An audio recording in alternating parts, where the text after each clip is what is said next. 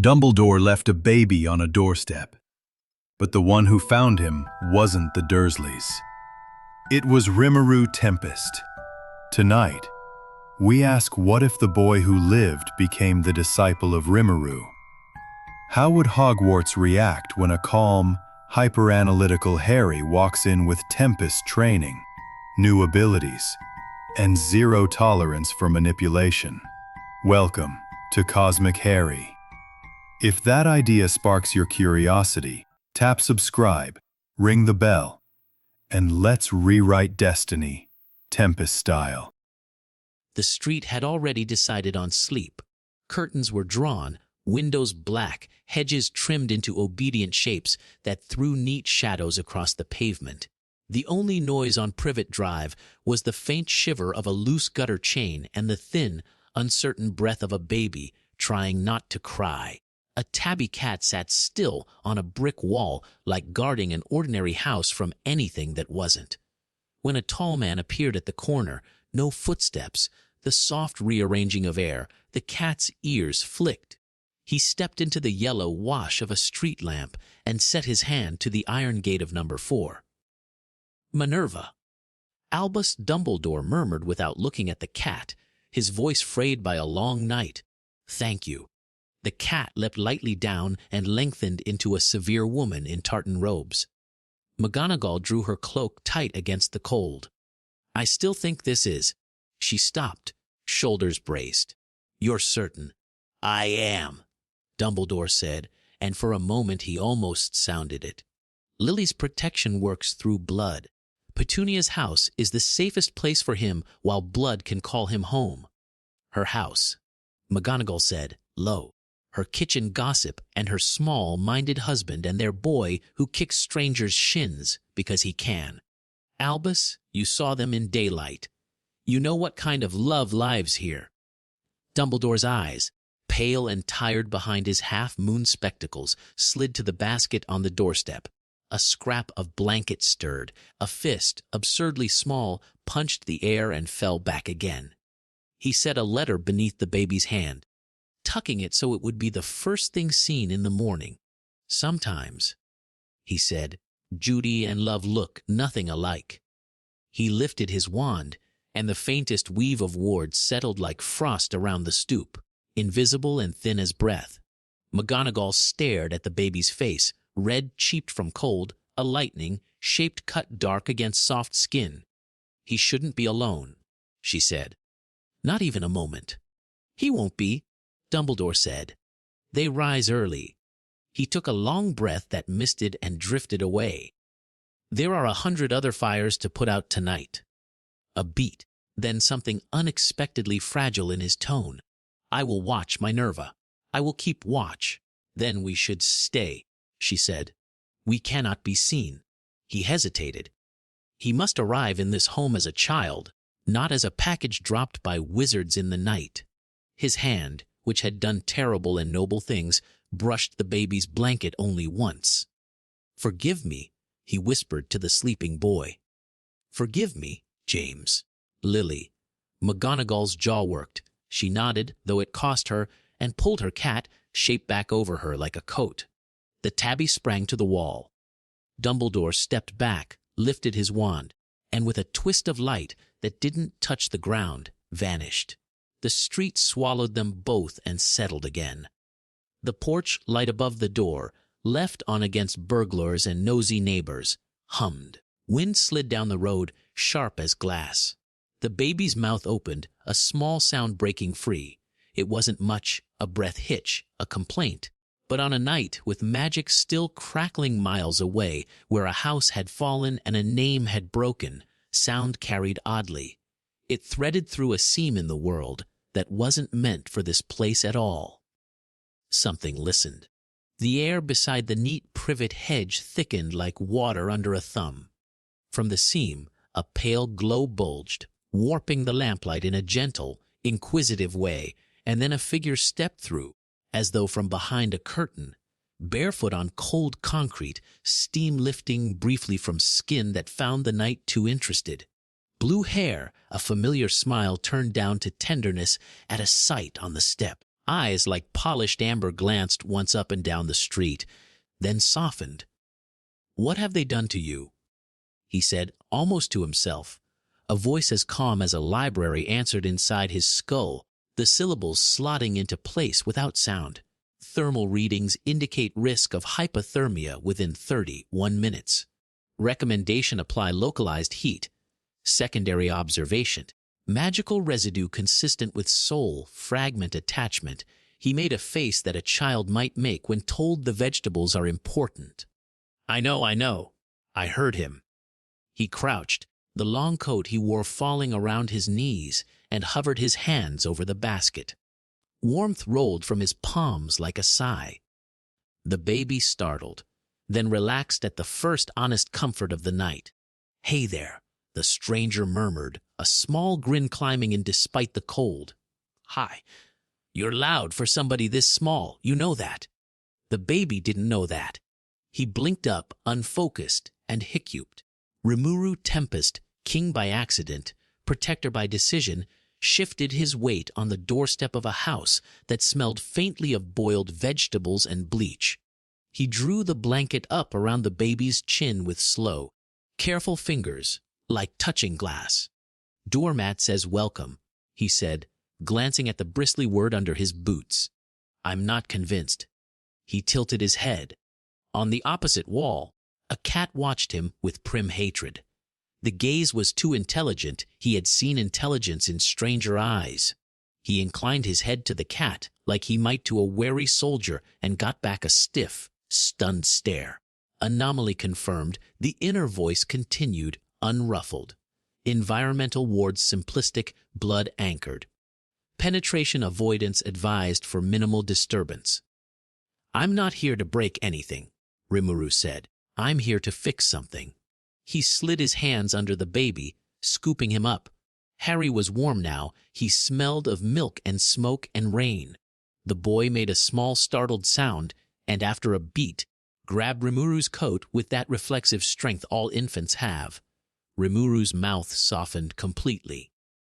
"I've got you," he said. "I've got you, kiddo." He straightened with a new weight against his chest and felt the weight answer in his chest in a way that was not physical at all.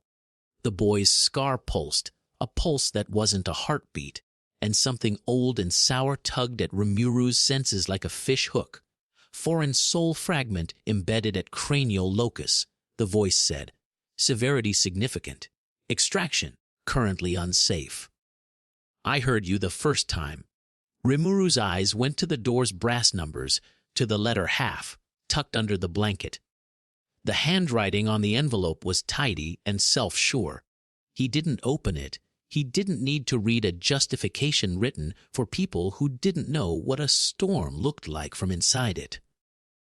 He held the child closer, and Harry made a small noise of protest that softened into a breath against his collarbone. Across the street, a net curtain stirred, a night owl shifting, or a neighbor dreaming of bins. Rimuru stepped back into the shadow cut by the porch roof. He wasn't invisible, but he knew how to be uninteresting. The cat's tail thumped once against brick. She had not moved, and yet the brick beneath her paws remembered claws. "I didn't come looking for you," he told the boy, and it was true. Tonight he had been on his way to check a different fracture, a little tear where worlds had rubbed too hard. But magic liked to pour downhill. Harry's presence was a gravity of its own. He could feel it in the way the air shifted, as though embarrassed at being ordinary here. "But I'm not leaving you." He turned his head a fraction. The street lamp buzzed, brightened, dimmed, uncertain. Rimuru lifted one hand so that the back of his knuckles brushed the boy's hair. "Warmth," he said, and warmth came, not as a spell flung and forgotten, but as the simple truth of a hand that would not let cold have its way. The baby sighed through his nose, the kind of shivery sound that people make even when they are too small to know relief's name. "Who leaves a child on a step?" Rimuru muttered. The corner of his mouth bent, somewhere between bafflement and anger that would not be allowed to frighten the person he was holding. In this weather, He tipped his chin at the letter. With stationery, the tabby's whiskers twitched. She hopped down from the wall and padded closer, body low, tail fat with indecision. She stopped 5 paces away, eyes bright, shoulders working under fur as though the shape of them might change like a thought changing its mind. "It's all right," Rimuru said to the cat. "You're worried about him." "Me too." He softened his voice further, absurdly, because he had addressed stranger things than cats at their own level. "I'll take care of him." The cat's gaze slid to the door, to the letter, back to the boy. She didn't blink for a long time. The tip of her tail twitched a full inch. Then, with a tiny, grudging huff that would have been a scoff on human lips, she sat.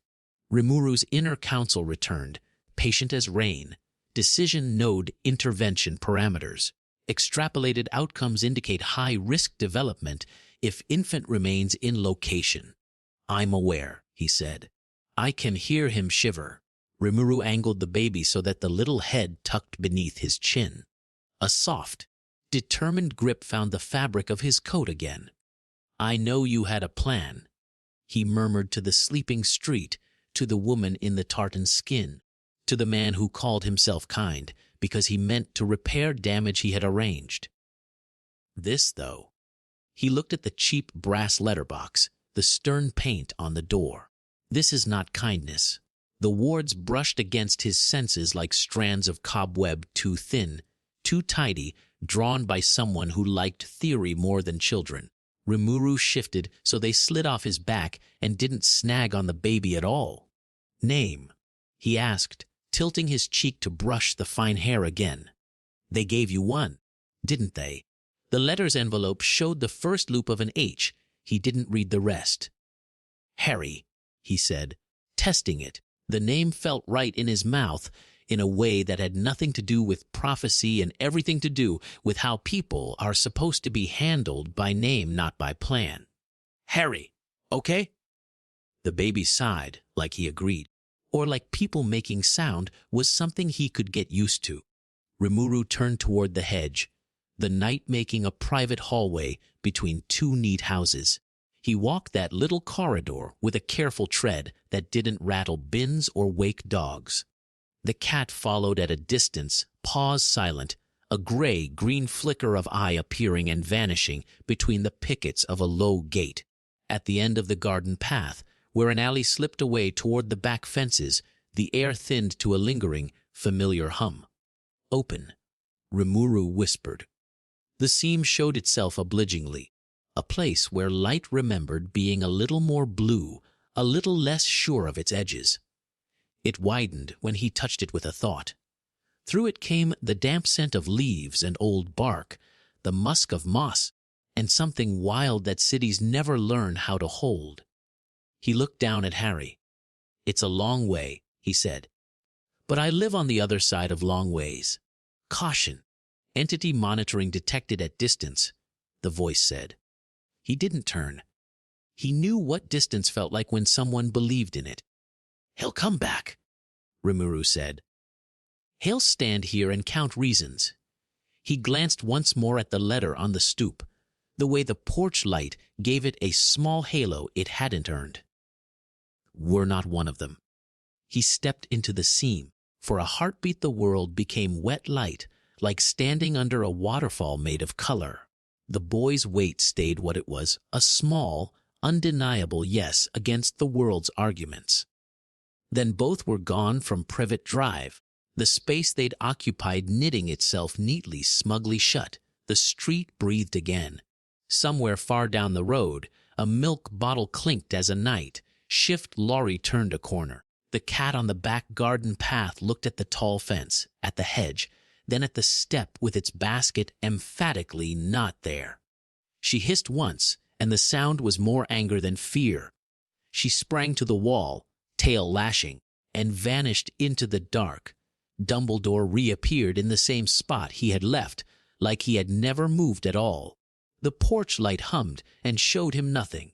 The basket-shaped lack on the step hit him like a missed step in a staircase that should have been familiar. He did not call out. His face did something small and human, then didn't. He went still, the sort of stillness that made Snow decide it would not fall after all. His wand lifted. Wards checked Wards and told him, politely, that everything was fine.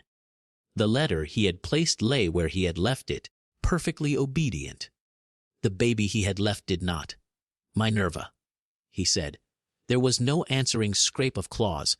He took a breath, let it out, and watched the plume of it drift like smoke away from the porch.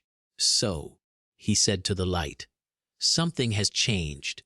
His eyes went to the hedges and the back garden path and the alley beyond where fences ran into one another like sentences written without a pause. He stepped off the stoop. The knight lay down for him and did not answer. Albus Dumbledore was a great man. He had been wrong before and had tried to be good after. He stood in a cold coal, sack in a town that liked itself and did the arithmetic of wards and distance and people, and while the numbers came out to peace, his bones said otherwise. Somewhere a seam had opened and closed like a book. He slipped his wand away and set his hand against the door, like the painted wood could tell him anything at all. "I will find you," he said to a baby who was not there, and whether the promise was meant for the boy or to himself, even he could not have said. He turned and disappeared, not in a flash this time, but with an old man's careful decision to move before a truth caught up. Dark trees rose like pillars around a clearing lit by its own winter stars. The sky above the great Jura forest was a deeper black than the cities had ever been. It took light seriously here. Rimuru stepped out of the seam and into damp grass that remembered last rain. He breathed once and the breath clouded, not with cold this time, but with the scent of pine. Harry stirred against him, protested with a little root of his heel, then burrowed into the coat like a rabbit finding its mother. "There we are," Rimuru said, and this time his voice had a different weight. It fit this place. He adjusted his grip and rocked on his heels. "Better, huh?" The forest answered with small, ordinary noises made honest by the absence of engines, the chink of something insect, sized tripping on bark, a leaf surrendering to gravity, the distant, contented question of a night bird. A wind moved through the top branches, and the branches forgave it. "Report," he asked without thinking. "External threat level negligible. Internal anomaly persists. I know." He lowered himself to sit on a flat rock warmed by magic rather than sun. "We'll fix that when he can survive the fixing." A shadow detached from another shadow and knelt at the edge of the clearing, head bowed. "Lord Rimuru." "Sui," Rimuru said, relieved and not hiding it. "I didn't want to shout and wake the whole forest." Sui's eyes rose, then stopped on the bundle in Rimuru's arms. In all the time Rimuru had known him, Sui had not startled more than 3 times. This was one. The slightest widening, a tiny intake of breath that wouldn't have been noticed by anyone less obsessive about people than Rimuru. "A child," Sui said, like reporting on weather that had elected to be interesting. "From the other side." "Yes," Rimuru said, "from a doorstep." He shifted the blanket so the small face could be seen. He was cold. Sui's expression did not change, but the stillness around his hands altered, like every knife wished not to be a knife. "May I wash your hands?" Rimuru said. "Then yes." He grinned at him to take the sting from the order. "He's sticky already. I think he drooled on my coat in a threatening way." Sui disappeared and reappeared with his hands damp and clean, a feat that would have made less experienced men uncomfortable. He came close, movements slow like approaching a skittish animal. He looked down. For a second, the mask he wore, because he believed in masks, slid. "He is small." "That's the brand," Rimuru said, smiling. "Hell get bigger." "Will he?" Sui asked, seriously, and then seemed to realize this was not a useful question. "Apologies. I do not often see them like this." Rimuru bent his head. Me neither," he said. Then, to the baby, You're popular already. That was fast. Harry's mouth worked. He tested whether crying would produce more warmth. It did not, but it produced another human face. And for now that was acceptable. He wriggled a fist free and thumped it weakly against Rimuru's collar. We should inform the others, Sui said, a question hidden under the formality. In the morning, Rimuru said, Xian will try to take him to the market immediately and feed him meat buns. Shuna will cry, which... He made a helpless little gesture. Fair. Benimaru will pretend to be reasonable and then use him as an excuse to reorganize the entire guard. Diablo will pledge his life to the child and make him nervous. Veldora will insist on being called uncle. I'd like him to be warm and asleep before all that.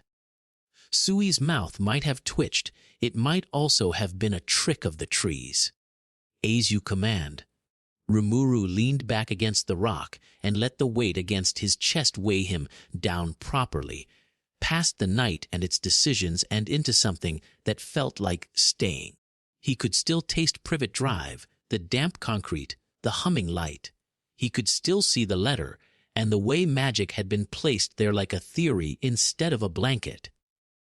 You did well, Sui said, which was not his job, but which he did anyway. Bringing him away. Rimuru's eyes went to the small scar that lived on Harry's forehead like a reminder someone else had left. It was the only thing that felt like not making a mistake, he said. He touched 2 fingers to the scar, not touching.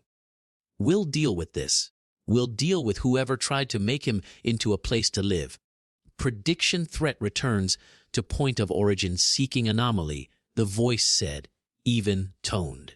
He'll come, Rimuru agreed. He'll look for a basket where there isn't one and wonder whether fate is disobedient. He'll watch his wards and mistake their readings for reality. He set his palm over the baby's back, felt the tiny ribs lift and fall. I know how that feels, he admitted, and Sui, who knew his lord too well to ask for explanations, nodded. The wind shifted. It brought with it the smell of cook fires far enough away to be gentle. Rimuru stood. Come on, he told the clearing, and the clearing, being a sensible place, offered no objection. Let's go home. He followed the small path that led toward lights hidden by trees and hill, Suia a silent hinge at his shoulder. As he walked, someone inside the city felt his approach, and the walls began to smile. Torches lifting their chins, gatekeepers straightening their cloaks. The first guard who saw his arms full made a sound that escaped before discipline could catch it. Don't panic, Rimuru said, amused and tired in the best way. It's exactly what it looks like. What does it look like? The guard blurted, then colored. Lord? My lord, sir? A child, Rimuru said. Who is going to sleep? Everyone else. Tomorrow. Harry yawned, a little, gargled thing that had no idea it had crossed the teeth of worlds. His hand, which had found the inside seam of Rimuru's coat and nested there like it was property, loosened. Rimuru stepped through the gate into the city he had made from promise and necessity, and for a moment the bustle softened the way crowds do around a violinist, making room for something rare. He felt it pass through them, the quick shiver of surprise turning already into something like pride. He kept his voice low for the person who mattered most. Hey, Harry, he said. Welcome to Tempest. The boy slept. Rimuru tipped his head back, looking past rooftops to the pin-sharp stars. Somewhere in a prim English street, a wizard was staring at a letter and a lac. Somewhere between here and there a thread had been pulled, and the rest of the cloth was considering its options. Rimuru's shoulders settled. Okay, he said to the forest and the city, and the quiet weight against him. Then we'll make this right.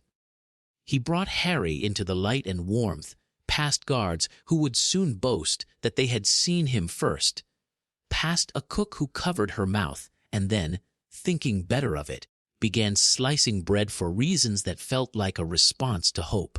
Sui peeled away to place silent watchers on the city's edges. Somewhere far away, a dragon turned over in his sleep and decided he was not yet needed. Rimuru's room was not a throne room. It was a place where the bed was too big and the chair by the fire had learned the shape of his back. He set Harry down on the bed only long enough to strip off his coat and then pulled a softer blanket from a trunk. He wrapped the boy in a way that would have made Shuna proud, and then, because he could, because there was no reason in the world not to, he sat in the chair and held him until the little mouth opened in a soft, snoring "Oh." "Great sage," he said under the steady crackle of the fire. "Log a new rule." "Ready. Harry's safety," Rimuru said. "Above pride, above protocol, above sleep, apparently." He looked down at the tiny face and let himself grin like a fool because no one was here to scold him for it. Above almost everything. "Rule recorded," the voice said, with what could almost have been warmth if warmth were a thing code admitted. "Advisory, you are smiling." "Yeah," he said, quiet and a little stunned by how right it felt. "I am." Outside, the city quieted one notch deeper on its foundations, listening for trouble. At the far edge of the clearing, where worlds touched, the seam that had opened tonight drew a careful breath and went still, like waiting for the next hand that would part it. And in the house that used to be the only option, a porch light hummed over a letter no one had read yet. When dawn came to Surrey, it would make ordinary things look holy for a few minutes, as it always did, and then the day would take that back. Here, dawn arrived by way of pale green seeping through leaves and the smell of wet bark. Rimuru watched the slow light rather than sleep, and when the baby shifted and made a small, offended noise at a world daring to continue, he rocked him and said, "We've got you." And for the first time in his short life, "we" meant exactly what it should. By the time someone in Tempest knocked on the door with the kind of bravery it takes to rouse a lord, the hook had already set. A child lifted from cold concrete into a place that would fight for him, and a man who had reached through a seam and chosen to be a father. Morning in Tempest did not creep. It lifted its head and carried on. Smoke rose from cooking fires, water splashed from pumps, and the streets inside the palisade filled with the sort of noise a city makes when it likes the day. Carts, gossip, the easy thud of practiced feet. Rimuru stepped out with a bundle in his arms, and the noise changed the way it does around something fragile that matters. "Eyes that," a goblin guard blurted, then swallowed his own shout. "Ah, my lord, is that a nap?" Rimuru said. "In progress." The bundle shifted. A fist the size of a plum pushed at the blanket and gave up. "We're encouraging his professional development." Shona appeared first, like the day had been waiting for her. She came out of the kitchens with a tray of something that steamed sweetly and stopped so fast the wooden spoon in her hand kept going a little without her. "Oh," she said, breath-catching. "Oh." "Before you faint," Rimuru said, and turned so she could see properly. Harry's face was pink from warmth and indignation at the light. Shona pressed the spoon into a nearby apprentice's hands and crossed the square, skirts whispering. "He's perfect." She decided at once, because people who make homes have a right to make declarations. "Who is he? Where? How?" "Doorstep," Rimuru said. "Other world." He didn't elaborate. He didn't need to. Shona's eyes, which were always kind and sometimes terrifying, dropped to the faint line on the baby's forehead and softened further. "We'll talk later. He needs everything, probably. In small amounts." Sheehan crashed through the same doorway a beat later, like to illustrate the opposite principle. "Lord Rimuru!" "I heard a rumor that." She saw the bundles squeaked, and then stood still with her hands up like a warrior who had charged into a temple by mistake. "I can be gentle," she said, and the city had to try hard not to laugh. "Good," Rimuru said, "because he absolutely cannot lift your frying pan." Sheehan's mouth made a small, delighted "oh." "Yet," Sui's shadow fell across the square, and then he was there. He did not say anything at first. He looked, a careful look that checked the edges of the blanket like a threat might be hiding in the folds. "Perimeter secure," he reported, which was not a comment on babies. And then, so quiet Shien's ears had to work for it. "He is welcome." Benimaru came at a measured pace, the rhythm of someone whose feet carry the weight of a city's defense, without being allowed to show it. He took in the guard, still holding Shuna's spoon, Shien's teeth biting the inside of her lip with the effort of not lunging, Sui's hands behind his back and too still to be idle. He bowed to Rimuru, eyes creasing. "When do we drill his unit?" he asked dryly. "In 18 years, Rimuru said. "We're doing tummy time first." A ripple of laughter went up and died down again to something softer, a crowd's version of cooing. Goblin children edged closer with their mothers, clutching string toys and curiosity. One brave girl with a braid too tight to be comfortable peeped between elbows and gasped. "A human," she said, and then looked immediately at Shona to see if that had been impolite. "Also a baby," Shuna said, voice warm. "And we do not call people by their species in my square. We call them by their names." "What's his name?"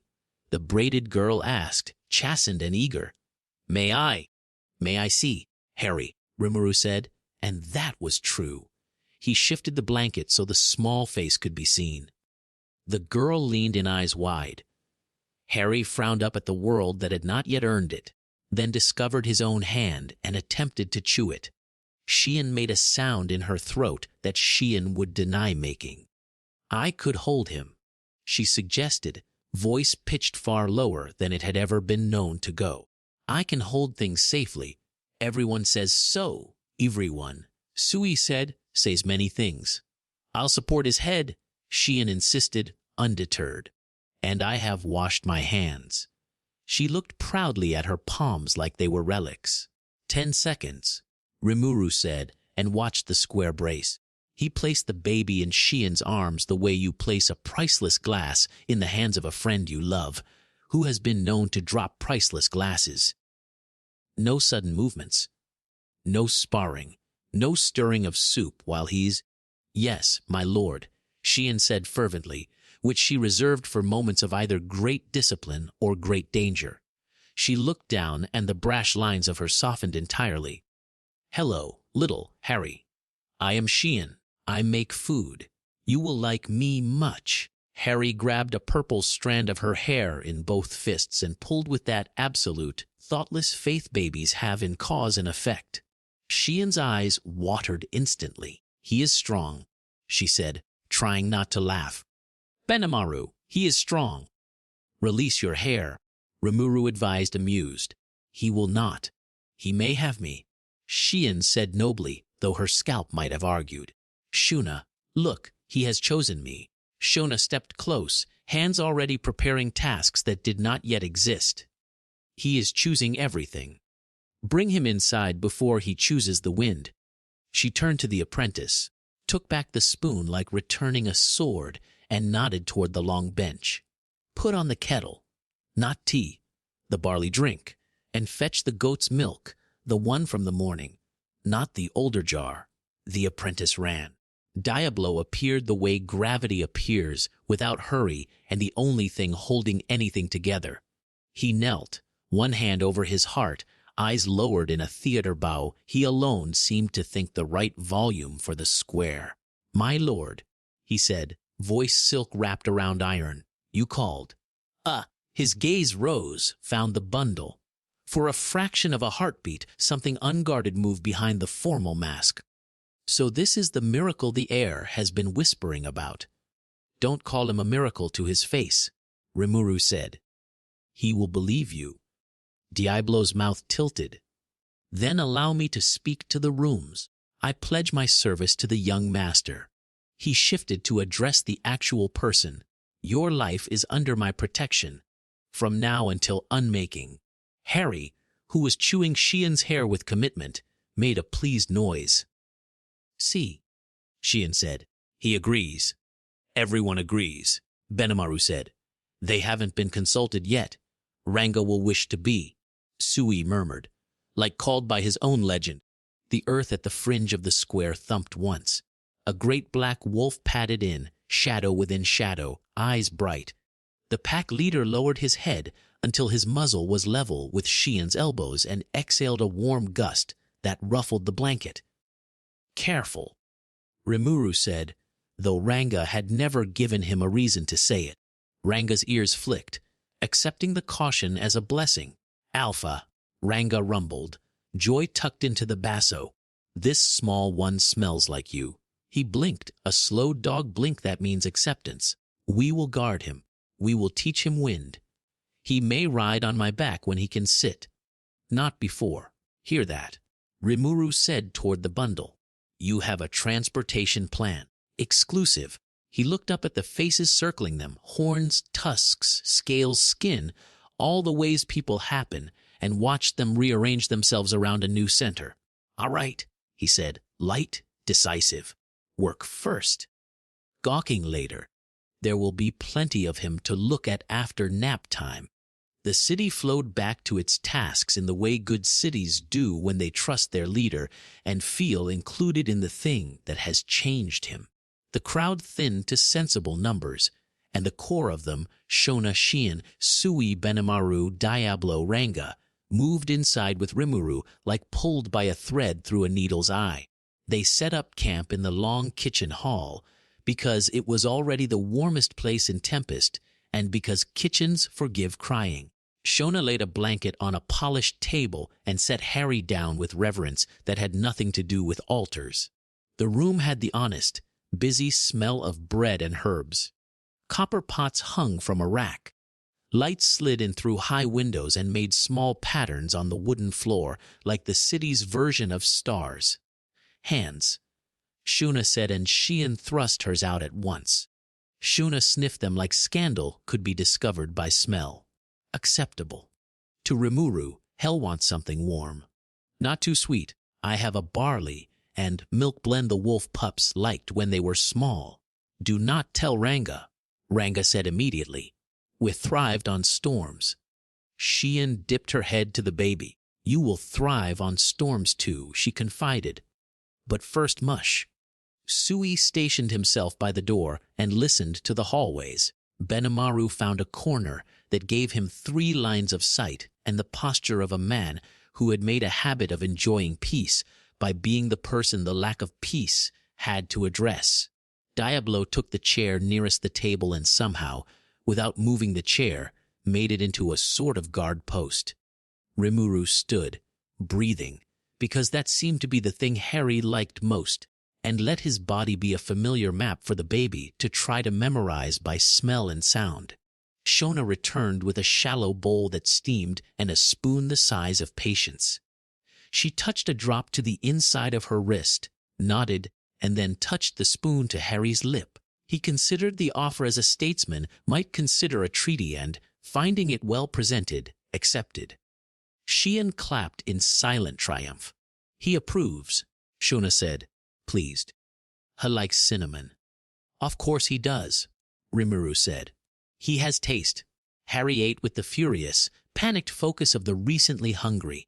Between spoonfuls he flailed a hand into the air and caught Rimuru's finger, holding it with an absurd seriousness like Rimuru might leave between one mouthful and the next. I'm here, Rimuru said, the words settling something under his breastbone he hadn't noticed was loose. I'm not going anywhere.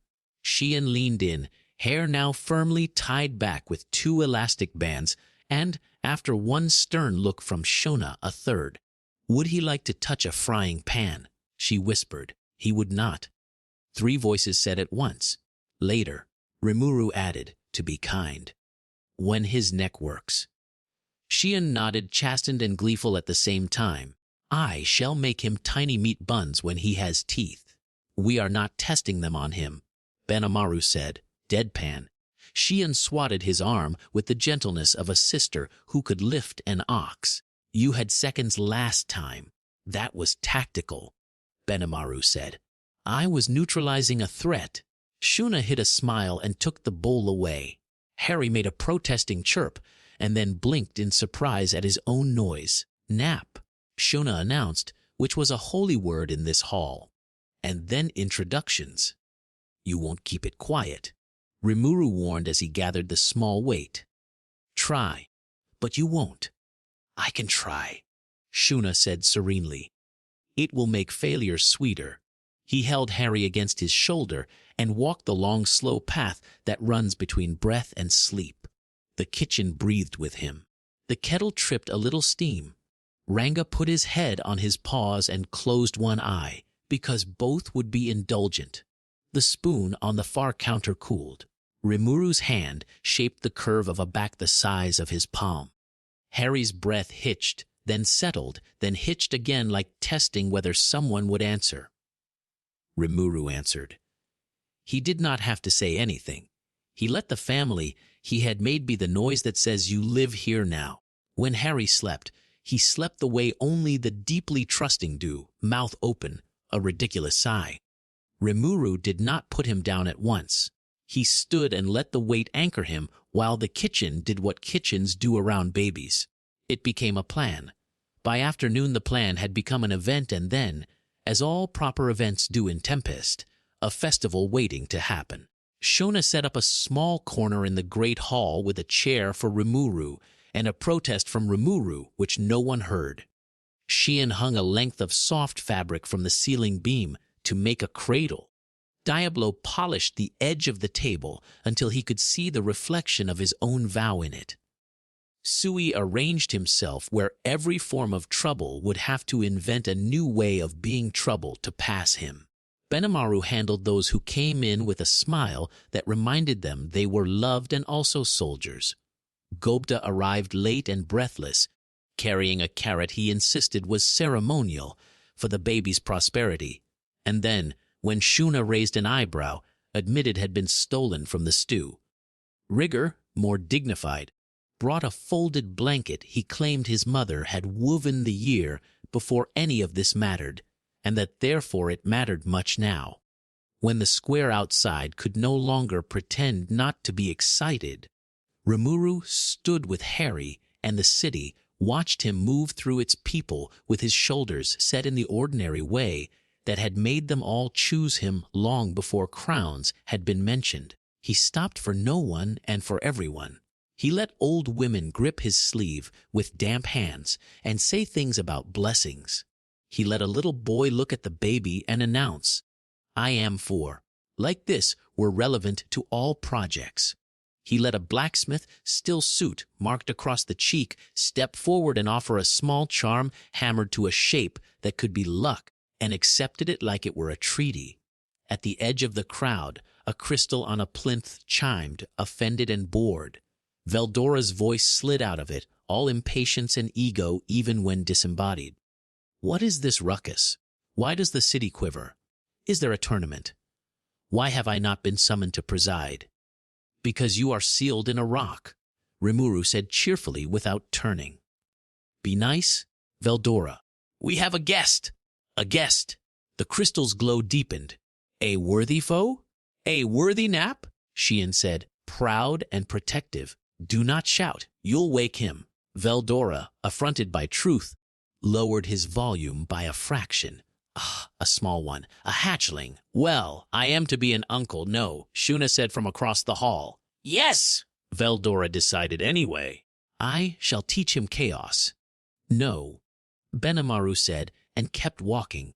Rimuru reached the daze that wasn't a daze and stopped because Shuna had placed a square of blue cloth there and told him to. He stood on it. The city stilled in the unspoken way of people who have run out of things to pretend they are not watching. He looked down at the boy in his arms and then out at them and spoke the simple information good leaders give to people they do not need to impress. This is Harry, he said, voice steady. He came from the other side of a door that should not have been a door. Someone placed him where cold could find him. He is ours now. The sound that followed had no single shape relief, outrage, joy. The sigh you make when a number you've been carrying finally adds to something soluble. Shuna's hand went to her heart. Sheehan scrubbed at her eyes with the heel of her palm and then glared at anyone who noticed. Diablo bowed where he sat and did not get up until the bow had expressed the exact angle of his intentions. In my world, Rimuru went on, names hold power when they're given with love and promise. He looked down at the baby, at the ridiculous fist that had wrinkled his coat. He already has a name, and that matters. He's Harry, but he is also Tempest's, so I'll give him a name that ties him to how we live. He lifted the boy so that the city could see the small face and the small, stern mouth. Harry blinked at the light. Rimuru held him like he were offering him to the day. "I name you," he said, and felt the air lean in. Harry Tempest. Power moved. It did not explode. It did not sing. It took a breath and exhaled into the name. The hall smelled for an instant of rain on hot stone. A fine shimmer ran across the baby's skin, blue-threaded with gold, and then slid into him like quiet water. Harry's eyes, which had been the ordinary dark of newness, caught the light and held it for a heartbeat before looking still like themselves. A naming complete, the inner voice informed him, somehow less clinical than usual. Subroutine Guardian Protocol instantiated. Link established. Rimuru kept his face composed and his grip firm even as Magicules tugged at him, seeking payment. He let them have what they needed, what he would have given anyway. It was less like losing something and more like turning it into a promise. He felt Diablo's attention sharpen, like the demon had felt it too, and Sui's stance adjust by a breath's worth of vigilance. Shuna set a hand on the table to steady a world that had wobbled. Sheehan made the small noise you make when an oath brushes your skin. Harry hiccuped, unimpressed and alive. "Welcome," Rimuru said. "Harry Tempest." He bent and touched his forehead to the boys for the briefest kiss that wasn't a kiss. "Welcome home." The hall released its breath. The city hummed the way bees hum when the hive has agreed on something. Ranga thumped his tail once, a wolf's applause. Status. Rimuru thought, not because he wanted numbers, but because habit had never hurt a child. Blessing integrated. The voice's cadence warmed again. Auxiliary skill awakened, gentle sage. Function advisory, protection heuristics, empathy, weighted regulation. Gentle sage, Rimuru murmured, smiling despite himself. Show off. Sheehan said, leaning in. He has help, Rimuru said. The good kind. Shona pressed the heel of her hand briefly to her eyes and then began issuing orders again. Because joy never excused hunger. Sip on. Someone tell Kajin will need a cradle by nightfall, not carved fancy, smooth and strong, and blankets, no, not the scratchy ones. And Sheehan, if you must lift something heavy, lift it over there. Yes, Sheehan said, wiping her face like she had merely been sweating. I will lift 3 things. Benimaru stepped close, hands light behind his back. Congratulate me, he said in a tone that invited argument. On what? Rimuru asked. I did not cry in front of the men, Benimaru said. Then a beat wry. I will do so later in the privacy of a tactical review. Good plan, Rimuru said. Assign yourself the time. Sui drifted nearer without seeming to move. We will watch the seam tonight, he said. 2 teams. If anyone looks for what they've lost, they'll find us instead. Thank you, Rimuru said, and it was not an order at all. Ranga nosed the blanket. Small Hari will ride the wind when he is ready. We will teach him not to fall. We are skilled at not falling, he considered. Most of us. Gobda, who had edged back in with the stealth of a man holding a carrot, thrust it out like a baton. For luck, he announced, eyes shining. And stew. Harry flailed and, through blind chance or a destiny that had a sense of humor, caught the carrot by its green tops. He shook it once. The hall decided this was a sign. Gobda glowed. Rimuru peeled the carrot free with care. Later, he said to Gopta, when he has teeth, and the concept of carrots, we can brief him. Gobda offered. Not about carrots, Benimaru said. No briefings until he can walk. Days found their pattern the way water finds the lowest point and then makes it beautiful. Mornings began with the soft chaos of feedings and voices. Harry liked the barley drink if Shuna sang and would spit it if anyone laughed too loud. Sheehan proved surprisingly gentle once she had a task. She could hold him for hours without remembering the rest of her own weight existed. Diablo learned the exact sequence of steps from Rimuru's room to the kitchen that would avoid all drafts and never once had to be asked to fetch a clean cloth. He made them appear. Sui rotated 3 silent watchers who, by the 3rd day, were competing to bring the smallest safe toy. Benimaru pretended none of it affected battle readiness while inventing new drills that happened to pass the door more often. Ranga lay in doorways and turned into a hill for a baby to drowse against. The goblin children came with serious faces and tiny offerings, a pebble, a bead, a feather that had plainly required negotiation with a chicken. Harry accepted all treasures with the generosity of the small by trying to eat them and being prevented. Rimuru learned the shapes of cries. He had not known it was possible to learn the wet one, the lonely one, the angry one that was mostly about gravity. He learned the weight of a head asleep in the crook of an elbow and the precise leverage necessary to place that head in a cradle without waking everything within 50 yards. He learned that his city moved at the pace of his heartbeat and that his heartbeat had adjusted to someone else's breaths. Not everything was ease. On the 5th day, a storm came up from the trees with the sort of enthusiasm that speaks to old agreements between wind and hills. The shutters banged. A pot boiled over. Harry, who had previously considered thunder a soundtrack, decided he hated it. He howled, shocked at his own noise. Sheehan dropped a ladle. Shona swore under her breath for the first time Rimuru had ever heard, and then pretended not to have done it. Diablo's head snapped up like to cut thunder. Benimaru stiffened like the sound were an alarm. Rimuru crossed the room before any of them could move. He didn't say anything grand. He didn't say anything at all. He scooped the small body up and set him against his chest and hummed one line of nothing in particular. The thunder rolled again. Harry hiccuped an apology, then a complaint, then a tired despair. Rimuru kept humming, and the storm, finding itself outperformed, went to shout at the ridge instead. Your presence tempers, Diablo observed, formal and soft.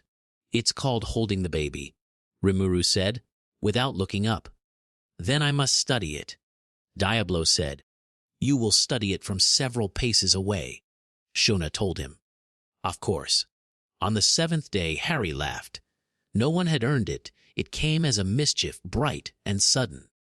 When Sheehan made a face like a startled fish and Ranga sneezed, it hit the hall and did the precise thing laughter is supposed to do. Men blinked like idiots, women wiped their faces and pretending it was flour. And somebody burned the onions because they forgot they were on the fire. The baby's laughter was sunshine breaking through gloom. Gobda announced, hand on heart, and the room forgave him the metaphor because it was true and because Shona threw a dishcloth at his head at once.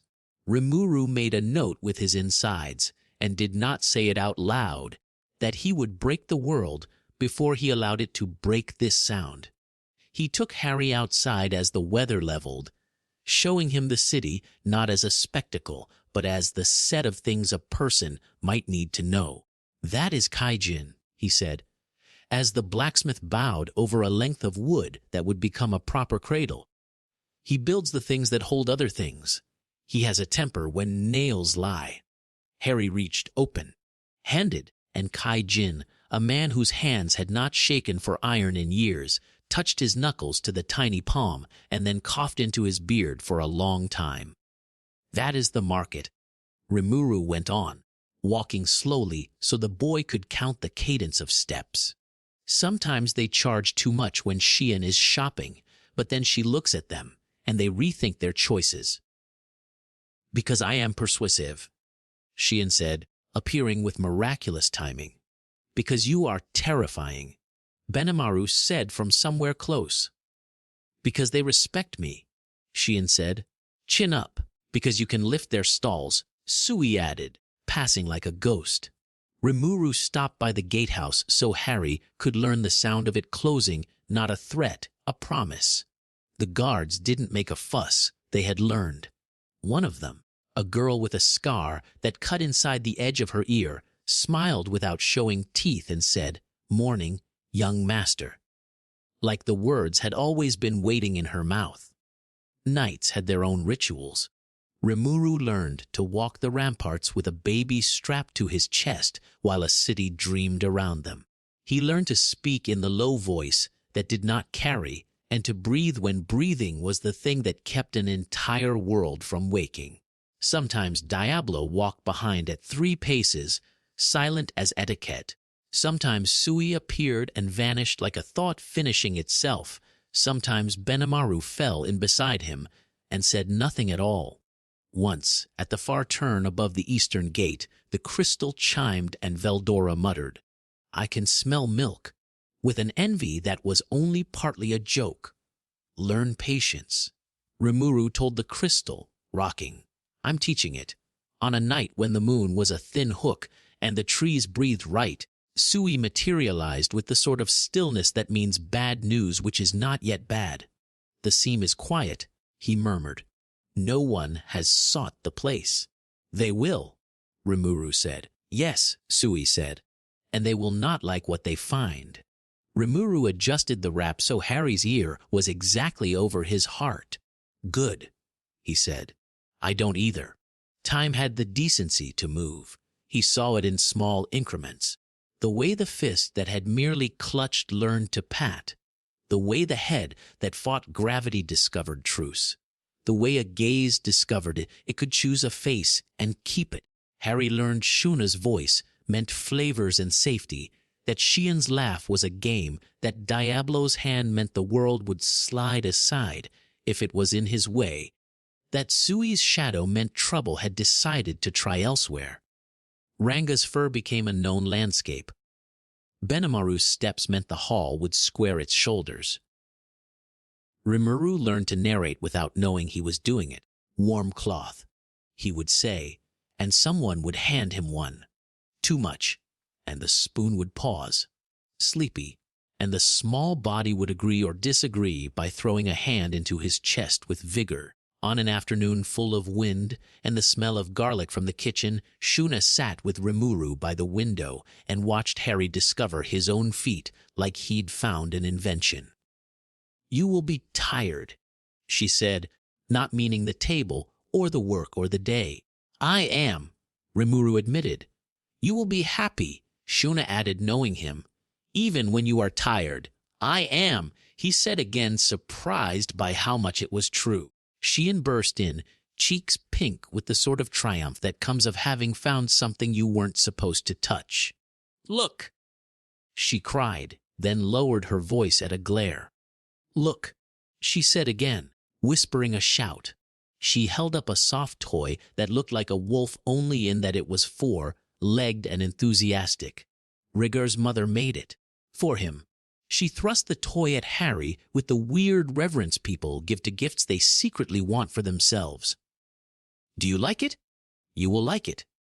Harry grabbed the toy and, by the rules of engagement he had established, attempted to eat it. Shion looked satisfied like she had solved history. Diablo stepped through the doorway with a tray.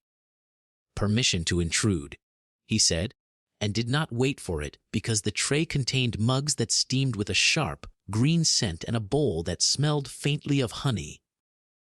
"For you," he said to Rimuru. "The tea you forget to drink.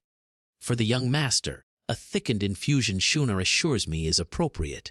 He paused, then, "a rare thing. You should eat." Rimuru took the mug and met Diablo's eyes for the second it takes to thank someone who has been killing for you for a long time and is now remembering to bring you soup. "I will," he said. "Sit." Diablo did not sit, of course, but he stayed. He watched Harry with surveillance that had nothing to do with battlefields. "He looks at you like you are the sky," he observed, a fact dressed in velvet. Rimuru sipped and made a face because the tea was good and would make him live longer. "He looks at the sky the same way," he said. "He is greedy, as he should be," Diablo said at once. "He should want everything that is safe to want." Evenings began, as all good evenings do, with the consideration of bread. Shona set a heel on the table and buttered it for him because his hands were too full to do it himself. Harry, sitting propped and proud, made a noise of outrage that bread existed without him.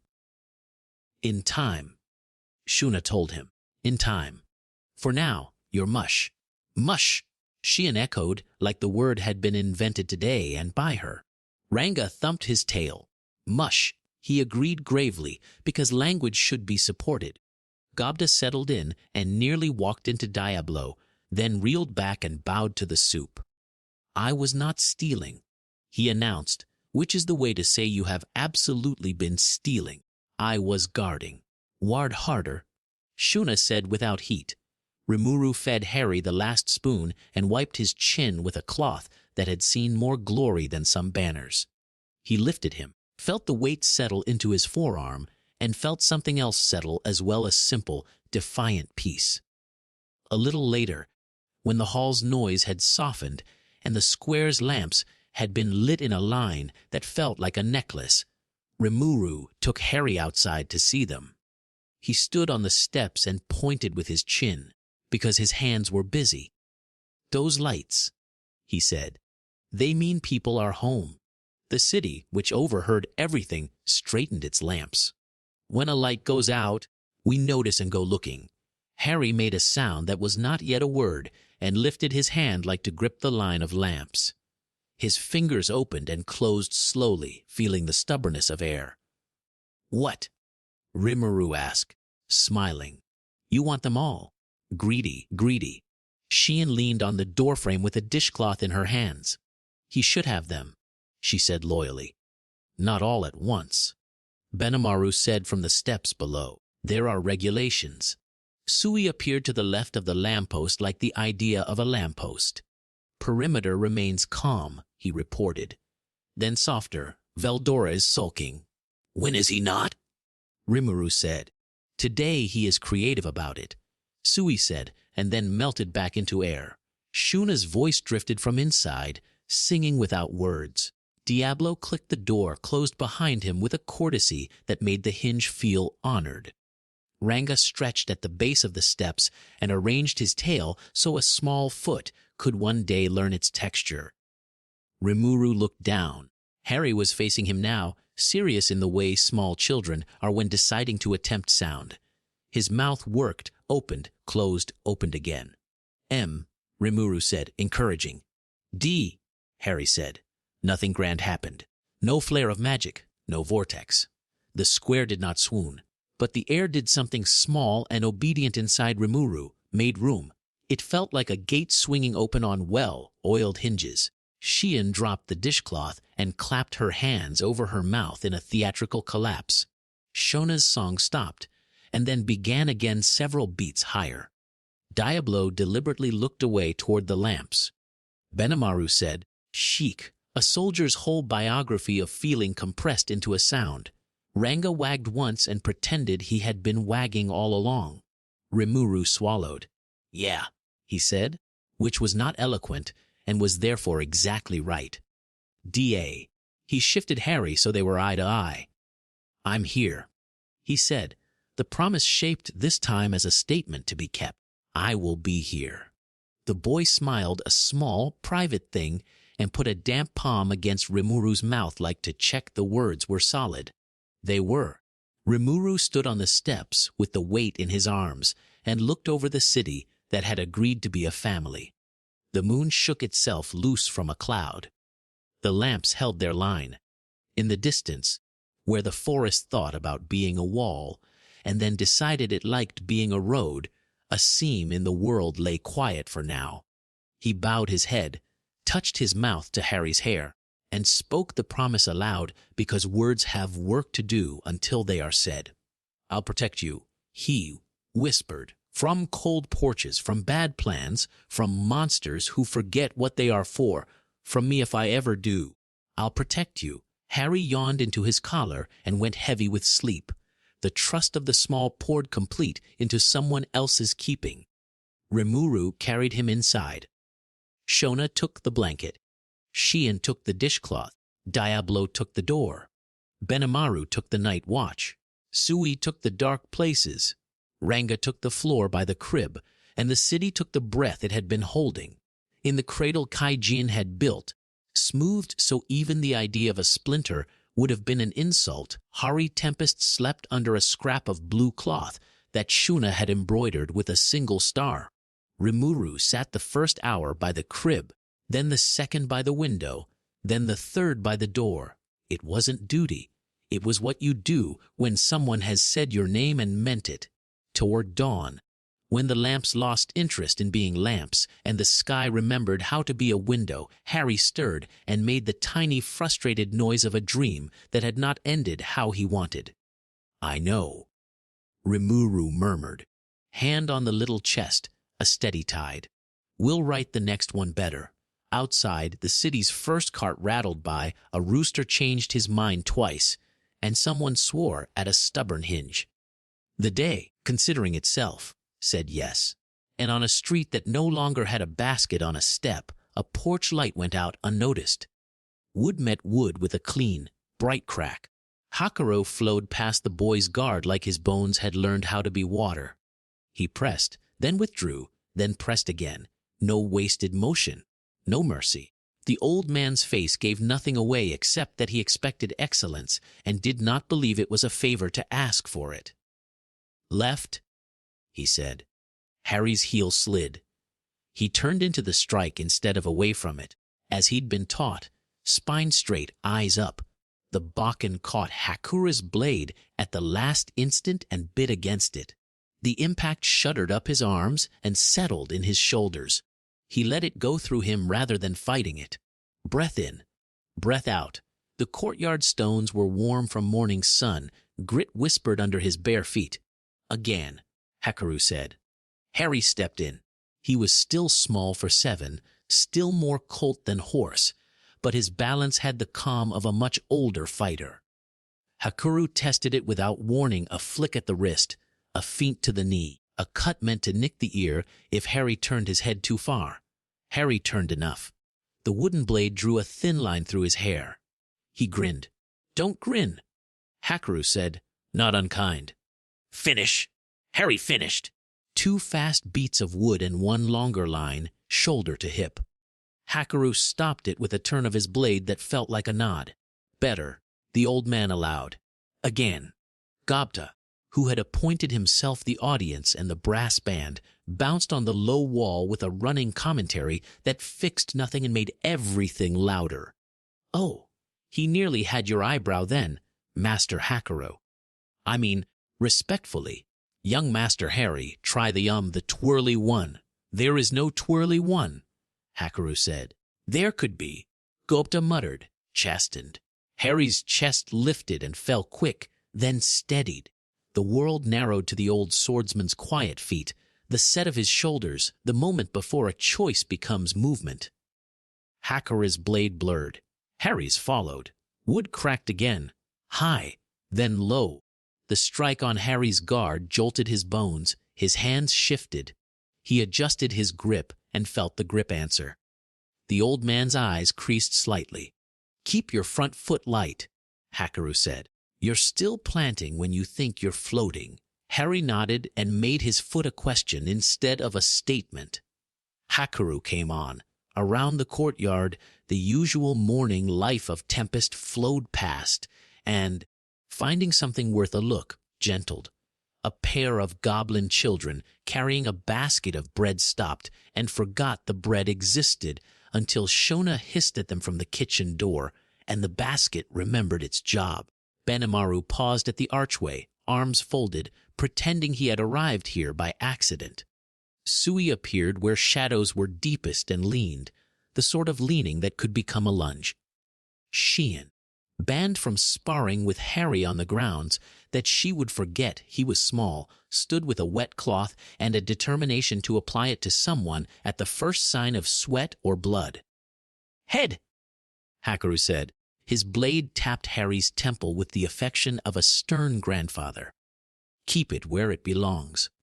Harry adjusted. "Here, closer to your shoulders. Your neck is not a banner." "Sui says banners are useful," Harry said, and almost got smacked in the nose for talking. He caught the strike late and paid for it with a stinging wrist.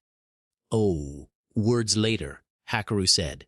Harry bit back a grin and went in hard. The old man changed nothing and therefore changed everything. The angle of a wrist, the patience before a cut, the weight behind the block. Harry felt the lesson in his bones before his head found the words for it. Don't chase. Draw. Don't reach. Invite. Good, Hakaru said, when Harry did not bite on the bait. Better. Harry's lungs burned now. He kept his breathing even because Diablo had shown him how to talk to the body like it were a nervous horse. Easy, easy. Don't flail, don't lie. Do not promise more air than exists. Sweat crept into his eyebrows. He blinked it away without letting his gaze break from Hakaru's chest. The old man's mouth curved a fraction. Harry took the permission and pressed. For half a heartbeat, he got it right. Stillness before movement. Blade, feet, breath, together. Hakaru's guard opened a hair and Harry slid his strike toward the old man's ribs. The tap on his ankle came out of nowhere. The world tilted. The ground, being loyal to gravity, rushed up and smacked him soundly. "Again," Hakaru said. Harry lay there and laughed, breathless. "Not fair." "Correct," Hakaru said. "Do it anyway." "Up you get." Goda called helpfully. "The ground will still be there later." Sheehan waved the cloth with menacing tenderness. "Does your nose hurt?" "I can. I'm fine," Harry said, rolling to his feet. His palms were pink and stung. He liked the sting. It meant he'd been trying something worth doing. "Form," Hakaru said. Harry set his feet, the right foot light, the left toes a fraction in. Hands soft on the wood, he checked the world once. Sui, still. Benimaru, amused. Sheehan vibrating. Gaba, already composing some legend where this fight ended with an ogre and a dragon and a cabbage, and then let it all fall out of his attention. Hakaru lifted his blade. Harry moved. This time he didn't chase the old man's weapon. He stayed on the old man. Their blades met and slid. Hakaru's eyes crinkled again. Harry pressed the opening because he had earned it. He reached for the feeling he'd had a moment ago, the one where his body seemed to find the cut before his head remembered where the blade was and touched the edge of something else. It was small. It was warm. It lived under his skin like a waiting daybreak. His Bakken hummed. Hakaru's guard firmed like he had felt the same thing. The air around them thickened by the barest whisker, like someone had stepped closer and held their breath. The world seemed precise in a way it hadn't a heartbeat ago. The grain in the wood under Harry's hand, the exact sound of the kitchen door latch, the way a sparrow on the roof tile decided to stay. "Stop," Hakaru said. Harry stopped. The hum went with the breath he hadn't meant to hold. The world widened again. Gobda's mouth hung open. Sheehan's fingers tightened on the cloth. Sui's head tilted a millimeter, a dog catching a scent. Benimaru's folded arms got a fraction tighter across his chest. Hakaru lowered his blade. "You felt it," he said. Harry's mouth was dry. Like a warm hand," he said. "In the wood, in the air," Hakaru said. "In you." He stepped closer and rapped the boy's chest. "Not hard exactly, but not a pat either. You will call it different names. Don't let the name make you lazy. It is not a trick. It is not a toy. It is your intent learning how to be heavy." Harry nodded, grave because Hakaru was grave. "I didn't mean to." "Good.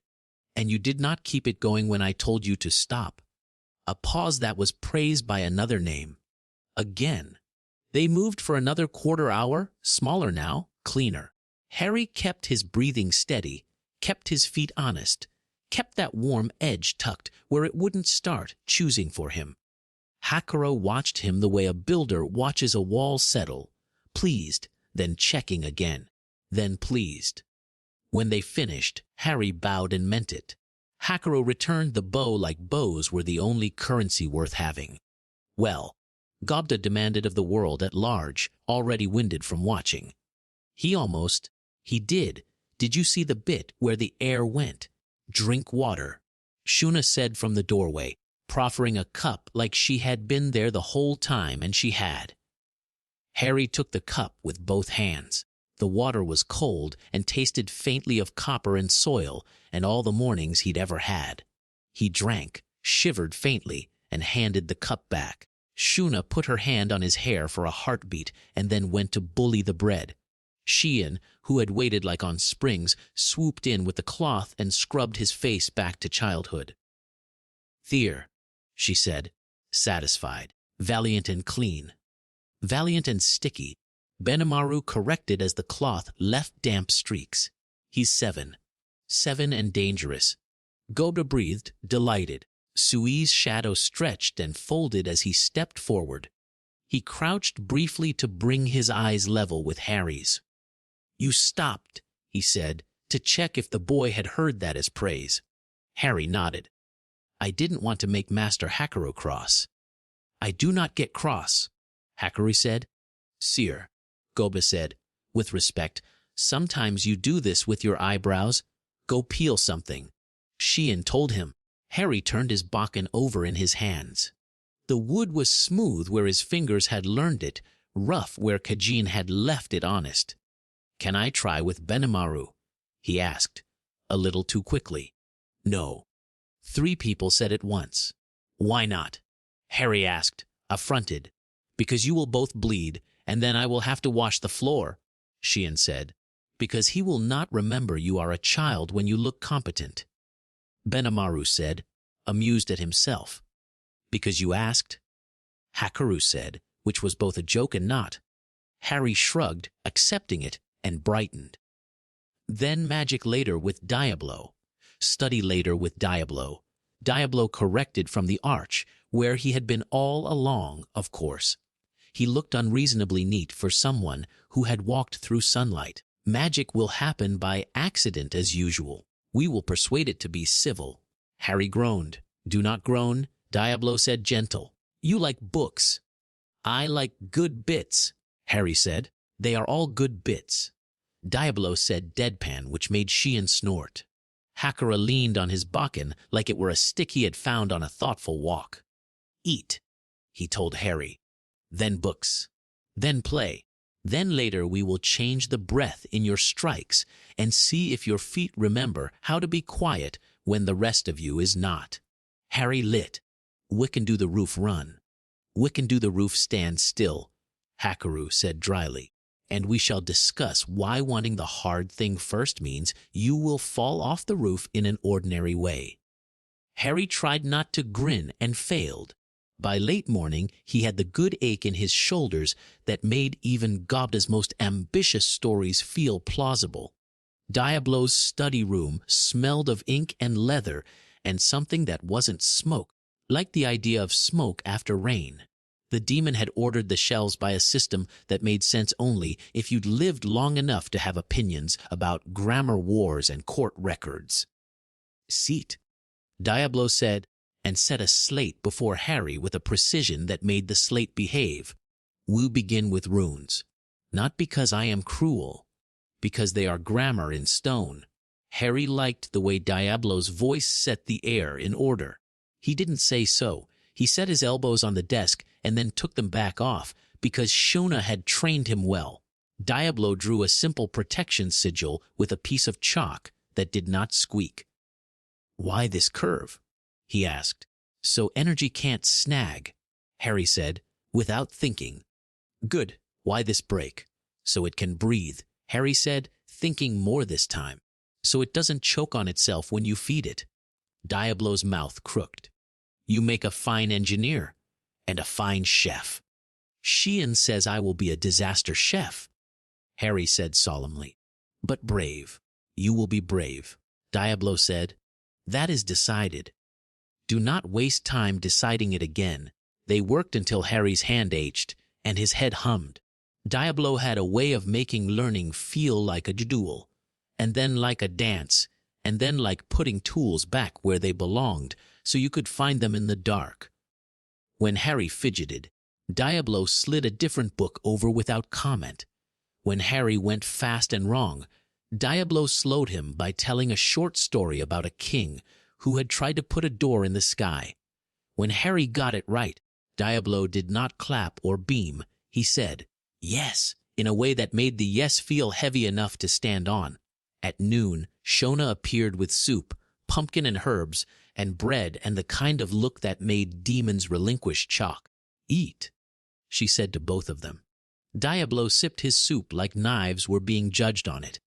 "Adequate," he said, which from him meant good. He glanced at Harry's posture. "Do not slouch. Your spine will remember." Harry straightened, mouth full, and grinned. After study there was the proper chaos of street time. Harry chased goblin kids between stalls and through the narrow run behind Kaijin's forge where sparks jumped and then got shy. They played a game that seemed to involve a ball made of twine and 3 impossible rules that changed every time someone laughed. Gobda refereed and lost control at the first good tackle. Ranga lay in the shade and watched with the patient joy of an old dog who has decided children are more interesting than war. When Harry tripped, a dozen hands reached. When he scored, a dozen throats shouted.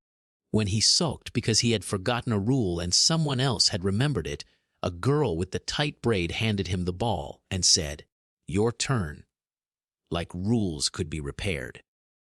Later, Harry took a heel of bread and a carrot and went to sit with Kaijin. The blacksmith had built him a small stool and pretended he'd needed it for years. Harry watched the hammer and tried to listen with his chest the way Diablo said to. The metal sang when Kaijin did it. When Harry lifted the little hammer Kaijin had made for him and brought it down on a scrap horseshoe, it made a noise like a spoon dropped on a floor. Again, Kaijin said, not unkind. Harry tried again. The ring came sweeter this time, less embarrassed. Kaijin nodded once. His beard hid a smile. "That's it. Find the true in it. Don't hit the surface. Hit the sound you want." Harry liked that. He filed it next to Hakara's Unvite and Diablo's Grammar in Stone. When the day cooled and the market remembered to be a street again, Rimuru found him on the western wall. The sun was thinking about the ridge. The forest lifted itself like a dark sea and then put itself down again when the wind changed its mind. Rimuru sat and produced, without ceremony, 2 slices of Shona's almond cake and a flask of water. "Careful," he said. "Benimaru will smell this and make it a rationing issue." Harry accepted his slice with both hands and ate so fast he burned his tongue and then pretended he hadn't. Rimuru watched him with a sideways smile that got its sharpness from love rather than humor. "How was Hakaru?" he asked. "Hard," Harry said, mouth full. "Good." "How was Diablo?" "Harder." "How was Gata?" Loud, Harry said, and grinned. Rimuru stretched his legs out and leaned back on his hands. The evening smelt of sap and smoke and the iron tang of river stones cooling. "Sui says you made the air heavy in the courtyard." Harry frowned down at his shoes. His feet were dirty in the lines where he could never scrub everything away.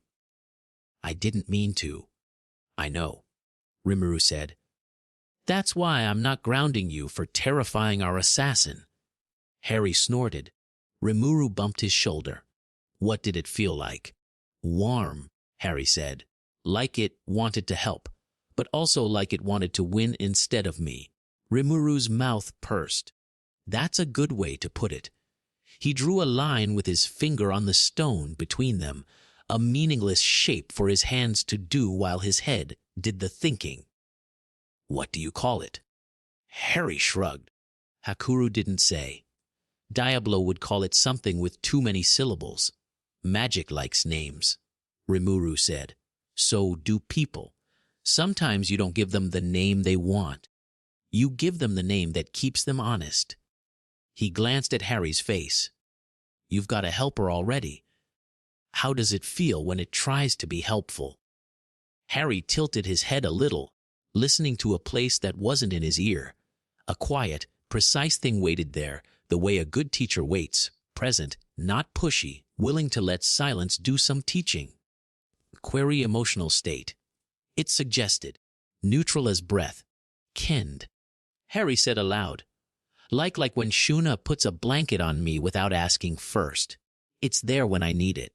He didn't say gentle sage. He had decided the name felt private when it lived inside his head. Rimuru nodded. Then we'll ask kindness to keep competitiveness on a leash. He reached out and tapped Harry's chest as Hakuro had, lighter. Power loves a story where it's the only character. We will not give it that story. Harry leaned into the tap absent-mindedly and then leaned away so he could look serious. Was I bad? No. Rimuru shifted, finding words he would have wanted at 7. You were good and you stopped when asked. That's better than most adults. He let that sit. But now you know your hands can be heavier than they look, so you will walk like your hands are full. That's all. Harry turned it over and nodded. I can do that. I know, Rimuru said. They sat with the cake crumbs between them and the forest lapping at the horizon. From the yard below, voices rose and fell, Cheyenne threatening a pot, Benimaru refusing to care, Ranga sneezing, Shona finding a song even while scolding Gobta. The city felt like a big chest breathing. Will I ever meet the people from the other side? Harry asked, almost like asking whether he'd meet Ranga's cousins. His voice was careful, like the question might bite. Probably. Rimuru said, as careful. Not tonight. Harry watched a hawk draw a line across the sky that no one else could see. Did he, the man with the letter, did he mean to be cruel? Rimuru took his own careful breath. I think he meant to be clever, he said. Sometimes that's worse. Harry nodded. He leaned his head on Rimuru's shoulder for a second like a small boy and not a student of any master. If he comes, will you be cross? I will be polite, Rimuru said, which made Harry laugh. And then I will be protective, that's the order? Usually. Good, Harry said. A week later, Hakuro took him into the forest with a small party. Sui a shadow, Gobta as ballast, 2 goblin guards who had learned not to trip over their own spears, and Ranga because Ranga refused to be left out of woods on principle. The air inside the trees was cooler and smelled of crushed fern and old rain. Listen with your feet, Hakuro said as they stepped off the path. The ground tells on things that don't belong. Gobta listened with his mouth. Do we get to fight a boar, or a big bird, or the walking tree that hates my uncle? No, Hakuro said, which meant. Harry moved as he'd been taught, wait quiet, eyes soft at the edges, breath not a flag. The warm hum under his skin stayed tucked away, like a lamp turned down low under a cloth. He had practiced turning it down. He had practiced more turning it off. He was good at one and honest about the other. They reached a stretch of stream that the map in Rimuru's head called a blue thread and the goblins called the shin biter. Stones slick as lies crowded the water. Ranga hopped the stream in 3 lazy bounds and turned to watch them make a mess of it. Gada got one leg wet, swore, apologized to Hakuro for swearing, and got the other leg wet out of fairness. Harry took his time and made it across dry. He felt proud in the small, satisfying way that dries quickly. Good, Hakuro said. Not because the stream mattered, but because small, satisfying things teach you how to thank your own feet. They moved on. Birds complained and then changed the subject. Sunlight fell in thin bars through the canopy and made the dust visible in holy little shafts. Harry's palms itched in a way that meant he was ready to learn something or hurt himself. He hoped it would be the first.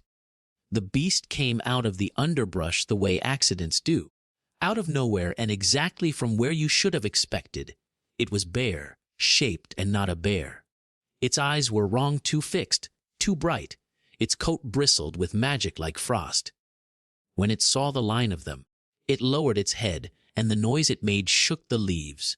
Sui's knives were out before the noise finished being a noise. Hakaru shifted one soft step, a low guard, and the old man's bones looked 20 again. Ranga's hackles rose like a storm coming over a hill. "Back," Hakaru said, not loud. "Harry." "I know," Harry said, and stepped where he'd been told to step, behind Ranga's shoulder, not in Ranga's way. Eyes open for whatever wasn't the obvious threat. The beast charged. Ranga met it head on, claws making clean, honest work of bad magic. Sui's first knife went for an eye that did not deserve it. Hakaru cut at the tendon inside the front leg with a precision that could have sliced a thought. The beast reared, furious and clumsy. Gobda did something with a stick that was not entirely foolish and will be a boast later. One of the goblin guards stumbled on a root. The beast's head swung. Its weight came down the way trees come down. The guard threw up his arms. Ranga was too far on the other side to catch this angle. Hakuro had committed to the tendon and was committed properly. Sui's knife was in the wrong hand and the wrong place to reach. The warm hum under Harry's skin made a decision. He didn't mean to roar. He didn't, not with his mouth. Something else roared, the space around his ribs, the small place under his sternum that had decided to be older than him. Heat came off him in a wave, not fire, a pressure. The sense you get when someone large stands up in a quiet room. The beast froze. Its rage faltered under the weight of something it didn't know how to name and therefore respected. The wrong light in its eyes guttered. Harry stepped without knowing he'd done it. He put himself between the falling head and the stumbling guard, not because he had a plan, but because his feet believed his chest. His hands lifted. The air shifted further, and the bear thing's snout struck it like it were a shield.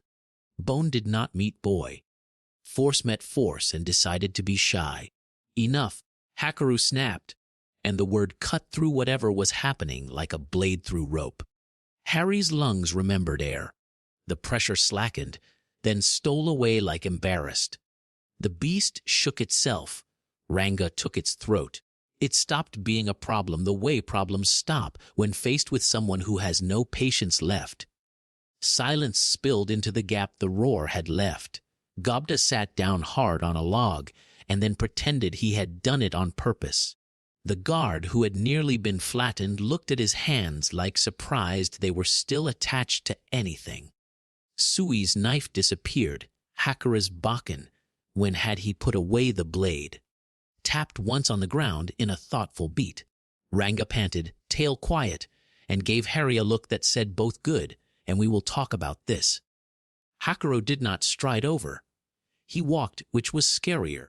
He set his hand on Harry's shoulder with a weight that was not a squeeze. "Look at me," he said. Harry, who had been staring at the place where his hands had been hands and also not, looked up. His chest felt bruised in a way that had nothing to do with being hit. "What did you do?" Hakaru asked. "I asked it to stop," Harry said, and then flushed. Not with words. Hakura's eyes did a small, complicated thing. "It listened," he said. "Not because it is kind. Because you were heavier than it expected." "I didn't mean to," Harry whispered. "I know," Hakaru said, and this time his voice was soft. "You chose the place to stand. That is the part you meant." Ranga padded close and pressed his forehead to Harry's side. The big head was warm and smelled of pine and wet dog and the iron breath of the fight. "You made wind heavy," he rumbled. "The beast forgot its own feet." "Good. Do not do it when I am leaping." Harry set both hands in the thick fur and let the shaking he had been keeping from his arms find somewhere safe to be. The guard he'd stepped in front of cleared his throat and said, "Horse, thanks," and then said it again properly. Sui was already cutting the wrongness from the beast's hide and tossing it aside piece by piece. Something drove it, he said. Not hunger. Bring Diablo the hide, Hakaru said. He will scold the residue until it confesses.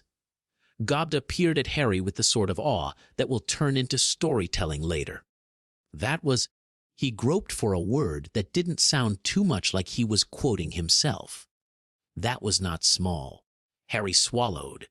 His own breath had a taste like metal.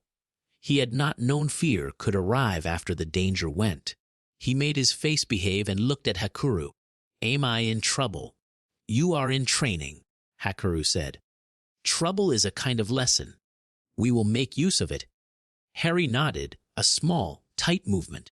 He didn't know whether he wanted to cry or run until he fell over. He did neither.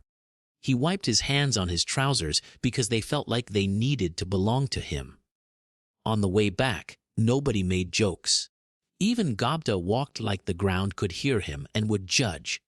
Sui's shadow went ahead a little further than usual and came back with nothing to report, which was somehow a report. Ranga brushed against Harry's hip like by accident and did not move away. Back in the courtyard, Shuna took one look at them and said, Sit. The way a good general says, hold this gate. She brought tea for everyone and honey for Harry without asking if he wanted it. Rimuru arrived before the tea had cooled. He looked at faces, not at scrapes. He looked at Harry last, because he knew how to make the looking feel like checking and not like doubting. Well, he asked. Hakura's mouth quirked. What met a problem? It fell down. Harry, Rimuru said. Harry, who had practiced honesty at Diablo's desk until it felt like cleaning his teeth, met his father's eyes. I made the air heavy, he said. On purpose, not on purpose. Rimuru crouched to be level. His expression didn't scold. It didn't praise either, not yet. Did anyone get hurt because you were heavy? Harry shook his head. Did you stop when asked? Yes. Rimuru reached out and, because Sheehan was in the room and would nag him later if he did not, checked the boy's cheeks with the back of his fingers. Then you did well, he said, and meant it. Now you will learn to do better. Harry's shoulders dropped a little, in relief and in the weight of futures. How? Practice, Rimuru said. And rules. He tapped Harry's forehead with one finger. Rule 1, you do not make the room bend for a joke. Rule 2, you do not make it bend for pride. Rule 3, you only make it bend to stop harm, and even then you ask if there is a smaller way first. Harry nodded, each rule finding a place to sit in him. What if there isn't a smaller way? Then you be big, Rimuru said. And you stop when someone you trust says stop. Harry nodded again, and it was steadier this time. Good, Rimuru said. He looked up at Hakaru. We'll adjust his drills. We will adjust his breath, Hakaru said. His drills are fine. Rimuru glanced at Sui. Anything odd? Something nudged the beast from the edges, Sui said. Not from here. He didn't say from where. He didn't need to. Rimuru's eyes went for a second to a place no one else could see. All right, Rimuru said. He straightened. Eat, then nap. Then Diablo will bully that hide until it tells us who taught it to be rude. Bully is harsh, Diablo said from the doorway, already inspecting the strip of tainted fur with a distaste that was almost polite. I prefer interrogate with the truth until lies become bored. Sheehan thrust a bowl at Harry. Soup, she said. Eat until your hands stop shaking. My hands aren't. Harry began, and then looked down and saw that they were. He wrapped them around the bowl. The heat through the clay made sense in a way magic had not. He ate until some small part of him stopped arguing with the rest. That night the stars were sharp as pins. The air had that thin, clean feeling the world gets after it's been frightened into honesty. Rimuru took Harry up to the tower where the wind always changed its mind twice before choosing a direction. They didn't talk at first. Rimuru set his back against stone, and Harry leaned into his side, sleepy and stubborn. The city below moved with the soft precision of habit, last lamps snuffed, last doors bolted, last song from the kitchen that could not help itself. "Do you hate me for it?" Harry said, small and not about soup or rules. "For what?" Rimuru asked, and made sure he wasn't smiling, because sometimes humor tells the wrong truth. "For being heavy," Harry said. "No," Rimuru said. He looked out at the forest, at the midnight seam where the world had a scar and liked to forget. "I chose you knowing you'd be heavy.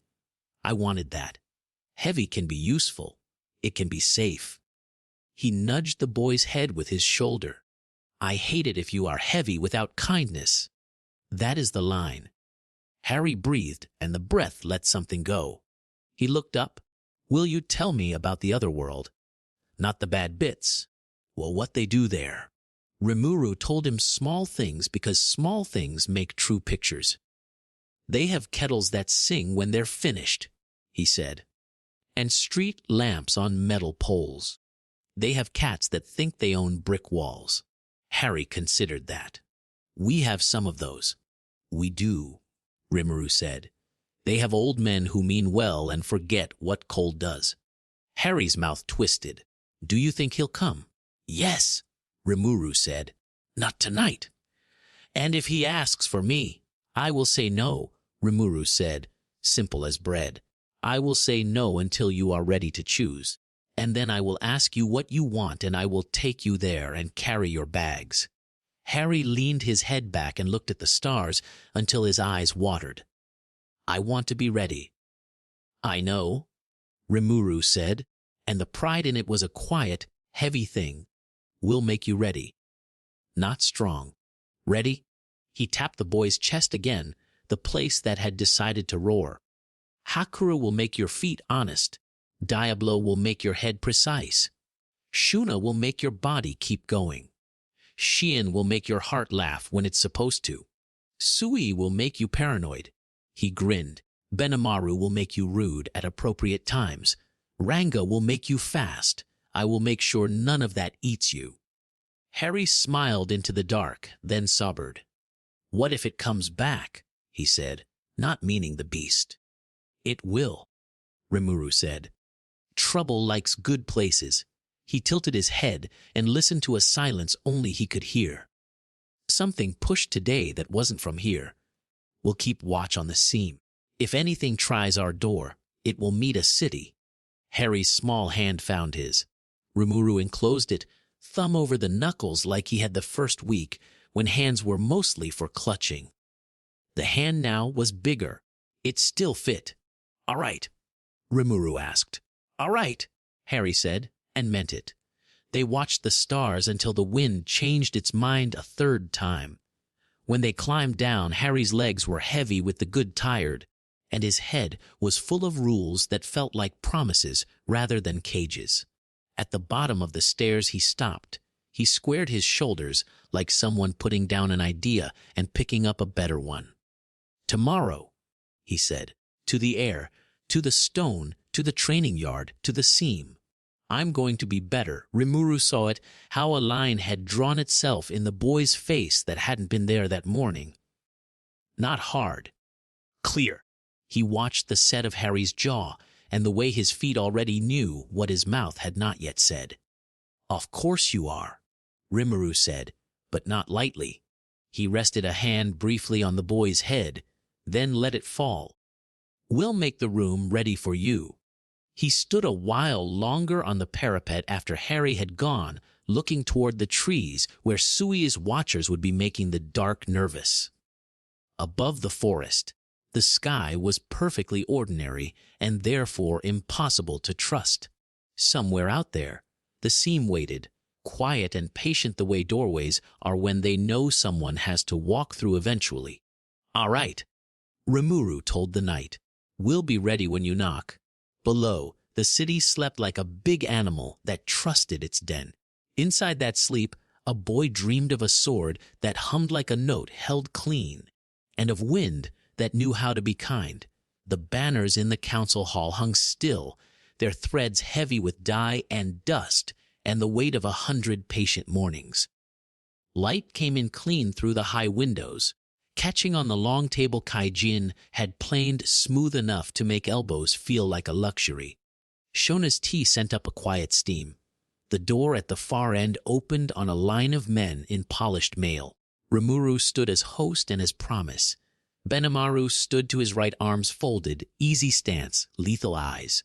Shion was a line of violet at the wall, forced serenity vibrating at the edges. Sui was not anywhere you could point to and therefore everywhere. Diablo sat, which was always a statement. He had placed his chair where it could hear breathing. Harry sat at the table because Rimuru had said, without pomp, "You're old enough to see what talks look like." He had washed his hands twice. His hair refused to be diplomatic. He folded them in his lap and tried to look like someone whose job was to listen and not to leap. The human delegation crossed half the hall with steps that counted the stones. Their leader wore the kind of smile that calls itself courtesy and invites you to forget you have teeth. He had a shaved head that threw back the light and a scar that tried to look earned. He stopped at the right distance because Diablo's gaze marked it into the floor. "Lord Rimuru," he said, "I am Commander Gareth Vale, in service to Falmouth." His bow was deep enough to convince the untrained. "Welcome to Tempest," Rimuru said. "You've come far. Sit. Eat first. Words after." Gareth's smile thinned. "How hospitable," he said. He took the chair offered and did not drink the tea. The men behind him didn't blink enough. Wa come in the spirit of mutual prosperity. "Always a good spirit," Rimuru said. He lifted his cup, and the hall took that as permission to breathe again. "What do you want?" "Trade. Security. Clarity of borders." Gareth let his gaze drift to the high windows, to the hall's beams, to the shadows that were Sui. It came back to the table and slid off Rimuru to Harry. It stayed a fraction too long. "And a matter of custody." Shion's hand spasmed on a dishcloth. Benimaru's arms didn't unfold. They only remembered they could. Diablo's head tilted a degree, a knife finding where a rib was soft. Rimuru's smile didn't change. "Custody." Gareth set his elbows on the table like it were his. "We have credible information that a human child taken from the other world resides here. The child is the property of wizards under the protection of Falmouth's allies. We intend to return him to his rightful guardians." "Property," Rimuru repeated, tasting the word like it were rotten. "We do not have those here." Gareth's gaze flicked to the scar on Harry's forehead. Harry did not drop his eyes. He met the look until Gareth had to remember blinking. The commander smiled again, smaller. "The boy's scar is famous where I come from." Harry kept his voice even. "My name is Harry," he said. "And I live here." He didn't add with my dad. He didn't have to. The room said it for him. Gareth's smile went out. "You misunderstand the seriousness of our claim." Rimuru set his cup down without a sound. "Try me," he said, with fewer insults. Gareth leaned back. He lifted one hand and set it down again, a rehearsal for something uglier. "We are prepared to recognize Tempest's rights to travel the Western Road and access 3 rivers. In exchange, you will surrender the boy, allow our engineers to dismantle the portal site, and accept Falmouth oversight on your eastern border for a probationary period of." Rimuru said. "You're here to invade." "I'm here to prevent chaos," Gareth said, false patience snapping under his words. "You're kind." Shion took one step and Shona's hand on her sleeve was the only thing that kept the table from becoming a weapon. "Our kind," Benimaru said calmly, "have learned a great deal about patience." He smiled without warmth. "You are making it expensive." Rimuru propped his chin on his hand. "Gareth," he said, not unkindly, like the name were a towel and he were offering it. "You walked into my city under a flag of talk. You get to leave under a flag of talk. If you have other plans, change them." Gareth smiled again. It did not reach any part of his face that could be useful in a storm. "Your walls are impressive," he said. "Your hospitality less so." He put both palms on the table and stood. "I think we'll—" The windows didn't shatter. They sighed. Lines flared on the plaster near the beams, thin as hair and the wrong color of light, before they belonged to anything. Runic seams unscrolled like bad news. Sui moved and a knife pinned a glyph to the wood before it could finish telling itself what it was. Shutters. Benimaru snapped. The guards at the doors jumped to the heaviest levers they had. Boards slid. Light cut down to stripes. The tea lost interest in steaming. Gareth didn't flinch. He raised his hand in a little ugly gesture. From outside the hall came the concise sound of shields meeting spears. Not chaos. A plan. The kind that assumes your plan will work, because the people in your way are not people. Rimuru stood. He did it without rush, but the hall felt the floor preferring to be under his feet rather than anyone else's. "So this is how you make friends," he said. Gareth's gaze went to the side door. No one had been watching because it had never mattered. The panel blew inward on a precise blast. Smoke rolled like someone's idea of fog. Men in dark leather poured through the gap. Crossbows found lines through the slats. A mage behind them began the first curl of a fire sigil. Harry was moving before he thought about the movement. The boy who had learned to set his front foot light slid in front of the closest goblin guard and raised his hand. "Wall," he said, voice tight. The air answered. Pressure bent where his palm asked it to, blue, gold at the edges, a curve you could see if your eyes knew how to look. Bolts struck it and lost their reason. They clattered to the stones like tired arguments. Sheehan went through the oncoming line and left their attention in pieces.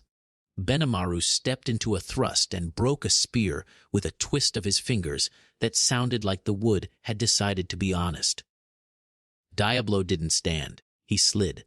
His shadow went to the men who thought shadows were safe and explained otherwise. Sui threw 3 knives and cut 2 ropes, and the third knife took the center string of a crossbow with the sound of a man having the worst idea of his day. Ranga hit the open side door like a storm deciding to person. The men there found out what it means to discover you cannot move fast enough to mean anything.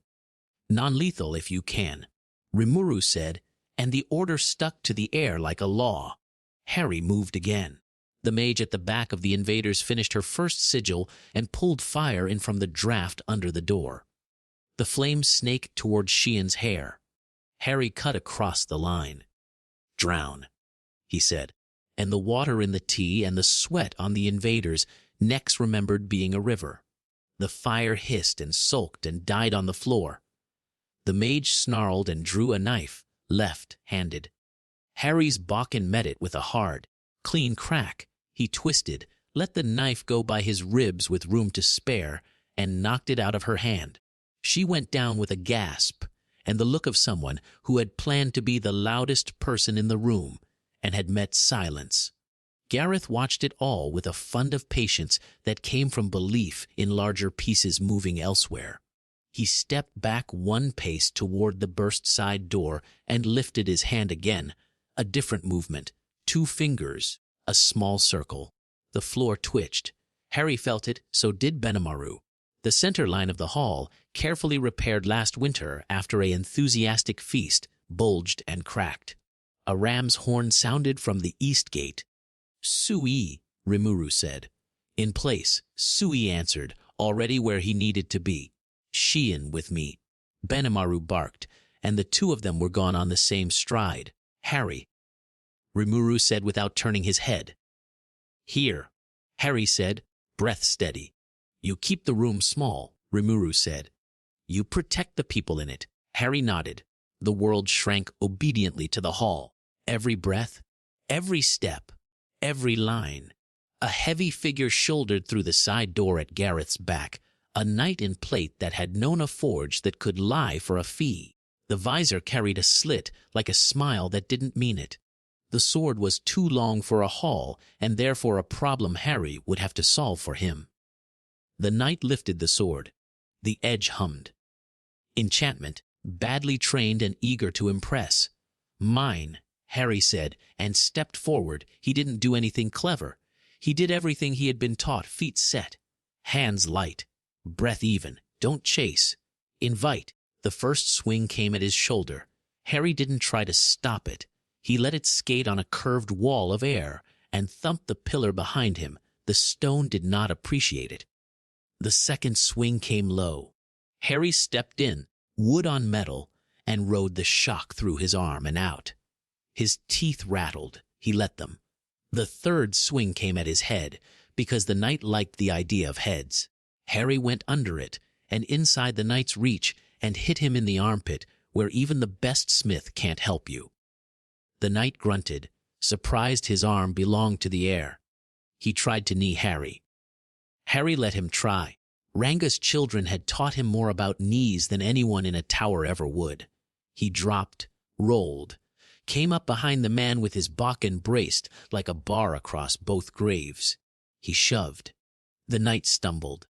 The long sword scraped the stone and flared and went dark, insulted. Harry stepped sideways so the man's back met the table. He pressed. Wood bit into armor's weak places. Yield, Harry said, voice low. The knight snarled and thrashed. Harry felt the surge of something in the man, rage or a potion or a spell, and recognized it enough to hate it. He let his weight unfold in a slow breath. The air grew heavy again, not as a roar this time, not the big rude pressure of the forest. Controlled. Focused. It sat on the knight's shoulders like a yoke. The sword's point kissed the floor and stayed there. The man wheezed. Harry held it there, breath measured, hand steady, and thought of Rimuru's rules like they were lines written across his ribs. Stop if asked. He told himself. Stop. Diablo murmured, not because Harry was failing, but because agreement makes stopping easier. Harry let the weight lift. He stepped back a pace. The knight slumped. Sheehan's hand came in from the right and removed the man's helmet with a sound like opening a fruit. She looked at Harry over the top of the helm, and her eyes were bright and proud. Good, she said. Clean. Across the hall, Gareth had not stopped moving. He was a man of plans, and the plan had other teeth. He slid through the gap by the side door, 3 of his men next to him. A 4th kicked something under the table. Diablo's chair scraped. The something rolled into view, a lacquered cylinder with etching on its sides in the skinny, spidery hand of a cheap curse. Don't touch it, Harry said, too late for Goba, who was heroically already halfway to touching it. Rimuru flicked 2 fingers. The cylinder went up and out, like it had remembered gravity did not need to be so clingy, and slammed into the highest point of the vaulted ceiling. It detonated into a neat rain of black sand that fell short of anyone worth falling on.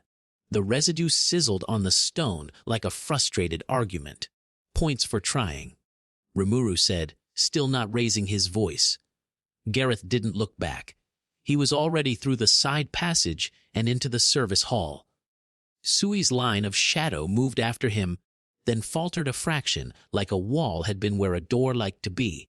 Someone had mapped the staff corridors. Someone had paid for a copy. Leak, Diablo said, voice silk over acid. Later, Rimuru said. Take the door. Harry wanted to chase. Every part of him that had been practicing for this since the day he first held a stick wanted to chase. He looked at Rimuru. He stayed. The side door swallowed Gareth and the men with him. Sui went last, a blade of night that liked cutting. The hall fell to the rhythm of a fight that had remembered it was almost over. Sheehan's last invaders slept on the floor with honorable snoring. The mage Harry had disarmed lay glaring because all her good lines had left the room with her knife. Diablo had 2 men pinned to the wall with an arrangement of shadow that looked decorative until you tried to breathe. Harry turned and the world, that had been lines and pressure, became people again. That always hurt. The goblin guard he had stepped in front of earlier was sitting on the floor with a hand to his side, and a look like a man trying not to be a bother. Blood seeped between his fingers, too bright on green skin. Harry's breath stopped behaving. He knelt. "Let me," he said, voice gone gentle. The guard nodded, eyes unfocused. "Sorry, young master," he tried. "No," Harry said, the word hard. "You're allowed to be hurt." Shuna was there with a roll of bandage and a bowl already steaming with something that smelled of pepper and ironweed. Diablo's hands were a ghost over Harry's, and then exactly where they needed to be. "Low," he said, "inside the rib. Slow bleed." "Good that it's slow. Press here." "No, flatter." "Let me yes." "Like that." Harry pressed. The blood was warm and scared. He spoke to it in his head the way Diablo had taught him to talk to magic that wasn't sure. "Easy. Stay. Don't be dramatic." The guard's breath hitched on a half cry and settled when Shuna's voice found him. Sheehan's big hand landed on the man's shoulder and stayed there, more comforting than any blanket. "Cloth," Shuna said. "Tight. Harry, you keep talking to him." "I don't know what to say." Harry whispered, a crack showing through the practiced calm. "Tell him about the roof run," Sheehan said, actual tears threatening even as she smiled. So Harry did. He told the guard about the time he had slipped on the ridge tile and Sheehan had laughed so hard she forgot to be worried, and how Hakura had pretended he hadn't seen. He talked until the bandage was in place and the bleeding respected the effort. The guard blinked. "Thank you," he said, then scowled at his own voice for being thin. "Soup later?" Shona told him, which in this hall meant you were going to live. Harry sat back on his heels and wiped his hands on a cloth that had already seen things it would lie about later. His stomach felt wrong in a way soup wouldn't fix. He closed his eyes for half a breath and saw the way the knight's sword had been about to be a problem and the way the guard's mouth had tried not to make a sound. The two pictures touched and did not like each other. "Breathe," Diablo murmured close. "In, hold, out." He tapped Harry's wrist with 2 fingers until the rhythm remembered its place. "You did well." Harry nodded without opening his eyes. "It doesn't feel like it." "Good," Diablo said. "Keep that. It will keep you." The ram's horn sounded again, further off now, and broke on the city's reply. The east gate had opinions. Benimaru's laugh, feral and happy, the sound of a man who loved a plan he wasn't responsible for, rolled in on the wind. Sheehan grinned and wiped her face with the same rag she'd cleaned a spear with. Rimuru stood in the center of the hall and looked around. He was counting, but not bodies. He was counting lines for later places to reinforce, angles to stop pretending are angles, faces to thank. "Status," he said. "Eastgate tested," Benimaru reported, striding back through the side door with a few new marks on his armor that looked like the beginning of a good story. "Testers failing the exam. Minimal damage. They brought a ram. We kept the gate. North Street quiet." Sui's voice set off the far wall. He stepped into sight a heartbeat later, not winded, eyes flat. Gareth escaped into the lower quarter. He had a map of doors. Someone supplied it. I have 3 of the someones. One ran, slender, cloak lined with wire, smelled of oil and lavender. "Find the one that ran," Rimuru said. "Not tonight if tonight will break you. But soon." Sui nodded once. He was gone before the nod finished being a nod. Rimuru turned to Garrett's remaining men. Diablo let the shadow ease, not kindness, a change of technique. "You came under flag," Rimuru said to them. "You'll be treated like you forgot that, not like you never learned." He looked toward the kitchen door where Shuna stood with her sleeves rolled and the kind of look that could feed or flay a man. Water. Food. Cells with beds and blankets. No speeches. He faced the mage Harry had disarmed. She squared her jaw at him, trying to find a way to spit that wouldn't come back in her face. "You don't get to talk to me about rules," she said. "Not when you've stolen a child and a gate to another world." Rimuru's eyes did a small, dangerous thing and then went calm again. I rescued a child left in the cold. He flicked a glance at Harry that warmed and steadied.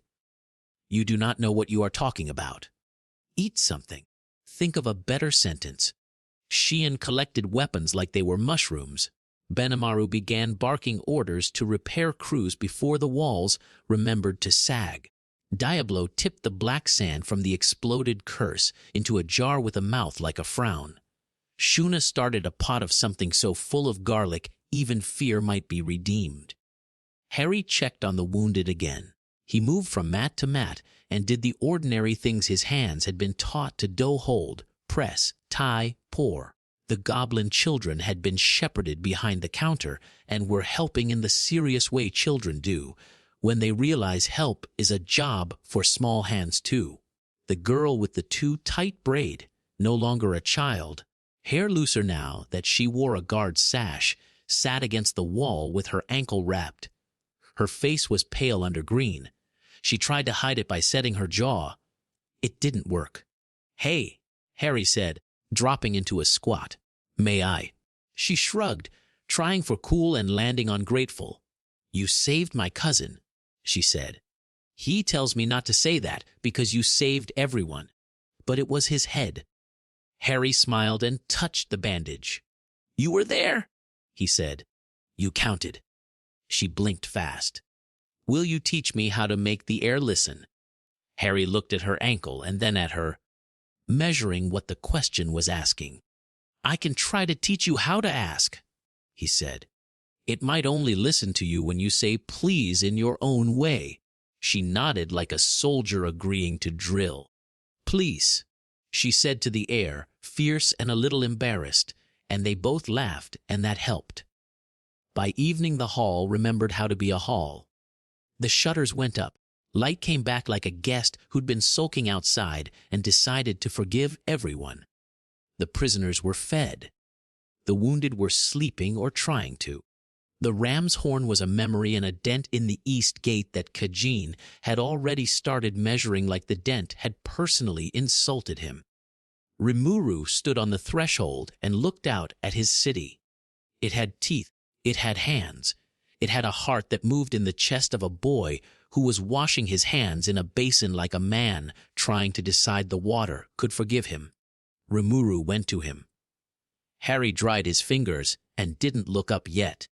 The skin of his hands felt too clean. I thought I'd be braver, he said low. When it wasn't training anymore. You were, Rimuru said. Harry shook his head. I felt angry, he swallowed. When he looked at me like a thing you could trade for a river, and when the guard, his mouth flattened. I wanted to hurt them for it. Rimuru didn't flinch. He didn't pat. He let the words run out until they found the ground. Anger is a tool, he said. It is not a home. Use it and put it down. If you live in it, you will burn my city. I like my city. Harry huffed a laugh that almost learned to be a laugh. I like it too. Rimuru nudged him toward the door with his shoulder. Come on, let's check the ridge. Benimaru's telling the gate a story about a ram, and I want to make sure the gate believes the right version. They climbed to the parapet. The sky had gone violet at the edges, the kind of color that makes you forgive days for being hard. The forest breathed. Far off, a fox barked at a problem only foxes can see. Sui says someone knew too much, Rimuru said. We'll find out who. Diablo's sand will gossip. Maps leave fingerprints. He looked sideways at Harry. Gareth will go home without his swagger. He will come back with a better plan, or someone else will. They always do. Harry stayed quiet a long time. He leaned his elbows on the stone the way Hakura would tell him not to, and let the ache of the day run into the rocks. When I pressed the night, he said, I could have pressed more. I know, Rimuru said. I wanted to. Harry admitted, voice flat with shame that didn't know where to go. And you didn't, Rimuru said. That's the work. Harry nodded. The wind decided on a direction and stuck to it for 3 breaths. I want to be stronger, he said. He said it without drama. He said it because something under his ribs had turned into a line, and lines like to be walked. Enough to make it small. Enough to end it before people bleed. Enough to keep you from having to be everywhere. Rimuru smiled at the horizon. Good, he said, and the pride in it was a thing you could stand on. We'll make you stronger, not louder, stronger. He tapped the boy's chest, the same place as always. Hair first, then hands, then tricks. Harry breathed in the city. He breathed out the man in the hall who had said property like it were a prayer. He watched the lights in the homes along the West Street come up one by one as Shuna's pots called people to tables and stories started. Behind them, footsteps approached. Benimaru leaned on the crenellation and stared out like a cat pretending it didn't care who fed it. Nice work, he said, which in Benimaru might have been an ode. You kept the hall. You kept your head. You kept Sheehan from throwing a table. I could have thrown too, Sheehan announced, arriving with a basket of bread and the kind of expression that meant nobody was going to stop her if she wanted to throw the moon. We're glad you didn't, Rimuru said wryly. Benimaru's gaze cut to Harry. Tempest saw you today, he said, simple as a verdict. Not as a boy with a stick, as a defender. Harry didn't have a place to put that sentence. It sat in his chest and glowed, warm and a little too big, the way a gift feels before you grow into it. Don't let it make you stupid, Benimaru added, tone light. Let it make you steady. Harry grinned. Yes, sir. Sheehan shoved the basket into his hands. Eat. You can't vow on an empty stomach. It's bad luck. Harry took a slice. He ate. He chewed like a person whose day had been longer than he was, and the bread was stubborn in a way that made you love it. He swallowed and looked out at the line of the treetops, the seam beyond them that always sat like a question at the edge of the map. I'll be ready, he said to the dark. It was not loud. It didn't need to be. Next time, I'll be ready sooner. Rimuru heard the vow. The stones heard it. Sui, somewhere in the east quarter, felt the city lean toward it. Shona, washing a bowl in water that had done its duty today, paused and smiled at nothing. Diablo labeled a jar and wrote, in a neat hand, the word patience where an older version of himself might have written blood. Ranga, in the gatehouse, yawned and showed too many teeth, and thumped his tail once in his sleep. Outside the wall, in the monotone trees, a slender figure whose cloak smelled of oil and lavender knelt in the ferns and watched the torches on the parapet. A ring on their hand flickered twice. Answer received. They melted back into the shadows and became a problem for a later page. On the wall, under a sky that had forgiven itself, Harry stood with his father and learned how victory can be heavy and still be right. He pressed his palm to the stone and let his fingers feel the day cooling there. He looked at Rimuru. Thank you, he said, meaning all of it. The training and the tea and the rules and the fact that someone had stood up when a man said property. Rimuru bumped his shoulder. Eat another slice, he said. Then sleep. Tomorrow is for drills and for not letting Sheehan teach you how to throw a table. I will be so gentle, Sheehan promised, voice bright with the possibility of violence held in restraint. Benimaru chuckled. He's 12, Sheehan. And dangerous, Sheehan said proudly. Harry laughed, a tired, good sound. He ate the second slice because Sheehan was frightening and because vows ride better on bread. When he went down from the wall, he did it with his shoulders square and his hands quiet and his mouth set not like a soldier who wanted glory, but like a boy who had decided he liked carrying things that mattered. Tempest slept later. It did not forget. The dent in the gate would be a story for weeks. The hall would creak in that one corner where a curse had tried to live and been evicted. The seam in the trees stayed quiet because quiet is how some doors knock.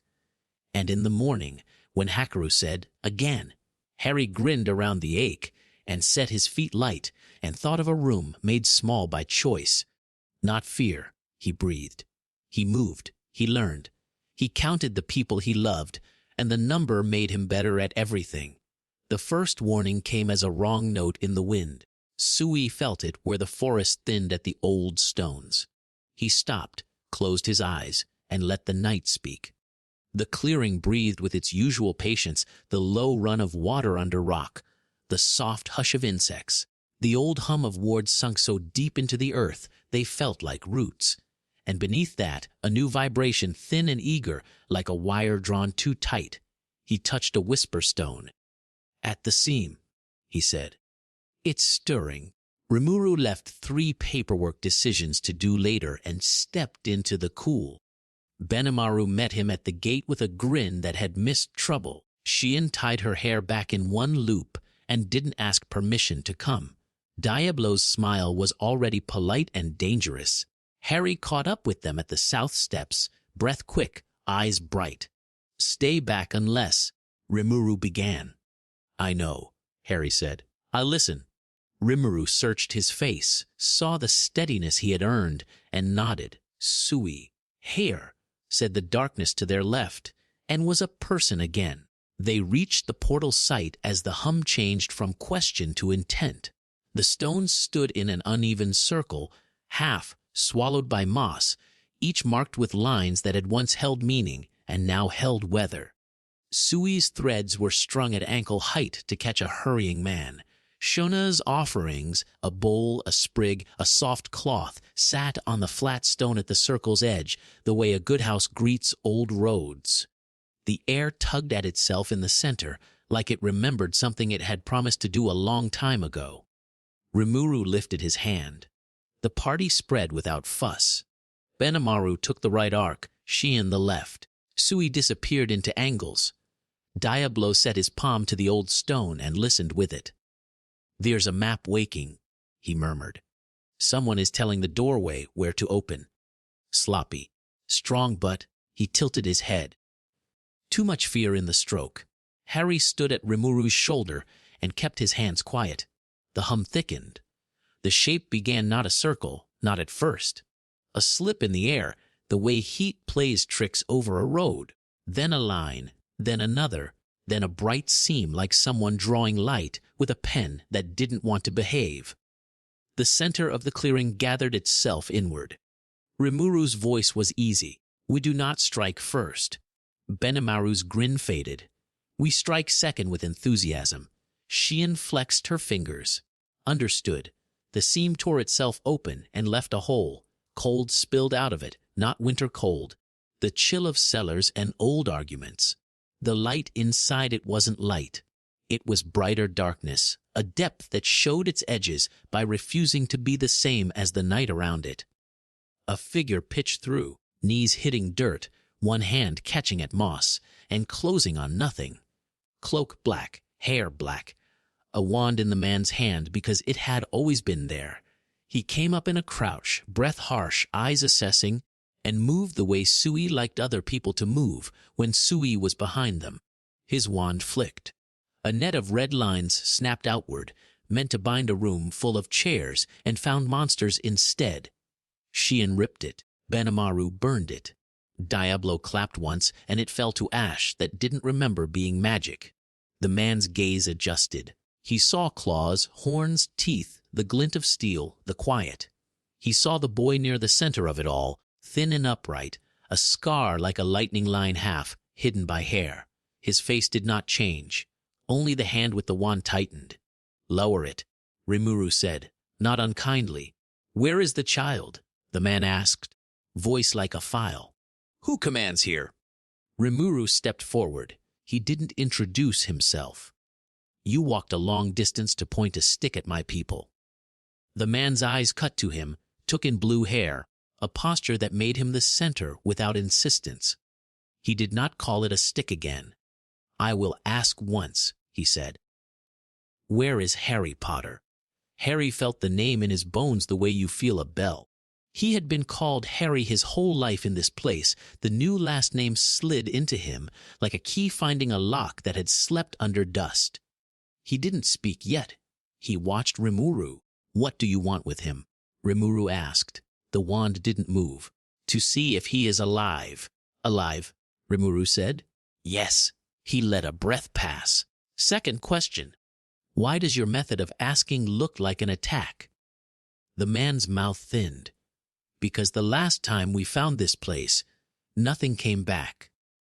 Sui's voice came mild from behind the stranger. "Name." The man didn't turn. "Severus Snape." Harry's heart made an unhelpful leap. The name meant nothing to his body and everything to the shape the last 5 minutes were making.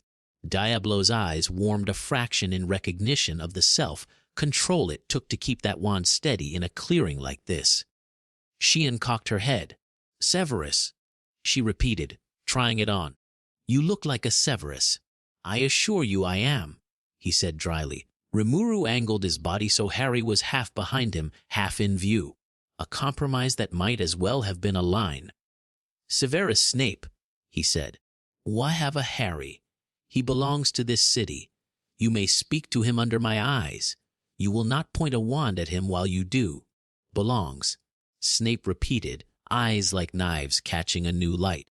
"To you." Rimuru's smile didn't change. "To us," he said, and let the word be what it was. Snape's gaze caught on the boy again. He looked hard at the scar and then beyond it. He looked at the way the monsters stood near him and not in front of him, and how the boy's stance matched the old swordsman's shadow. Information arranged itself behind his eyes into a picture he disliked and also feared to be grateful for. "Potter," he said, like the name might be a shield or a curse. "Show me your hand." Harry blinked. "My hand." Snape's wand did not move. "Your left hand." Rimuru glanced at Harry. Harry showed his hand. It trembled enough to make him angry with it. He stilled it by curling his fingers and released them again. Snape's eyes flicked to the boy's ring, the simple black one Shuna had pestered him into wearing, then to his knuckles, then back to his face. "Why do you know me?" Harry asked, voice steady enough to make Sui's mouth twitch in approval. Snape swallowed a moment too late to hide the move. "Because you are known," he said. "Because the world you came from has been bleeding itself trying to get you back. Because an old fool left you at the door of a house that did not love you, and you vanished, and every protection on the island began to sound like a broken bell." Rimuru's control loosened by the width of a breath. Sheehan's fingers flexed once, a shadow of a slap she would never be allowed to give this man. Benimaru's brows lifted. So that story had a shape like this. Diablo's smile sharpened. Sui's knives were ideas again. Harry heard door and did not see the hall with its good table and its stories. He saw a square of light under a night as cold as water and a woven basket, and the way ghosts feel when they don't know they're haunting anyone. "My parents?" he asked. The word felt thin in his mouth, new and old, too large to be carried. Snape's chin dipped. "Dead," he said. "It was not a kindness and not a cruelty. It was a duty. Your mother," his voice caught, then flattened into its customary disdain for feeling. "Lily Evans. He swallowed again and did not look away. She died with James Potter to protect you." Harry's hands shook openly now. He let them. He did not drop his eyes. The clearing, which had known the shape of his steps for years, found itself a stranger to this weight and held still under it. "Who killed them?" Harry asked. Snape's lip curled. Not at Harry, at a world that made him say these names to this boy. "A man who called himself Lord Voldemort," he said, and ignored the way Sheehan and Benimaru both reacted to a title being tied to a spoiled child. "He tried to kill you as an infant. He failed. He lost his body and much of his power. The wizarding world called you the boy who lived, because wizards love a headline. And then?" Rimuru asked. "And then he returned," Snape said. "He has an army again. He has allies in the ministry. People die in the streets. People disappear. The school you would have attended is a fortress, and even there," he looked tired for the first time, "even there, It is a fight to keep children from learning how to hate as a form of language. Harry shook his head once, a small furious motion. And Dumbledore? He asked. The name tasted of too many stories half heard. Snape's mouth did a complicated, involuntary thing. Albus Dumbledore, he said, and made the syllables sound like a diagnosis.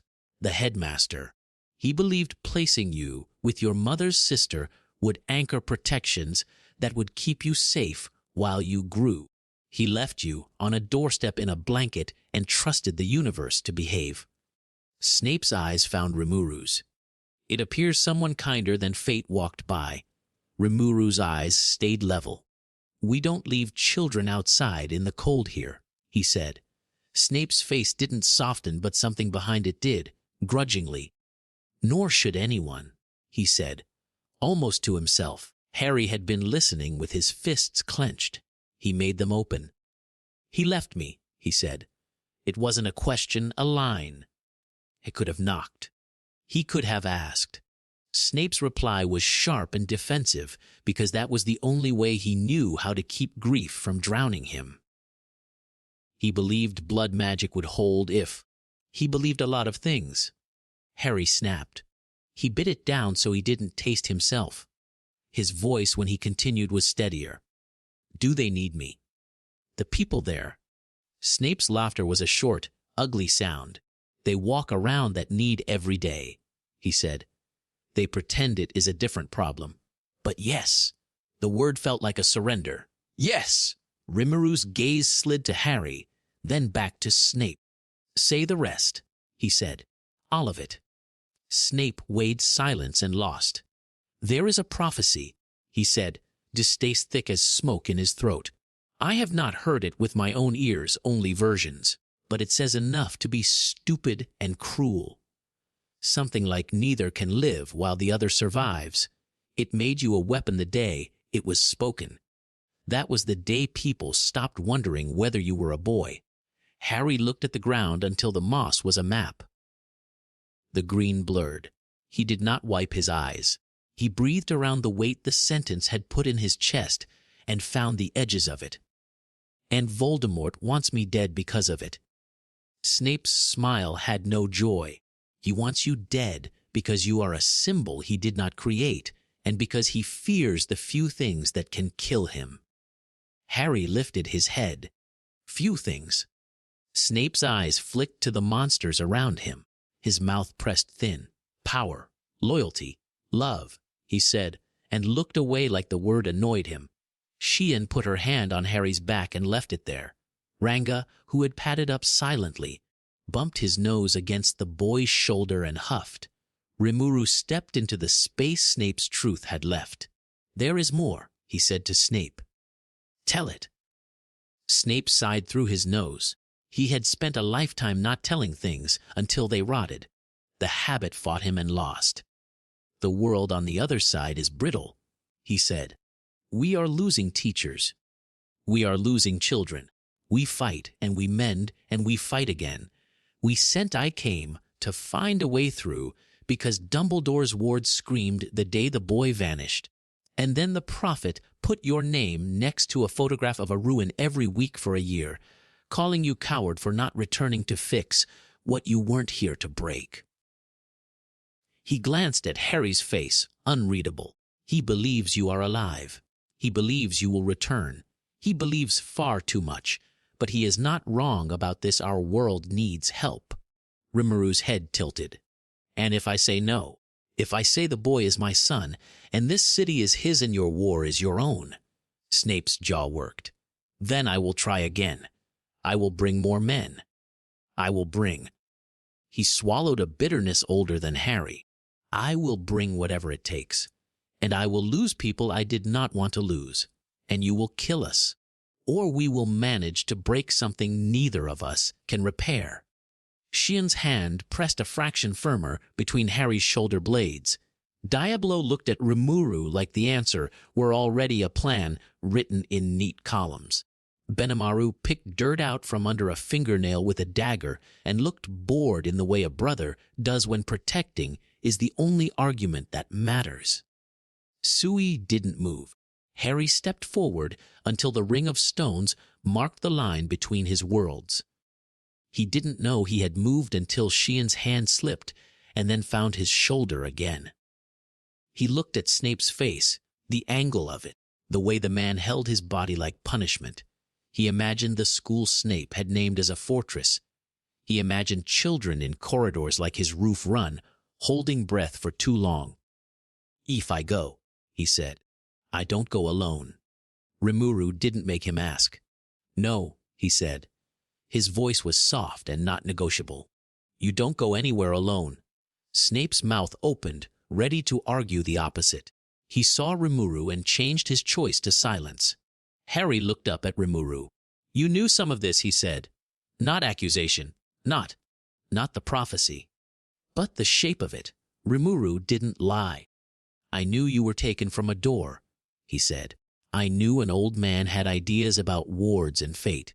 I knew there was a war on the other side because the seam tells on that sort of thing if you listen, and you know what the wrong kind of fear sounds like. I knew all that, and I didn't tell you because you were 7, and then you were 10, and then I liked watching you laugh."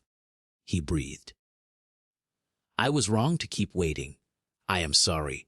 Harry's throat hurt. He did not pull away. "I'm angry," he said, honest as Diablo's desk. "At him. At you. At a prophecy. At a man with a snake's name. At everything." He blinked hard. "I don't want to go." "I know," Rimuru said, and did not try to talk him out of what was true. Harry nodded once and set his shoulders the way he did when Hakura told him to. "I'm going," he said. Snape twitched like a string had loosened that had been strangling him for years. "Good," he said, and then, because he had never learned how to let good be good, he added dryly, "Don't be stupid." Sheehan made an outraged noise. Benimaru barked a laugh. Diablo inclined his head. Sui's shadow stretched like a satisfied cat. Rimuru stepped close until Harry could see the gold in his eyes. "We train until we can stop a war with a whisper," he said. "We don't walk a child into a battlefield because a prophecy told a story and some men decided to live by it." He looked at Snape. "You will wait." Snape's nostrils flared. "We do not have. You will wait," Rimuru repeated. It wasn't louder. It settled on the ground. 2 weeks. My city moves faster than your ministry. We will use the seam on our terms. You can stand in my library while you do nothing and try not to be insulting to the people who will feed you." Snape held his stare and saw what he was looking at, steel under silk. He dipped his head in a movement that wasn't consent and wasn't defiance. 2 weeks, he said. His mouth tightened. "Do not mistake our need for weakness. The other side of that seam has teeth." "So do we," Sheehan said sweetly. "Sheehan," Rimuru said. "Yes, Rimuru," she said, not sorry. They brought Snape through the sleeping city with a courtesy that had edges. He walked like a man who kept count. Shona fed him in a room where the light was good and the chair was not too soft. He ate suspicious soup and made the face of a man who had not had garlic cooked properly in decades. Diablo made a list of questions that would have embarrassed a less stubborn man. Sui disappeared and came back with a length of wire from the seam's anchors that had been adjusted by a hurried hand. Benimaru started a drill with spears at dawn that made every wall in the east quarter consider growing thicker. Harry lay awake for an hour and then gave up. He found Rimuru on the roof of the hall, sitting like the night were a bath he had earned. "The last time I cried this much, I was 3 and Sheehan tried to braid my hair," Harry said, and scrubbed his face with his sleeve. Rimuru patted the stone. Harry sat. The roof tiles were still warm from the day. The city under them made tired sounds, the sort that happen after everyone has survived something that did not ask their permission to arrive. "Tell me about them," Harry said, staring at the dark. "My parents." "What you know?" "A little," Rimuru said. "I saw a door and a blanket and a child I already loved. I saw a cat that was not a cat watch me, with a face like a teacher grading a paper. I felt magic that smelled like old blood and cinnamon. That's all. The rest I will learn with you." He hesitated. "Snape said your mother's name like a man saying fire and rain and home in one word." Harry pressed his lips together. "He's rude," he said. "He is," Rimuru agreed. "He's also bleeding from places he won't tell us about. It makes people rude. You can be angrier at him later. For now, he will do as he's told." Harry huffed, then sobered. "I thought I was angry at Dumbledore for leaving me. Now I'm angry because he thought I belonged to a plan." He pushed his palm against his sternum. "I don't want to be a plan." "You aren't," Rimuru said. "You're my son." Harry swallowed around the way those words felt. He nodded. He leaned briefly into Rimuru's shoulder and then straightened, because grief had work to do, and the work had to be done with hands. "What do I need?" he asked. "To go there and not die and not let you down." Rimuru smiled without humor. "A list," he said. "Wu will make it." He ticked it off on his fingers. "You will harden your mind. If their wands can crawl up your thoughts, we teach them to get lost in the hallways. Diablo will build the maze. You will learn to tame your aura so it moves like a whisper or a hammer, not like a flood. Hakuru will fix your feet. Benimaru will make you rude in exactly the right moments and no others. Shona and Kaijin will make you a coat that doesn't burn and a blade that drinks magic and tells us when it's thirsty. Sui will put ears on you where you can't see. Ranga will teach you to listen to ground and storm. I will give you a rock to carry." He added, amused at Harry's face. "So you remember your hands are not empty even when you aren't holding a sword." "A rock," Harry said, trying not to smile. "A nice one," Rimuru said. "Sheehan will kiss your head before drills so your luck doesn't sulk." "It works," Harry said solemnly. "It does," Rimuru agreed. They sat until the cold began to creep into their clothes. The seam hummed at the edge of the city like a wire under snow. Harry listened and didn't imagine the sound. He let it live in his chest where other plans lived. He wanted to go now, this minute, to pull the bad tooth before it could ache more. He also wanted to sleep for a week in Sheehan's kitchen with his head on a pile of folded aprons. He allowed both wants and chose neither yet. When morning came, the city woke to a schedule that had not existed the night before. Hakuro had Harry moving before the dew got bored. "Again," he said, and Harry did, and then again, and when his knees shook, Hakuro looked at him and waited, and Harry found that the waiting was worse than the ache, so he kept going. Diablo set sigils on slate and taught Harry the taste of his own thoughts. "If a stranger walks in, ask him to sit," Diablo said. "If he refuses, don't be a good host." Shona measured Harry's shoulders with a red string and muttered about padding and wind, and the way magic loves to sneak through seams. Kaijin held 2 bars of metal in the forge light and frowned until the day flinched. "This one hums," he said. "Not enough." He set it aside. "This one glares. Better." He set it aside too and reached for a third. "This one looks bored. Perfect. Bored metal doesn't show off. It does not break." Benimaru ran Harry through a dozen fights that started with an insult and ended with a joint lock. "You can't be nice to every fool with a crown," he said cheerfully. "Sometimes stupid wants a bruise. Give it the bruise." Sui walked him through the city blindfolded. "Count 4 steps after the corner," he murmured. "Smell flour. Then the baker's vent is near, the alley opens left." Ranga made him run in the dark and stop at the edge of rivers he could not see. "Listen to the water," Ranga said, patient. "It tells you how far it is if you let it."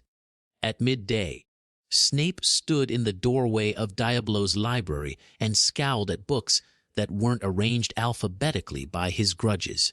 Sheehan put a bowl of noodles in his hands without asking and watched him until he ate.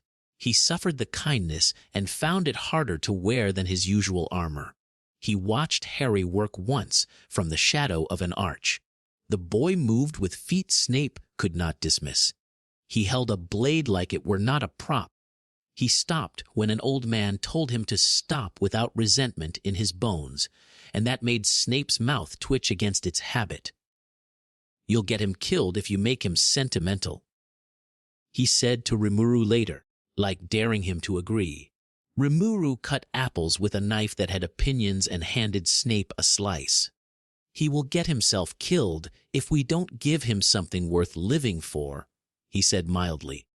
"If he goes there only to be your prophecy, he will break." Snape bit the apple like it had insulted his robe. "You talk like a teacher." "I am a parent," Rimuru said. "It's worse." Snape looked at him then, and something like comprehension passed over his face and stayed. "You save him from Dumbledore's worst ideas," he said. Rimuru smiled. "I try." "Try harder," Snape said, tone like glass. "I intend to," Rimuru said, and they left it there because neither of them had learned yet how to thank a man for not being your enemy. 2 days in, the seam sent a ripple through the city that rattled bowls. Diablo stiffened where he stood. "Someone's testing us," he said, annoyed. Rimuru set a palm on the wall and listened. "They can test," he said. "We're busy." Harry finished a form and let the blade rest on his shoulder. Sweat ran down his temples. He breathed and didn't shake. Hakaru held his gaze for a long moment and then gave him a small nod. "The kind that could last you through a month of bad weather." That night, Rimuru took Harry into a little room he didn't use for anything else. It had a table he had made himself when he'd still been trying to prove he could build furniture, and then decided learning to ask hygiene was smarter. On the table, a small crystal lay in a circle of ink, the kind of circle that expects to be obeyed. "This," Rimuru said, picking it up, "lets me hear you wherever you are. It doesn't talk if you talk to it the wrong way. Don't yell at it. Don't beg it. Be boring." "It loves boring." Harry turned it in his hand. It felt like water that had learned to be a stone. "What do I say?" "Tell it the truth," Rimuru said. "Tell it where you are, what hurts, what you can see. It will do the rest." He hesitated. "And this," he added, reaching into his pocket and pulling out something small on a cord. "This is a piece of me. If you break it, it breaks me a little. Don't unless you must." Harry didn't take it immediately. He looked at Rimuru's face, the place where jokes lived and the place where they didn't. He set the crystal in his pocket and took the cord and looped it over his head and felt the weight land on his sternum where it would be a bruise if someone hit him there. "I'll try not to," he said. "I know," Rimuru said. He pulled him in, briefly into a hold that said, "You're heavy and I'll carry you anyway," and then let him go before the boy had to decide whether or not to be embarrassed. On the 10th day, Snape stood in the training yard at the edge of the shade and watched Harry spar Diablo. He had seen wand work in narrow alleys and dark rooms. This was not that. Diablo used no wand and too little mercy. Harry used a wooden sword and no fear. Snape's snarl softened into the look a man gives when surprised into admiring the wrong people. "Potter," he said, when they stopped, because old habits wore grooves in the tongue. "You're still telegraphing your second strike." Harry hooked the bakken under his arm. "You can show me how not to," he said. He said it without bite. He said it like a student. Snape sneered to keep the sky from falling and then, to his own surprise, did. On the 12th day, the seam settled into a patience that felt like someone tapping their fingers on a table. Diablo said, "Now," with the satisfaction of a plan finishing a sentence. Sui said, "Now," with a new coil to his rope. Rimuru gathered them in the council hall. The table was clear, the windows were open, the city breathed in with them and out again. The room smelled of oil on leather and warm bread and fresh ink. Benimaru set a map down and tapped 3 places. "Ways in," he said. "Ways out. Ways to make trouble. We go through the seam here, not where they told us to. We don't get shepherded. Shion cracked her knuckles. Am I allowed to throw anyone? Rimuru didn't say no. He said, at my signal. Shona handed Harry a coat. It was blue where it had something to say and gray where it meant to be quiet. The inside was lined with Shuna's neat stitches and small sigils in Kaijin's hand that made the fabric feel like it had decided to be armor without looking like it. Do not outgrow it immediately, she instructed, pinning his sleeve and smoothing the collar. I will be cross. I'll try, Harry promised, and swallowed around the lump in his throat when she brushed his hair back like he was still smaller. Kaijin set a wrapped bundle on the table and pushed it toward Harry. For when wood is impolite, he said. Harry unwrapped a blade that did not shine. It drank light. It sat in his hands with no interest in making a fuss. Kaijin's mouth twitched. Don't name it yet. Let it introduce itself. Diablo touched Harry's temple with 2 fingers. If a thought you do not own knocks, ask it for a letter of introduction, he murmured. If it cannot provide one, slam the door. Then lock it. Then move houses. Sui tied a leather thong at Harry's wrist with 3 quick knots you could break if you panicked and would not if you didn't. If I pull, he said, run toward it. Ranga put his forehead on Harry's chest and rumbled. Howl if you want me. I'll howl, Harry said, and Ranga's tail thumped on the floor twice and then stopped so he could keep his dignity. Snape stood apart, arms folded, watching the way love made noise. He looked a little sick and a little relieved. Rimuru waited until the room had told all its jokes and swallowed all its worries. You have training at your back, he said.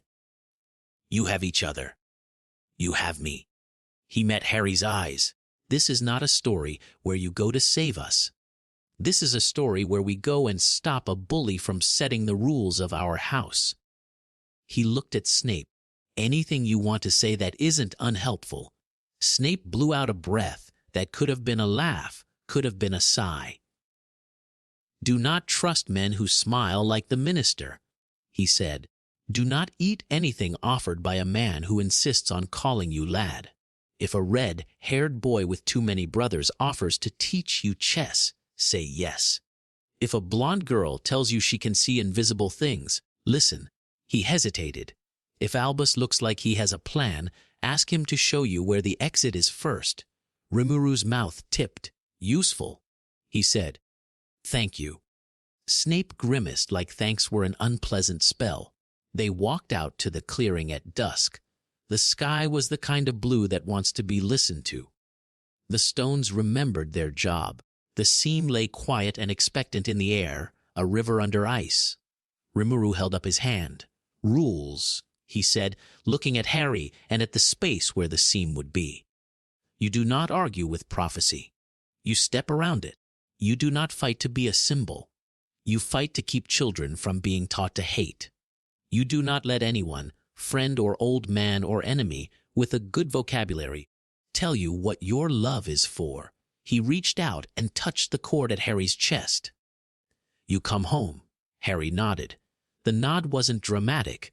It was the nod of a boy who had a list and intended to finish it. The seam woke like it had been listening for the signal of that small movement. Light drew itself into a thin oval in the air, then deepened, darkened, grew. The circle stood humming, the hairs on Harry's arms lifting where the magic thought it might tell them a joke and decided against it. Sui's shadows took their places. Shion rolled her shoulders and grinned at the sky to scare it into behaving. Benimaru spun a spear and let it come to rest in one hand like a pen. Diablo unrolled his sleeves with exaggerated care and smiled in a way that made Snape look abruptly elsewhere. Shuna folded her hands, closed her eyes for one blink longer than usual, and let them open again. Rimuru put his hand on Harry's head and then let it fall, because the boy was not shorter anymore. Ready? He asked. Harry set his shoulders. His coat settled across them like a hand. The blade at his hip had introduced itself by being quiet. The cord against his chest made a small, steady weight. He looked at the oval of not light and saw a hall he had never walked, a woman's laugh he had never heard and would know if he heard it, a school that would smell different from Diablo's library and would still be full of books he wanted to argue with. He saw a war. He saw Dumbledore's hand poised over a chessboard and resolved to move a piece none of those men had seen before. He took a breath and let it out. He turned to Rimuru and managed the ghost of a smile. "Don't let Sheehan throw a table while I'm gone." "I make no promises," Rimuru said. Harry faced the seam. "All right?" he said, voice low, chest steady. "Let's go knock." Hakura set the wooden swords down like they were vows. "Again," he said, and the morning answered with cool air and a space wide enough for choices. Harry stepped in. Feet light. Hips square. He let the ground take his weight and return it. The first strike came in a clean diagonal. He met it without clatter, wood on wood, the shock traveling through his arms and out his shoulders the way Hakuro had taught him to make pain into a visitor, not a tenant. "Too much shoulder," Hakuro murmured. Harry adjusted mid-motion. The next exchange was faster. Breath in, step the balk and blurred. He didn't chase, he invited. Hakuro smiled with his eyes and changed the angle. Harry followed, not perfect, but closer. By midday, sweat ran in a line down Harry's spine. He flicked his wrist. The blade stitched a small arc in front of his chest. Hakura's parry came late by design. "See," the old man said. "You're asking less and telling more." Harry grinned through the ache. "I like telling." "You like being clear," Hakuro corrected. "Clarity saves lives." In the afternoons, he traded wood for breath. Diablo cleared a space in the library, chalked a circle, then a second inside it. "Your mind is a house," he said. He walked the perimeter, fingertips brushing the air. "Visitors will come. They will be polite. They will knock. Some will try the window. I don't have windows," Harry said, settling cross-legged. His heartbeat slowed to the count Diablo had taught him: 4 in, hold, 6 out. "Oh, you have windows," Diablo said. "You hung flowers in them." He knelt behind Harry and tapped his temple. "This week, we build curtains and locks." The first, visitor, wore the shape of a suggestion. "Trust me. Let's skip a step. It's faster if you don't think." Harry felt it test the latch. He made the latch into a rod of iron. The suggestion smiled and shifted. "What if you fail them?" and tried to slide under the door like smoke. "Identify," Diablo murmured. "Not mine," Harry said, and the word settled like a bar across the frame. "Support," intrusive thought neutralized. "Mental perimeter integrity, +3 3%. "Good," Diablo said. Again, Sui met him after dusk. "Walk," he said. They took the rooftops first, the way Harry loved, the city's breath moving under their feet, chimneys like quiet friends.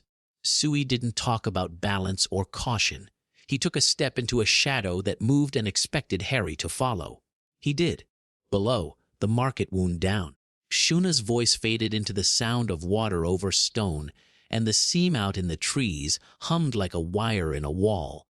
By week's end, Harry's calves burned, and his hands knew where the edges of the blade were without looking.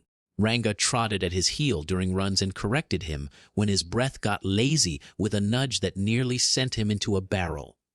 Hakura only said, "Good," once, but it lasted all day. Week 2.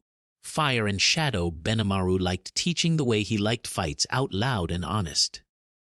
"Your second step is greedy," he said, circling Harry in the yard. "Take the ground like you earned it, not like you stole it." Harry lunged. Benimaru was air. Harry let the miss become a turn, dropped the point, rose with a cut that would have at least frightened a man who had recently learned humility. Benimaru slapped it aside with the flat of his blade and laughed. "Better." Again. They worked until Harry's arms trembled. Then Benimaru lit the air. Heat rolled over them, a controlled wall that remembered to breathe. "Walk through it," he said. "It's fire," Harry said, not arguing, naming. "It's a letter asking who you are." Benimaru said. "Walk through it and set it on the table." Harry lifted his chin and stepped. The first touch licked at hair and pride. He wrapped his aura tight, thin as a second skin, blue, gold along the edges, and walked. The flames curled, interested, then bored, then gone. He emerged singed at the ends and grinning. "See. Table manners." Benimaru clapped him hard on the shoulder. "Drink water. Diablo will make you sit again. The man has long arms and boring lectures."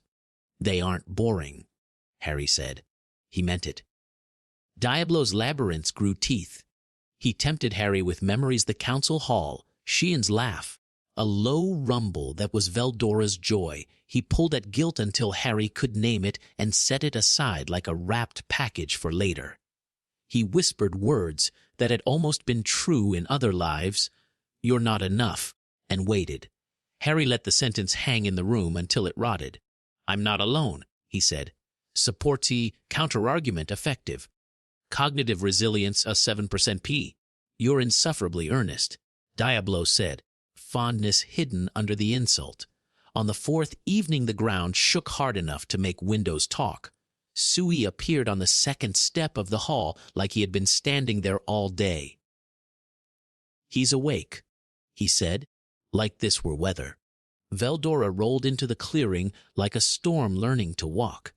The dragon's grin showed too many teeth to be comforting and enough to be honest. "Little brother," he boomed at Rimuru, and then spotted Harry. "And the boy, the one who does not explode when I say hello loudly." Harry's grin answered on its own. "Hi, Veldora. We will test you," Veldora announced, settling his bulk with a shock that offended half the squirrels in the forest. "We will throw rocks at you the size of your kitchen. We will shout at the sky and see if it shouts back. I will not be careful." Rimuru folded his arms. "You will be careful. I will be ruled by love," Veldora said, which in his mouth sounded perilously like chaos. He breathed in. The clearing pressed down. Ready, Harry set his stance. Aura tight. Breath even. The first surge hit like air forgetting how to be kind. His knees bent. The weight tried to bury him and found bone and training instead. He rode it. His eyes watered. He didn't blink. Veldora's chuckle rolled. Again. They pushed him through wind that had opinions and lightning that wanted to shake hands without manners.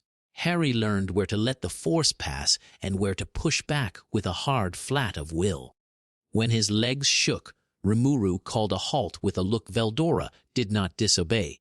Veldora lowered his head until one golden eye took up most of Harry's world. "You do not flinch," he said. "Good. The world will try to make you smaller. Don't forget how big you are." "I won't," Harry said, voice thin with effort and full of relief. Week 3, the weaving Shuna scrubbed the ritual circle twice even though ink did not care about cleanliness. "Stand in the center," she told Harry, and touched his shoulder with a hand that had stitched every seam in Tempest's flags. "Breathe when the air forgets." Diablo had layered the circle with lines that knew what to do. Benimaru had set 4 braziers and lit them with a flame that remembered to be respectful. Sui had checked the doorway 3 times and the ceiling twice. Kaijin had set a bowl of water at the threshold and glared when it dared slosh. Rimuru stepped in at the edge. The room leaned a fraction toward him. "This is not a spell," he said to Harry. "It's a conversation. If it asks for too much, say no." Harry nodded. His heart tapped fast. He rolled his shoulders back and met the air where it was. Shuna began to chant, voice steady, low as river over pebbles. Diablo's hands moved above the ink, coaxing the lines awake. Heat rose, but not fire. It was the warmth of a forge when the door is open and the metal is about to make up its mind. Harry closed his eyes. Support. Interface handshake with ambient magicules. Threshold stable. Pressure gathered. Not weight, attention. The energy that had always hummed under his skin turned toward him and asked him to be clear. He let it in. It ran over old scars and new calluses and settled in his sternum like a second heartbeat. Something opened. It felt like a door he had been walking past for years, finally letting him see the hinges. It clicked into place with a sound only his bones heard. Power lapped at him and waited for the shape he would make. Shen support evolution possible. Candidate synthesis detected. A voice that wasn't a voice asked, "What are you?" Harry thought of Rimuru's hand on his head, and Hakura's nod and Benimaru's laughter, of Xian's barked orders disguised as fussing, and Shuna's tea, and Kaijin's mulish craftsman pride. He thought of a door in a different world, and a basket under the wrong sky, and a finger of light on his forehead. He thought, I am theirs, and I am me. Support consent registered, allocating pattern. The circle flared once around his feet and burned into his boots without heat. Hate support, ultimium skill a duiekimidi, a viodius tmpestst. The name rang through him, clean as a bell struck true. The air in front of him indented, a small obedient curve. Harry reached without reaching, and the curve deepened, space remembering it could be arranged. He closed his hand on nothing and felt something give like silk. He exhaled. The indentation flattened. The room breathed too. Diablo's smile was pure delight hidden badly. "Well," he said, "that's interesting. What does it do?" Benimaru asked, honest as ever. Harry spread his fingers. A flicker of dark light danced between them, neither fire nor shadow, something that suggested both and neither. He brushed the edge of a brazier's flame. The fire leaned toward his hand, curious, then let itself be erased to a single ember without smoke, then coaxed back into a pure, narrow line. Nullification and structure, Diablo said, eyes bright. He can tell energy what it isn't. He can make a shape and ask the world to agree. Shuna exhaled, hands at her mouth. Don't let children near it. Especially Gobda, Benimaru said solemnly. Rimuru stepped forward, pried a quiet burn under his calm. How does it feel? Like the space between things listens, Harry said. And I can ask it to stay or move. He raised his hand.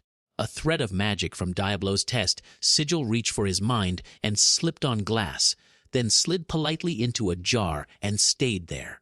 Hey support skill synergy with mental defenses increased. Incoming curse vectors. Cancelled. Diablo clapped once. I approve. Of course you do, Xian said from the doorway, tearful in the way of people who pretend they aren't. He's terrifying. Week 4. Control and restraint power is the easiest part. Control is where people bleed. Harry spent the mornings not using his new skill in a dozen small ways. Close the door without touching it. No. Open a jug without tearing the air.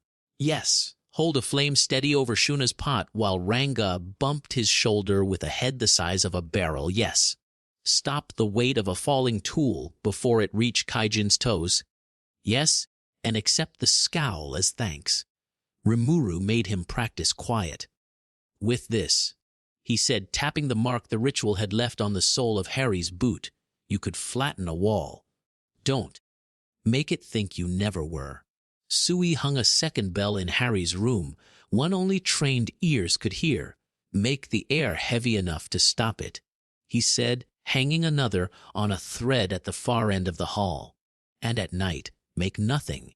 If you hum with power in a place with spies, you will teach them your song. In the afternoons, Benimaru took him through bad manners. He taunts your dead parents, Benimaru said flatly. Harry's mouth went dry. He did not rise to it with noise. He stepped in, stripped the insult from the man's hands, and put him on the floor with a lock that made future cruelty expensive. Good, Benimaru said, voice rough. Make it simple. Xian insisted on throwing him.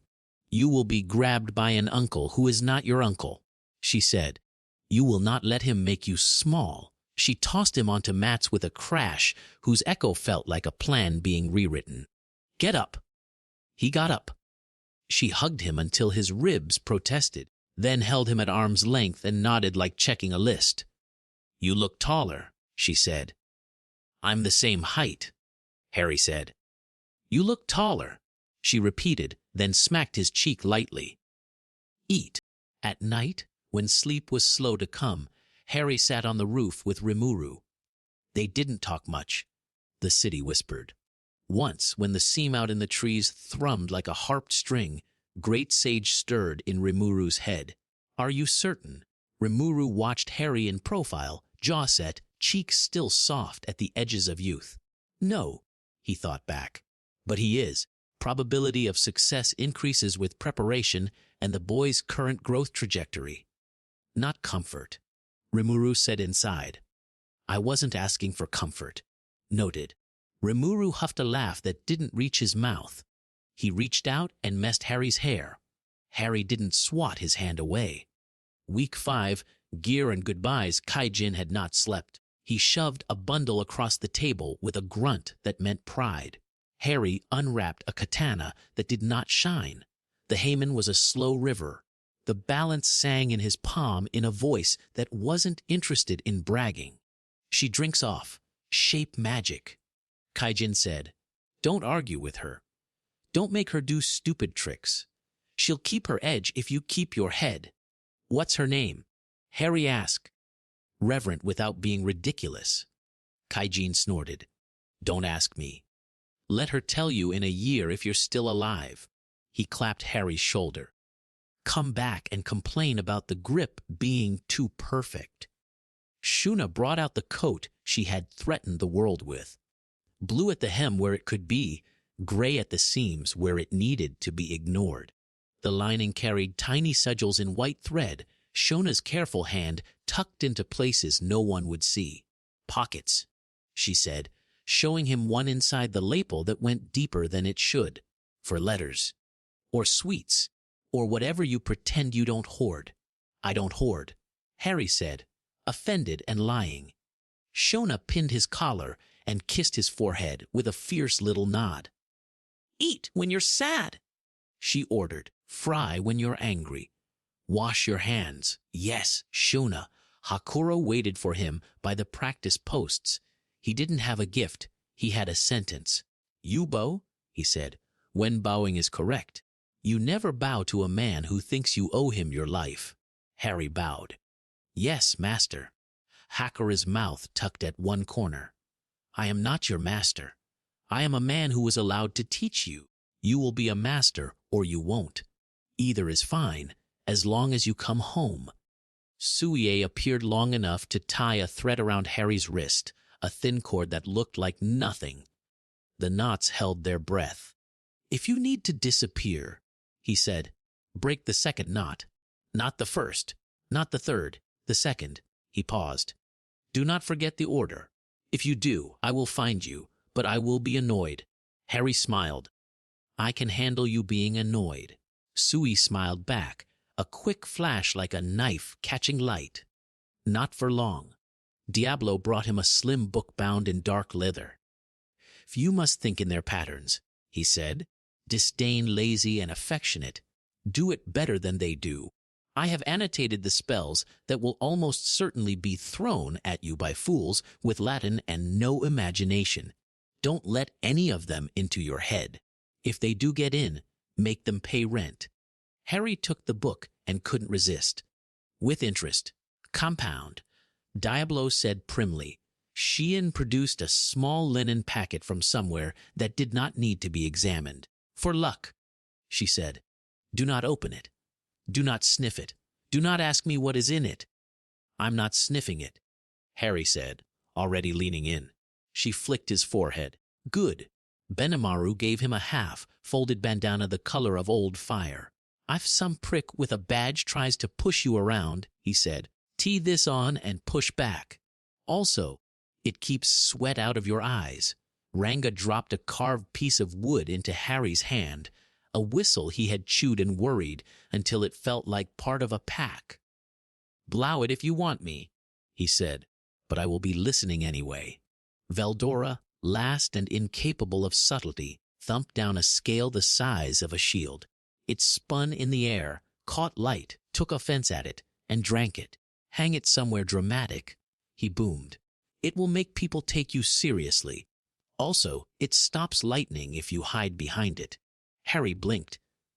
"It's large, like my love," Veldora said, absolutely sincere. Snape lingered at the edge of every room like a hooked shadow. When he finally approached Harry, he did it with his hands empty and his mouth already curled defensively. "You will be insufferable if you survive," he said. Harry, whose patience with insults had been strengthened like muscle, lifted his eyebrows. "Advice." Snape stared at the coat. "If the headmaster tries to put you in a box, punch the box," he said. He hesitated, and a memory moved through his eyes like weather. "Your mother never did as she was told either." "Thank you," Harry said, because he meant it. Snape made a small, unhappy sound that might have been acceptance. Night before Rimuru found Harry in the quiet place by the lake. The moon rode a thin line across the water. Bugs practiced buzzing. The seam in the trees thrummed like a promise that had been postponed and was done waiting. "You don't have to be brave right now," Rimuru said, sitting, letting his legs dangle over the bank. "I know," Harry said. He watched his breath fog and disappear. "I am anyway."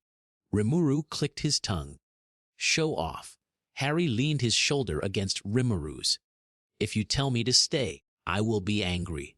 "I am not telling you to stay," Rimuru said. "He swallowed the rest I want to. He let it burn his throat and die there." "Ask me for anything else. Tell me to come back," Harry said. Rimuru turned and held his face in both hands for a heartbeat. "Come back," he said. "Come back even if the plan fails. Come back if you win. Come back if you need to be held up until you can stand. Come back small. Come back bloody. Come back laughing." "I will," Harry said. He said it like a vow that could cut through stone. Morning, the seam they gathered at the old stones in a light that made edges kind. The circle woke fast, like it had slept with one eye open. The air pulled into shape with a hum that set teeth on edge and then soothed them. Sheehan kissed Harry's hair. "Eat," she commanded one more time, because some spells need repetition. "I packed snacks," Shuna said, forcing a pouch into his pocket with the kind of strength that only cooks possess. "Don't give them to Snape." "I heard that," Snape said, tone acid. He looked at the pouch anyway. Benimaru bumped his fist. "Bruise the right people. Don't break the wrong ones," Diablo added dryly. Sui's shadow reached up Harry's ankle like a last pat. "I will be near," Kaijin grunted. "Bring my sword back with scratches I can be proud of." Veldora sniffed. "Make your enemies weep with awe. It's polite to give them something to feel before you flatten them." Ranga pressed his head to Harry's chest and huffed once. "Pack," he said.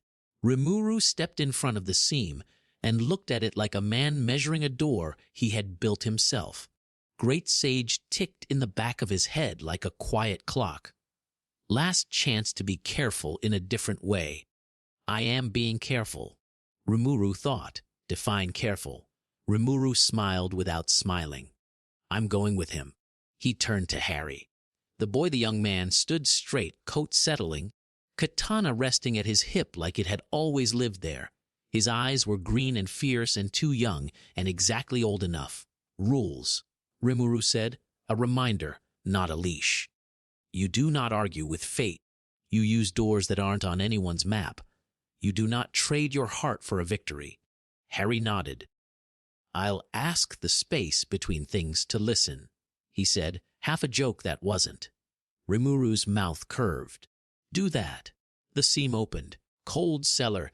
Scented air rolled out and gave way to a smell Harry had never known and recognized anyway. Wax and stone and chalk, the ghost of ink, 100 lunches eaten on a staircase. "Ready?" Rimuru asked. Harry's hands were steady. His stomach wasn't.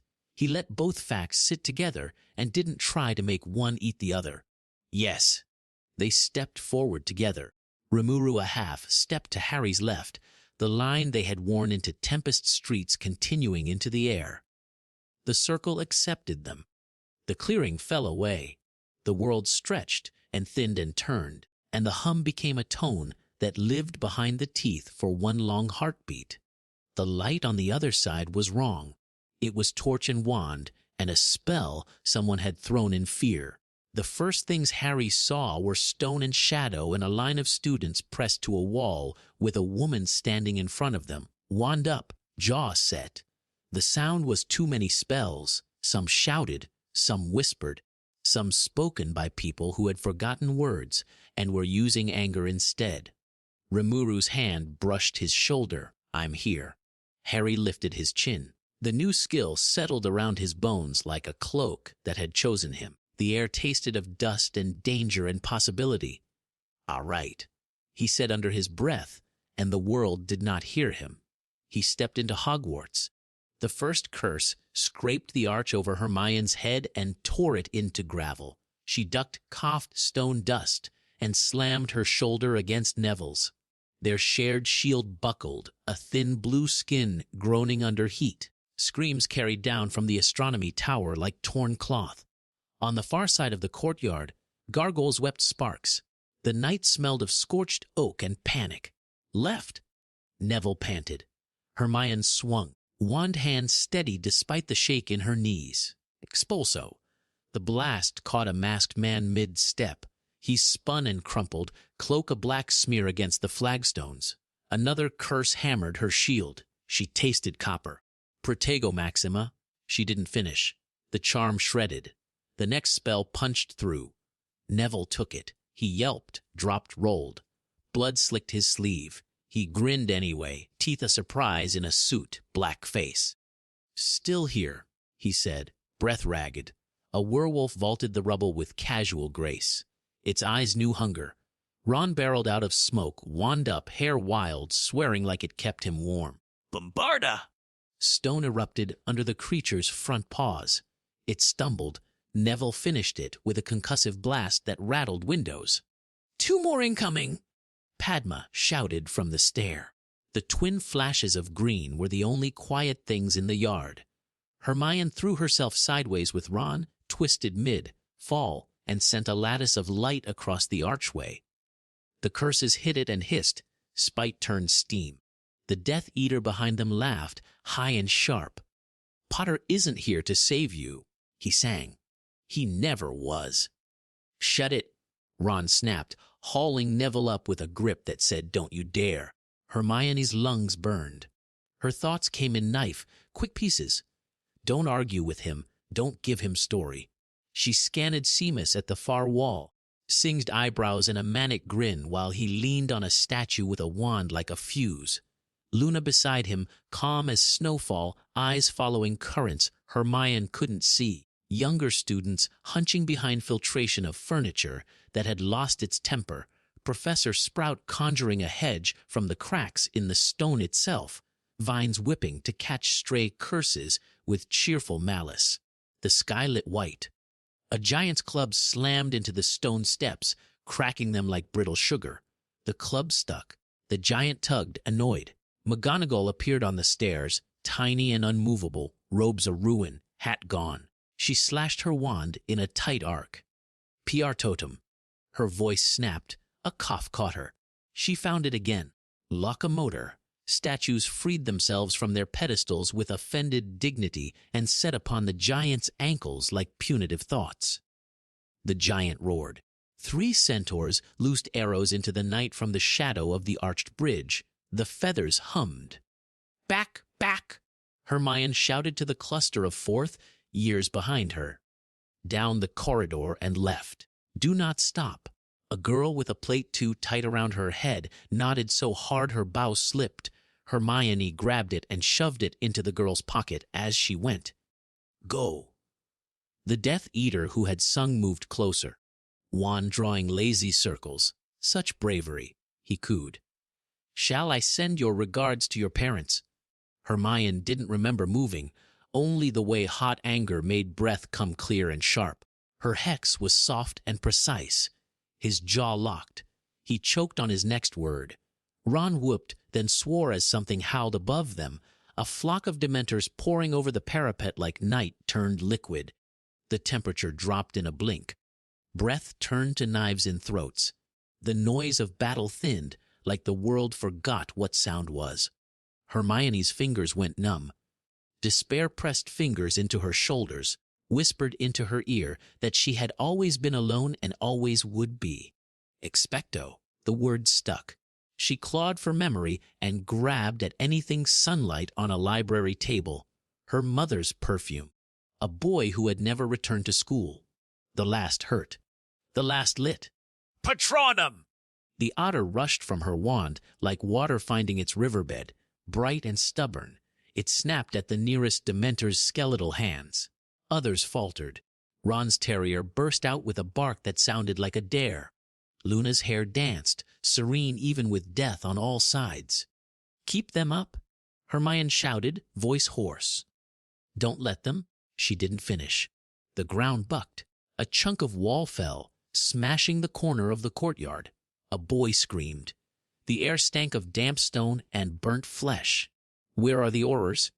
Neville rasped, eyes on the sky. His Patronus flickered, steadied. "Where's?" A shock ran through the castle. Hermione felt it in the bones of the stones.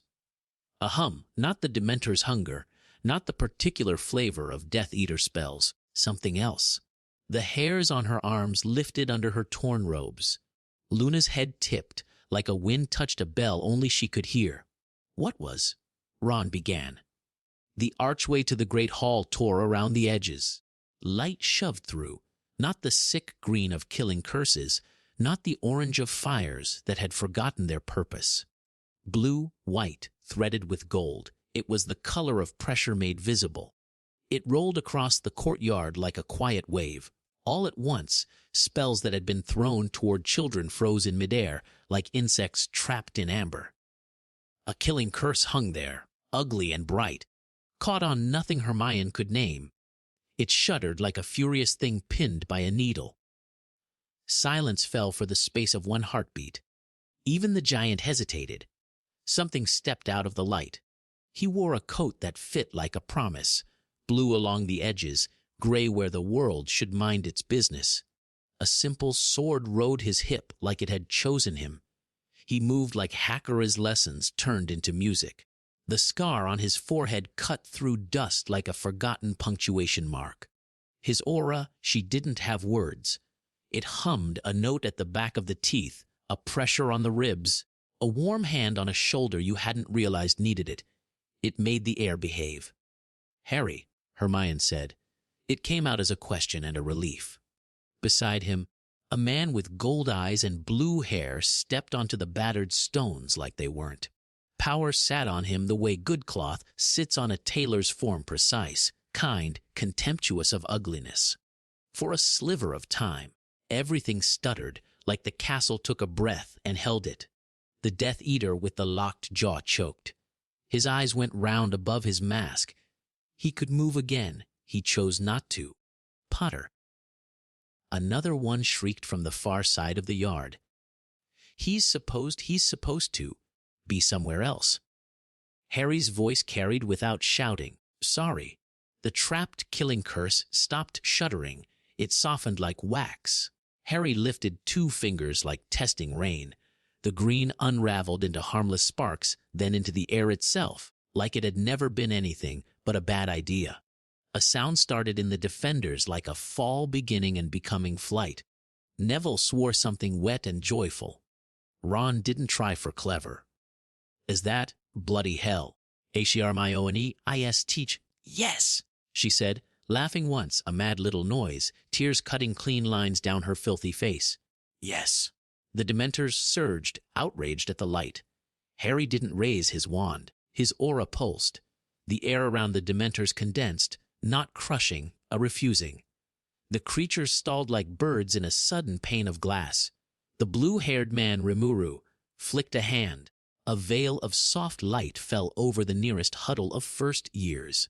Their sobbing hiccuped into quiet. They stared up, dazzled and terrified, and something new hopeful.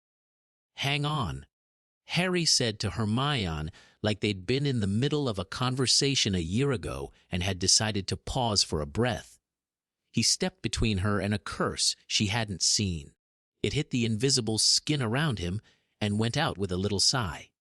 "Harry," she said, and wasn't sure if it was his name or the start of 1,000 explanations. "After," he promised, eyes flicking, cataloging, calculating. "Where do you need me?" "Everywhere," Ron said, and then almost sobbed, relief and insult and all trying to share one mouth. "We need you." He waved at the world, which was burning. Harry nodded like a general taking a report and moved. He didn't run. He arrived. One instant he was in front of Hermione, the next he was 5 yards away, hand on Seamus's shoulder, pushing him down before a blast chewed up the parapet where his head had been. He sliced the air with his palm. The dust that would have blinded them settled obediently like a dog told to lie down. A masked witch screamed and slashed a curse that would have cut through bone and then regret. Harry caught it without touching it and threw it back as a net of harmless light that bound her to a toppled suit of armor, the metal giving a grunt of satisfaction. "Boy!"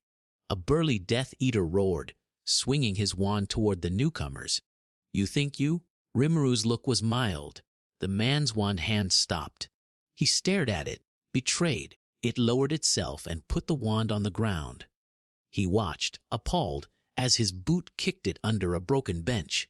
"That's better," Rimuru said kindly, and turned away to kneel by a boy whose leg bent wrong. He touched the air above the break like encouraging it from a distance. The bone remembered how to be straight. The boy gasped. "Breathe," Rimuru murmured. "That's the hard part." Near the steps, Luna's hair faded, exhausted. The Dementors pressed in. She blinked at Harry and gave him a calm little wave, like he had walked into a classroom. "Hello." "Hello," he said, and flicked a glance at the creatures. The space around them wrinkled with irritation. The Dementors pulled back, affronted. "Rackspurts hate that noise," Luna said cheerfully, swishing her wand. A gust of warm wind rolled out of nowhere and pushed the worst of the cold away. "Keep everyone breathing," Harry said. "I clean up." "Oh, good," Luna said. "I hate sweeping." He moved again, and people followed the wake he made, stepping where the air felt easier. Neville flanked him without needing to ask. Ron guarded his back with a snarl for anyone who dared. Hermione walked behind his right shoulder and found, to her horror and gratitude, that her hand steadied when he was there. How dare the world be that simple? How wonderful that sometimes it was. "Potter!" A Death Eater screamed from the arch. "Potter! Face me, you coward!" Harry didn't bother. The man's wand arm yanked itself behind his back like caught by a teacher. His mask twisted, lost interest, and slipped off his face. Shame was a poor shield. He ran. "Coward!" Ron snorted. "Honestly." A giant bellowed, finally freeing its club. It swung for the knot of students. Harry didn't raise his sword. He looked up. The head of the club stopped a foot above their heads like it had remembered gravity's rules were optional. It quivered. The giant grunted, confused. Harry made a small motion with his hand. The club drifted sideways and set itself on the flagstones. Rimuru snapped his fingers. The stone under the giant's feet softened for a breath and then set like a trap. The giant's ankle stuck. It howled, furious and perplexed, and swatted at air that refused to be anywhere it wanted. McGonagall, who had watched this from the stairs, put a hand to her chest, half laughter, half sob. "Mr. Potter," she said to no one and everyone, "you are late." Then, because she was who she was, she added crisply, "Miss Granger, prioritize wounded evacuation. Mr. Weasley, right flank. Longbottom with me. Potter." She met his eyes, and for a second her mouth trembled. "Finish what you came to finish." Harry nodded, that terrible easy nod again. "Yes, Professor." A Death Eater, thin, furious, eyes yellow with too much ambition and too little sense, tore his mask off and spat. "This is a trick," he hissed. "He's a fake." "The Dark Lord isn't here," Hermione snapped. "And yet you are losing." He spat a curse backhanded messy. She parried without looking.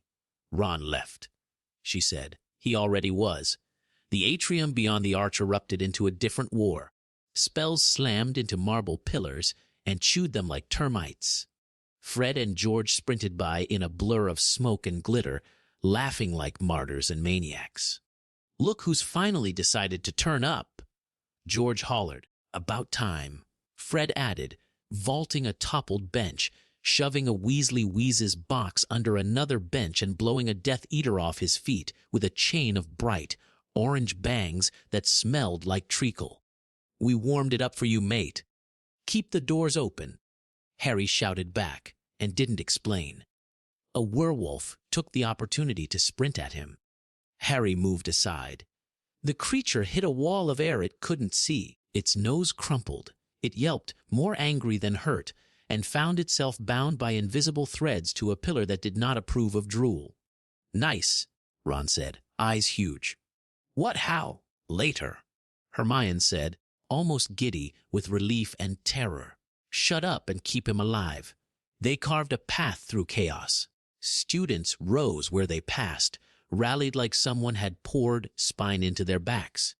Even those who had hated Harry by headline, who had believed months of poisonous ink and pub whispers, blinked stupidly and then fought harder. Rimuru moved like a rumor of good news. He stopped a collapsing ceiling with 2 fingers and a look. He turned a wave of fiend fire aside with a lazy motion, and it remembered being a normal flame for long enough to be smothered by a conjured blanket. He wrapped a shimmering curtain around a cluster of Hufflepuffs who were too busy crying and hexing from behind a toppled table to see the doom above them, and it fell on the curtain with a gentle hiss and slid to either side. "Who is that?" Padma breathed. "An adult," Luna said serenely. "A rare specimen." In the entrance hall, a masked witch spotted Harry, screamed his name like an accusation, and hurled 2 unforgivable curses in a row, one green, one bright and sweaty with hate. The green went into Harry's hand and came out as nothing. The other hit his aura and shattered. Gasps rippled. "Unfair," Seamus muttered, delighted. "That's unfair." About time it was unfair to them. Dean snapped, slamming a Death Eater into a stair with a resounding crack. "Potter!" Bellatrix shrieked from the gallery above, hair wild as brush fire, eyes bright with a light that had nothing to do with morals. "Come play!" "Bussy!" Harry called, gentle as a man turning down tea. He flicked his fingers. Her wand skittered across the floor, rattled to a stop by McGonagall's boot. The professor put her heel over it and ground it into a neat splinter. 10 points from Bellatrix, George said, appearing like a badger in a hedge. They fought, and they lived, and for a terrifying handful of minutes, the defenders began to look like people who might win. The hum in the stones changed. It wasn't a sound anyone heard with ears.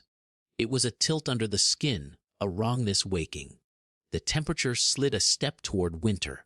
Torches guttered though no wind blew. Conversations faltered.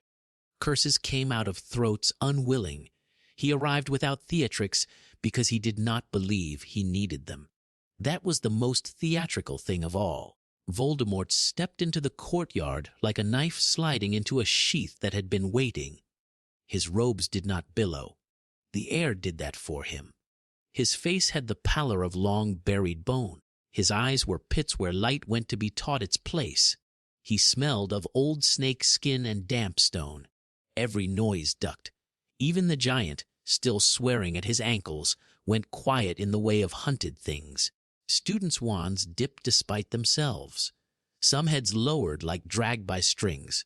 A few Death Eaters sobbed openly, relief a bile, slick laugh. "Harry Potter," Voldemort said, and his voice echoed off places sound should not be. It wasn't loud. It found throats and lived there. At last, Harry turned, deliberate. His aura did not flare. It settled. The hum behind Hermione's teeth smoothed into something that made her spine straighten. "Tom," Harry said. A hiss knifed the air, not from Voldemort, but from his followers. The name unraveled some of their courage the way heat undoes oilcloth. Voldemort, for his part, did not twitch. He must have expected it. He had practiced. "You have learned tricks," he said, gaze sliding briefly to Rimuru and away like refusing to acknowledge the impossible. "Brought pets." Brought family, Harry said. Rimuru smiled, small and precise. You don't get to use that word. Voldemort ignored him. He tilted his head, studying. You are older than you should be, he observed. Time is rude, Harry said. Voldemort's mouth curved without humor. No matter. The ending is the same. Ron's breath burned Hermione's ear. Don't, he whispered, not sure what he meant. Don't talk. Don't move. Don't be anyone's story. Harry stepped forward, and the defenders made a sound without language. Rimuru put a hand on his shoulder and took it away again, the touch a blessing and a warning both. Hermione's fingers tightened around her wand until the wood creaked. Students. McGonagall said, voice iron under smoke. Back. They didn't want to. They did. Luna had to tug Seamus by the sleeve. Neville stood like a stake hammered into ground and refused to be pulled until McGonagall's eyes found his. He swallowed, nodded, and took 3 steps, like that concession could hold the rest of his courage safe. Voldemort's wand tilted. The smallest movement. It felt like a coin flipping and deciding to land on its edge. Avada Kedavra, he whispered. The green sprang. It had weight and history behind it. It came like a verdict. The world, often unjust, made way for it with ugly eagerness. Harry raised his hand. Void gathered. The curse struck the invisible skin and went to pieces like cheap glass. The shards fell as motes that remembered being pollen and then as nothing at all. Several Death Eaters made small, helpless sounds. Hermione realized her mouth was open and shut it. Ron didn't. Okay, he breathed. Okay. Voldemort's nostrils flared, the smallest loss of face. He didn't stop. His next spell came layered, a braid of fire and cutting air, and something designed to crawl inside the lungs and nest. Harry stepped sideways, not fast, exactly true. He brushed the air. The braid unraveled itself rather than insult him by touching. Hand support threat vectors analyzed. Nullification window 0.4s. Efficiency 92% to show off, Ron muttered, relief making him reckless. Shh, Hermione hissed, eyes stinging. She had never loved anyone this much. It hurt like a good ache after a long climb. Voldemort lifted his wand higher. The ground heaved, stone bucked. Harry leaped, landed on a pillar of rock that decided it would be convenient to rise to meet him. He angled his body, drew his sword, and let it hum. The blade did not glow. The air around it did, consenting to be sliced. The crowd drew breath as one organism. Time thinned. Voldemort's mouth stretched. He bared his teeth, a grin with no joy in it. He snapped his wrist. A storm of emerald knives leapt from the wand, each one whispering a different ruin. Harry set his feet. Aura tightened around him like a second skin. He moved to meet them. From the edge of the courtyard, Rimuru spoke without raising his voice. Finish it. Harry's eyes flicked once, brief as a heartbeat, to Hermione, to Ron, to Neville, to Luna's odd, certain smile, to McGonagall's hand clenched over her wand, to the wall behind which children breathed because he had arrived. He turned back to Voldemort. The first knife hit his field and shattered. The second slowed, curious, then dissolved. The third learned to be dust. He lifted the sword. The edge took a line of air and taught it a better habit. Harry stepped in, and the world leaned. Voldemort's next curse came black and thick, the kind that stains. Harry's blade met it. The curse screamed like a kettle left too long. It died. Spectators didn't blink. To blink was to miss doctrine turning to powder. Voldemort moved, a blur for someone who had made speed into the kind of language his body spoke without thinking. Harry's answer was not speed. It was rightness. He was where he had to be each time. He closed the distance, not a lunge, not a sprint, an inevitability. The stones underfoot rang. A crack snapped the night, a sound like ice deciding to break and be river. Light climbed the blade in Harry's hand, not to show off, but because it was easier there. Tom Riddle. Harry said, quiet. Clear. Voldemort's eyes narrowed. Harry Potter. He replied, mockery a habit he wore as a skin. They moved. Spells and counters and slices of space collided in a storm that bent the courtyard into a bowl, sound ringing, air singing, pressure beating in the chests of everyone close enough to taste fear. Hermione felt the shock of each exchange in her teeth. Ron's hand found hers and crushed. She didn't complain. Voldemort thrust. Harry parried. Harry cut. Voldemort turned the cut aside with a twist of world and will. Harry reached, not for magic, but for the space between, and pulled. Voldemort stumbled a fraction, an indignity. His eyes flashed. The green light came again. Harry didn't bother with his hand. He tilted the world. The curse slid past him like rain down an eave and struck the arch where a Death Eater had been creeping. He froze forever in a neat heap. A low moan ran through the masked ranks. The prophecy. Someone whimpered, like invoking it could change the taste of the air. Stop hiding behind sentences. Hermione snarled, unexpected fury biting cleanly. The Death Eater flinched like she had slapped him. Harry and Voldemort circled, the center of a storm they were making and ending both. The castle seemed to hold itself still to watch. Portraits across 3 floors leaned out of frames, eyes like moons. Peeves hovered 20 feet up, head cocked, for once forgetting to drop anything. Always theatrics with you, Voldemort whispered, though his body said he had abandoned theater for survival 3 moves ago. I learned from the best, Harry said. You, Voldemort struck. Harry met him. The light blew sideways into the night. The giant roared. The river at the edge of the grounds whispered something about tides. The stars leaned closer, impolite and fascinated. Harry stepped, sword rising, aura flaring, and everything went white. Light broke across the courtyard and kept breaking. Voldemort's first volley came woven, cutting wind, green death, a thread of smoke that wanted lungs. Harry stepped into it. His aura drew tight, a second skin that hummed like a struck rim. The curses hit and lost names. The wind slashed at nothing. The smoke remembered it was only smoke. The green unraveled into harmless glimmer and went out like embarrassed. Someone gasped near the shattered arch. With his hand, Seamus said, stunned into reverence. He caught it with his hand. Voldemort did not blink. His wand moved in a clean, tiny arc that most duelists never master. A ring of flame reared up behind Harry, bending like a serpent with new intelligence. Fiendfire found form, wolves, serpents, a dragon made of coal and memory. Harry didn't turn. He flicked 2 fingers. The fire's shape hesitated, confused by obedience. It fell flat, then guttered to a contained circle that licked the stones like a dog drinking, and went out under a curtain of air that had decided to be water for a moment.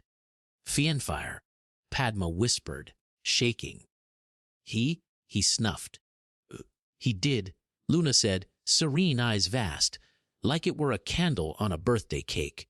Voldemort's expression didn't change. Something behind his eyes did, a subtraction. He tasted the air like a snake measuring distance. You have learned parlor tricks, he said.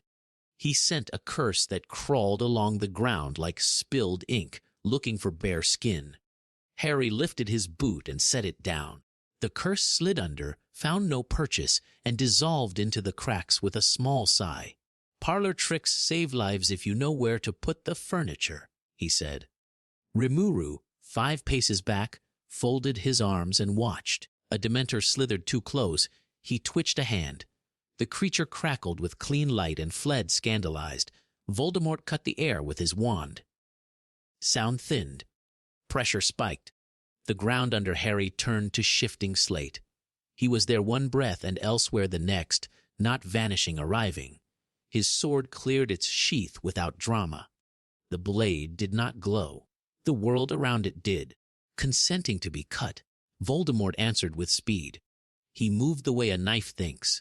His curses came in rails, red and purple, and that oily black that always smelled like a cupboard where something died. Harry met them with angle, with small turns of wrist that taught energy a better habit.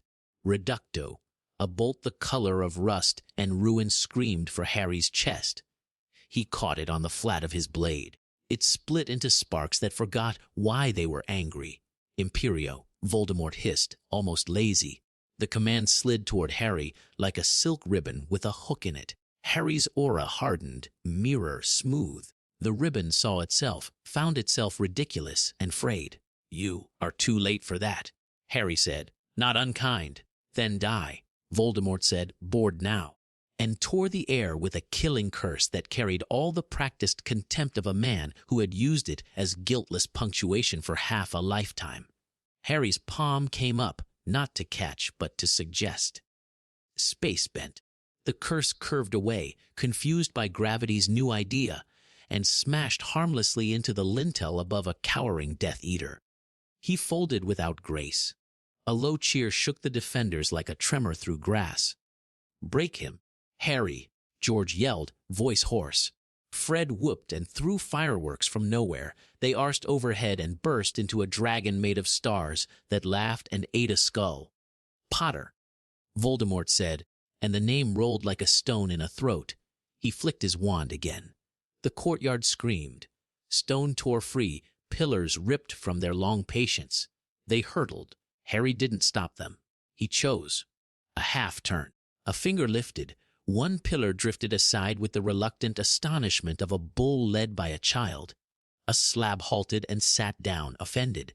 Chips of masonry, lethal in any other night, lost interest and fell as a fine dust that settled on hair and lashes like snow. Ron laughed, bright and wild. "He's making it tidy. Focus!" Hermione snapped, eyes glued to the dance.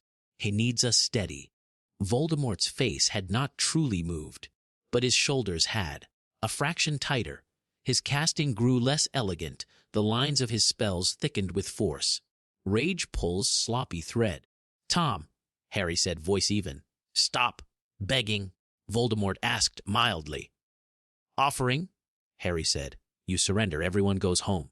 You live long enough to see the world without your hand on its throat." Gasps. Hisses. A stifled laugh from a Death Eater who would die for that sound later. McGonagall's hand tightened on her wand until her knuckles whitened. Voldemort's mouth made a shape like a smile that had never been taught grace. "And you?" he asked. "Do you live long enough to learn to be bored?" "No." He rolled his wrist. The world near Harry went knife, cold as a spear of condensed darkness tore space like cloth and struck. Harry stepped through it, not aside, through. His aura opened a door and shut it behind him. The spear howled, orphaned, and embedded itself in the far wall, where it sulked and bled shadow. Someone said, under their breath, a prayer they had forgotten the words to. "I'm not here to be entertained," Harry said, so only Voldemort heard. "I'm here to end this." Voldemort lunged. They blurred. Spells collided with space and rang like steel. Harry's blade moved in lines that were not taught at schools. He cut a curse at the seam where it came apart best. He slipped between two hexes that would have met to make a third uglier than either, and the third died unborn. Voldemort fainted, and it would have fooled anyone who hadn't learned from a man who preferred jokes to lies. Harry didn't buy it.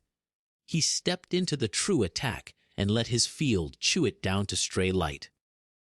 Rimuru didn't smile. His eyes went narrow with pride a father tries to hide for the sake of dignity. "Finish it," he murmured, to the air, to the boy, to the night. Voldemort went for a different page. He dropped his wand a fraction. Smoke blossomed. A snake unspooled from it, long as sin, fanged like debts, its eyes twin coins in a poor light. It struck for Harry's face. Harry's left hand came up, 2 fingers and a thumb catching the hinge of the jaw without touching flesh. The snake writhed furious. Its scales met the slick nothing of his power and found no purchase. He set it on the ground. It hissed, coiled, and unknotted into ash. "Where's your anchor, Tom?" Harry asked, something compassionate in the question, like a teacher who hopes a student will find the answer that saves him. "Where's your safety net?" Where it used to live, under Harry's scar. The tether had long since been eaten and made harmless. A secret handled in another world during a quiet afternoon while Shuna fussed and Diablo muttered about elegant solutions. Voldemort felt for it now out of habit and found air. A tiny thing cracked in his face then. The smallest pain. Fear peered through. He covered it with fury. Crucio. The curse came fat with malice. It hit Harry's field and turned its face outward. The caster grimaced and flinched. A child biting on his own toy and tasting iron. The curse recoiled and snapped. Voldemort's breath seized. He cut it, furious with his own body, and threw 3 more in a row.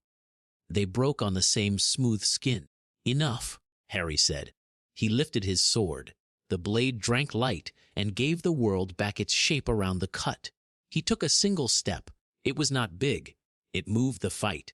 Voldemort had not fought anyone in years who could meet him inside his reach. He fell back a hair without thinking and hated himself for it. He flung up a ward layered like fine pastry. Harry's sword kissed it, and the layers slid apart, reveal upon reveal. The ward sighed and lay down the way a locked door opens to the right knock. Merlin, a boy whispered. He's unmaking. He is telling the world to behave. Hermione muttered, shaking, exultant. Yes, Voldemort threw 3 curses no school named. They left stains in the air. Harry drew a circle with his blade. Void gathered, gentle and inexorable. The stains bled out and vanished like embarrassed. He closed the circle and flicked his wrist. A halo of pressure rippled outward, harmless to those he loved, cruel on those he did not. Masks rang, knees buckled. Wands clattered like gravity had been laughed at for too long and wanted an apology. Yield, Harry said. Voldemort laughed. It was a bad sound. To a child playing at God. To a man who was raised to protect people. Harry said. He nodded once, almost to himself, like accepting a conclusion the figures had all agreed on. Last chance. Voldemort spat a word that wasn't language. The courtyard darkened. A fist squeezed every heart for one staggering beat. The shadow over the castle became a hand. He drove it down. Harry planted his feet. His aura flared, not higher, not louder, truer. Blue, gold rolled off him in a low tide. The shadow broke on it like surf on a pier. It fell back, confused, then dispersed, remembering it had never been invited. Rimuru's voice drifted up, amused. He hates when doors have bouncers. Harry breathed. He lifted his sword to his shoulder. He lowered it. He raised his free hand and closed his fingers on the air. Space gathered. It braided itself into a clean, pale lance that made no light but demanded attention anyway. Voldemort saw it and finally let fear show, naked and pure. No, he whispered, almost childlike, and then, like remembering who was supposed to be, he screamed, "Nango!" and flung the oldest green. Harry didn't move his feet. He tipped the lance a degree. The killing curse slid along it like rain down a roof and streaked up into the night where it burned out among indifferent stars. "Tom," Harry said, quiet, a mercy and a judgment. "Stop." Voldemort answered with everything, not a spell, but will welded to hate. It came like a wall, the kind that breaks cities. Harry stepped through the doorway his power made and met him. The lance struck true, not through flesh, through idea. It found the knot at the center where all Voldemort's thefts had been tied, a core his magic had hidden the way a man hides a debt in a desk drawer. Harry did not pierce it. He pressed it open and held it there. Rimuru's power moved then, not to steal, not to gloat, to devour what the world would be better without. For a heartbeat, the night was full of a sound like a kettle boiling, and a train leaving, and a child waking from a nightmare and deciding to sleep again because the door had been closed. Voldemort screamed. Not with theater, with the sudden clarity of a man who has realized there is no later. His body tried to turn to smoke. Harry's field said no. It held the shape and removed the animating lies from it. Flesh sloughed to ash cleanly. The soul, metals in him, those ugly anchors, rang and cracked and went dull. His wand spat a final, petty spark and died. The robe fell with nobody to insult. Silence, not stunned, holy. A Death Eater made a wet keening. Another dropped his wand like it had burned him and folded to his knees. A third took 2 steps backward, turned, and ran directly into a translucent wall that hadn't been there a moment ago. Rimuru, smiling like a polite host. "Stay," he said. "It's safer." Seamus whooped a fraction too loudly like a cork. "It did it! Of course he did it," Ron said, voice breaking and bold as a banner. He's Harry." Harry stood, breathing hard but not gasping. Sweat ran a clean path through dust down his temple. His eyes were clear. He lowered the lance. It unraveled into the ordinary air, which seemed relieved. "Hey, all right." The name became a wave. Students spilled from cover. Professors swayed where they stood, then remembered to be upright and to count the living. McGonagall put her hand over her mouth for a moment, and then strode down the stairs with her old, unshakable stride. Hermione didn't move. Then she did. She ran. She hit him with a hug that knocked dust up in a halo around them. He caught her, more than he had caught curses, and laughed once into her shoulder, relieved, surprised at the sound of it. "You came," she said into his collar, voice wrecked. "I did," he said into her hair. "Sorry I'm late." Ron thumped Harry's back hard enough to bump Hermione. "You absolute." He couldn't find the word that contained everything he wanted to call his friend, not when he also wanted to cry. He opted for the oldest. "Prat." Harry grinned at him, unrepentant and grateful. "Love you too." Neville was there, eyes bright, breath short, sword nicked, hands shaking. He reached out awkwardly, then decided on stubborn dignity and offered his arm. Harry took it, forearm to forearm, a clasp that meant more than words. "Nagini?" Harry asked. "Gone," Neville said, quiet with earned pride. "You did the rest." "Not alone," Harry said. Luna arrived last, like following a path no one else could see. She touched Harry's cheek with 2 fingers, cool as river stones. "The Raxperts are offended," she observed. "You chased them away." "They'll find someone else to bother," Harry said, some softness in his voice for her that had nothing to do with politeness. "We'll watch," Luna said, like promising the moon a secret. Around them, the war sagged and then fell apart. Death Eaters dropped wands, and in too many cases, pried. Some cried. Some crouched like dogs expecting kicks. A few tried to run again. Sui's shadows caught their ankles like polite snakes. Rimuru corralled a clutch of them with a shimmering barrier and a smile that said, "Please, don't make me be unkind." Statues returned to their plinths with dusty self-importance. The giant, ankles freed at last, limped away into the dark, making sad noises like a broken tuba. Fred and George sprinted up, grinning through tears. "Show off," Fred gasped and hugged Harry, then Ron, then Hermione, then tried to hug Neville, who tolerated it like a cat. George clapped Harry's shoulder. "We're going to release a commemorative line of sweets," he said, voice thick. "Harry's humbugs. They neutralize curses and taste like victory." "Disgusting," McGonagall said briskly as she reached them. Her eyes shone anyway. She pinched the bridge of her nose, took one breath, then looked Harry square in the face. "Mr. Potter," she said. 500 points to. She stopped. The house system was a child's game, and tonight had not been that. "To all of us," she said, and it sounded right. She put her hand on his cheek for one heartbeat. "Good lad." It wasn't school. It was family. Rimuru stepped in, not to claim credit, only to be counted among the living. Harry met his eyes.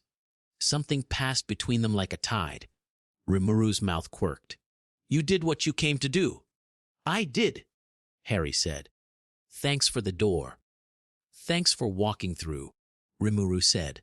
A hush ripple moved across the courtyard again, the kind that announces an arrival long practiced. Albus Dumbledore walked through the broken arch. He looked older than his portraits. War had pressed the lines around his eyes deeper. His robes had lost patience with splendor. His wand hand trembled once, and then remembered it was supposed to be steady. His blue eyes took in Voldemort's empty robe first, then the surviving children, then Harry. A brightness moved across his face, and then was strangled by something that might have been grief. "Harry," he said. Heads turned. Ron went still, jaw setting. Hermione's spine stiffened an inch. Neville's mouth thinned. Luna watched like studying a bird that might bite. Harry turned halfway. He didn't step toward Dumbledore. He didn't step away. His aura did not flare in warning or soften in reconciliation. He stood. "Headmaster," he said. The word contained both the past and its disappointment. Dumbledore's throat worked. He looked for words in a desk that had been messy too long. "You have done what no one else could." "I did what had to be done," Harry said, voice even. "With help." Dumbledore's gaze flicked to Rimuru. The old wizard's eyes narrowed for a breath. He bowed. Rimuru bowed back exactly as far, polite, measured. Boundaries drawn with chalk you could see from the moon. "We have much to discuss," Dumbledore began. "We do," Harry said. He lifted a hand, palm out, a gesture that had calmed dragons and friends. "Later. People are bleeding." Shame touched Dumbledore's face and did not flee. He nodded. "Yes," he said. "Yes, of course." Ministry robes appeared like mildew after rain, survivors, plus those who had stayed out of range, and come in now to collect the credit, or the dead. A man with a crisp mustache and a badge that gleamed too loudly cleared his throat and found a voice that tried for authority and landed on officious. All foreign entities must present." Rimuru looked at him with polite confusion. "Present what?" he asked. "Papers," the man said, relieved to have found something solid. "Registration for existing," Rimuru suggested. He smiled, gentle and not kind. The man's mouth opened and then chose survival. He took a step back. Harry's gaze touched him like weather. The badge holder swallowed and found urgent business elsewhere. "Later." McGonagall snapped, intercepting him with the precision of a woman who had taught 4 generations to cue properly. "Bring blankets. And tea. If there are any left who think tea is beneath them, hand them a broom and put them on corridor sweeping. Off with you." The man went.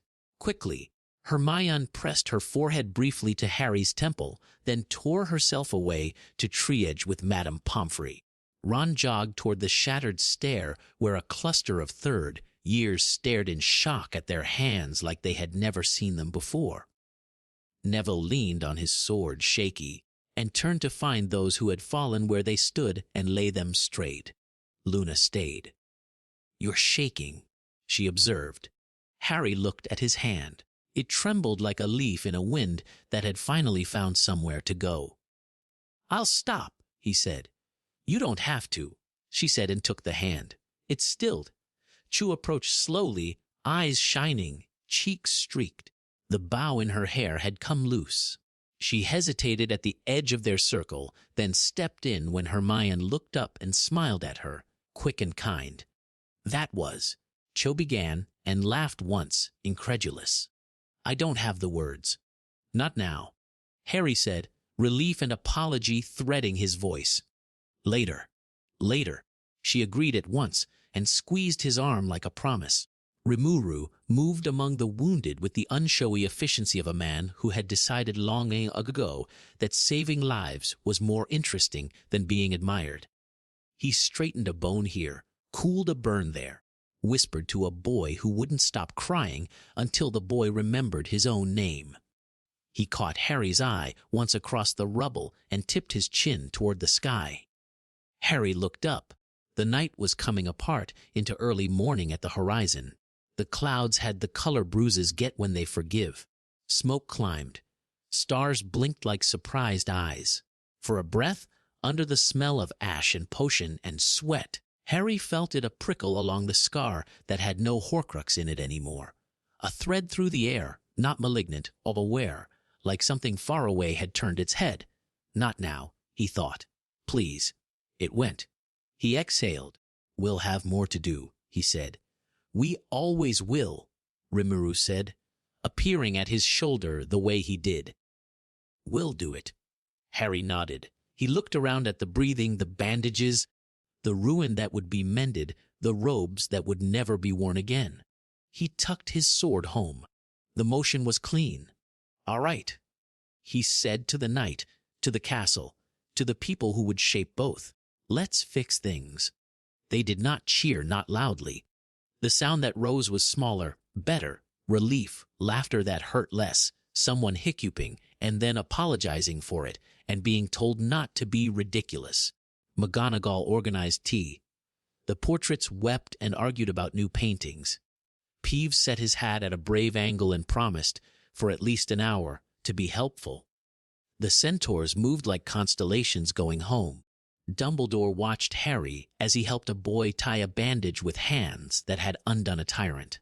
There was a question in the old man's gaze. There would be answers later. They would not be simple. That was fine. For now, the dawn slid over the turrets and laid a pale gold hand on the stones. Harry stood with Hermione and Ron under what was left of the arch. Luna leaned against the column, head tilted, listening for things others missed. Neville sat on a step, finally letting himself be tired. Cho talked with Padma, eyes glancing up now and then, like to be sure the hero stayed in the room and didn't evaporate. Rimuru stood with them, not at the front, not at the back, where family stands. "I'm hungry," Ron announced, wounded dignity returning. "Like heroic amounts. Tea first." McGonagall barked from the other side of the yard, without looking, like she were everywhere. "Then sandwiches." "See," Hermione said, smiling crookedly at Harry through red eyes. Order restored. "Until lunchtime," he said. "Until lunchtime," she agreed. They went to help. The day, which had been waiting, began. The great hall learned to be a hospital overnight. Benches stacked against the walls. Cots in tidy, stubborn rows. Sunlight poured in through windows that hadn't been windows yesterday. The ceiling still showed storm, out of habit, but the lightning seemed mostly decorative now. The air smelled like potion steam and bread and sinned cloth. Harry carried a crate of bricks in each hand and tried not to look heroic doing it. "Set those by the middle arch, please," Hermione said, hair tied back with a strip of blue cloth that had once been a Ravenclaw banner. She had ink on her cheek and a quill behind her ear and a clipboard that had been charmed to obey her. "Yes, right there. Perfect." He put the bricks down. "Who gave you a clipboard?" "I stole it," she said, entirely unapologetic. "We're prioritizing load, bearing structures, and the hospital wing corridor. Professor McGonagall is coordinating with Professor Vector on structural charms. Try not to make new holes while you're closing old ones." "I'll be tidy," he said. Deadpan. "Good." She tucked the quill into the clip and then didn't move away immediately. The corner of the quill scratched her jaw as she turned it without noticing. "You slept." "A bit." He tilted his head. "You?" "Like a stunned puffskein," she admitted, and then fidgeted because admitting vulnerability cost her a tick. "Harry, when you last night, what you did with that curse, was it a nullification field or a directed cancellation? Because the way it collapsed, it looked like you asked the energy too." She gestured with both hands, trying to pull sense out of the air. He smiled. "Both, sort of. Think less a spell list, more convincing the space between things to behave." Her eyes lit. "Spatial compliance," she breathed. "That's not in any arithmancy text I've read. We could write one." "We should probably fix the ceiling before we publish," he offered. "Yes," she said, and then, without planning to, reached out and dusted mortar grit off his sleeve with 2 brisk taps. Her fingers lingered the heartbeat after the grit was gone. "Also, thank you for keeping the ceiling from landing on the Hufflepuffs." "They were doing important crying," he said. "They were," she agreed, and her mouth softened. She shifted the clipboard to her other hand. "Library later. I want to see what parts of our theory we can make talk to your system." He nodded once, simple and certain. Library later. Ron jogged past with 2 first-years carrying a plank between them like a canoe. "Make way! Coming through!" Hermione, tell the Board of Governors we're installing handrails on everything. I'm tired of heroic staircases. Noted. Hermione said automatically. No, Malcolm, don't touch that cauldron, Padma. Could you thank you? She turned back to Harry. The quill tickled her ear again. Go, help Professor Flitwick with the lintel in the charms corridor, please.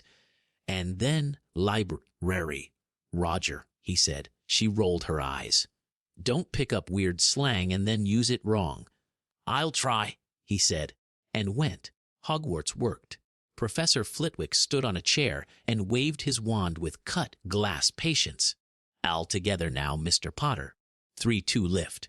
The lintel rose obediently. Harry held it in the air with one hand and used the other to persuade the stones underneath to remember their shape. There, Flitwick said, satisfied. Stay. Good. Excellent. Mr. Potter, if you're done politely arguing with geology, there's a banister that needs your charm. On it, Harry said. That's my line. Flitwick sniffed, but he was smiling. House, elves scurried in battalions, chins up, sleeves rolled, bandaging pride as well as knees. Peeves carried bandage rolls like streamers and, after 3 warnings from McGonagall, restricted his chaos to dropping sandwiches precisely where exhausted students would trip over them. Rimuru drifted through the work like good weather. He held pressure on a broken beam with a breath. He talked to a terrified owl until it stopped attacking everyone who came near its injured wing. He crouched by a 4th year having a panic attack under a table and drew a simple square on the flagstone between them. There, he said, as the boy sobbed and breathed. We're in the square. Everything outside it is later. The boy nodded at the square and believed it. Not everyone did. A ministry man with a clipboard far less worthy than Hermione's and a mustachie that wanted to be an argument planted himself in the entrance hall and cleared his throat until the hall got bored. Excuse me, he said to Rimuru, but we do have procedures for foreign magical entities entering ministry jurisdiction.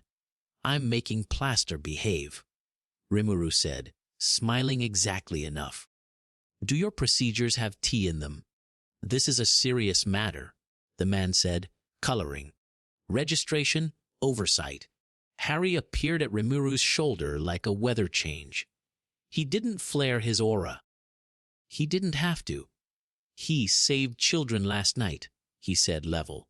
He's saving them now. You can register gratitude later. Now, see here. Now see here. McGonagall said from 4 yards away, which is the worst possible distance from which to hear that tone. Mr. Blenkinsop, if you have any personnel with functional wands and working spines, send them to the courtyard wall. Otherwise, step aside. You're standing where people have to walk. Blenkinsop looked like a man calculating how much of his career would survive arguing with Minerva McGonagall in front of witnesses. He decided to live long enough to make worse decisions another day and retreated at speed. Your ministry is adorable, Rimuru murmured to Harry, like a flock of geese that thinks it invented the sky. We're working on it, Harry said, affectionate and resigned. Thank you. For what?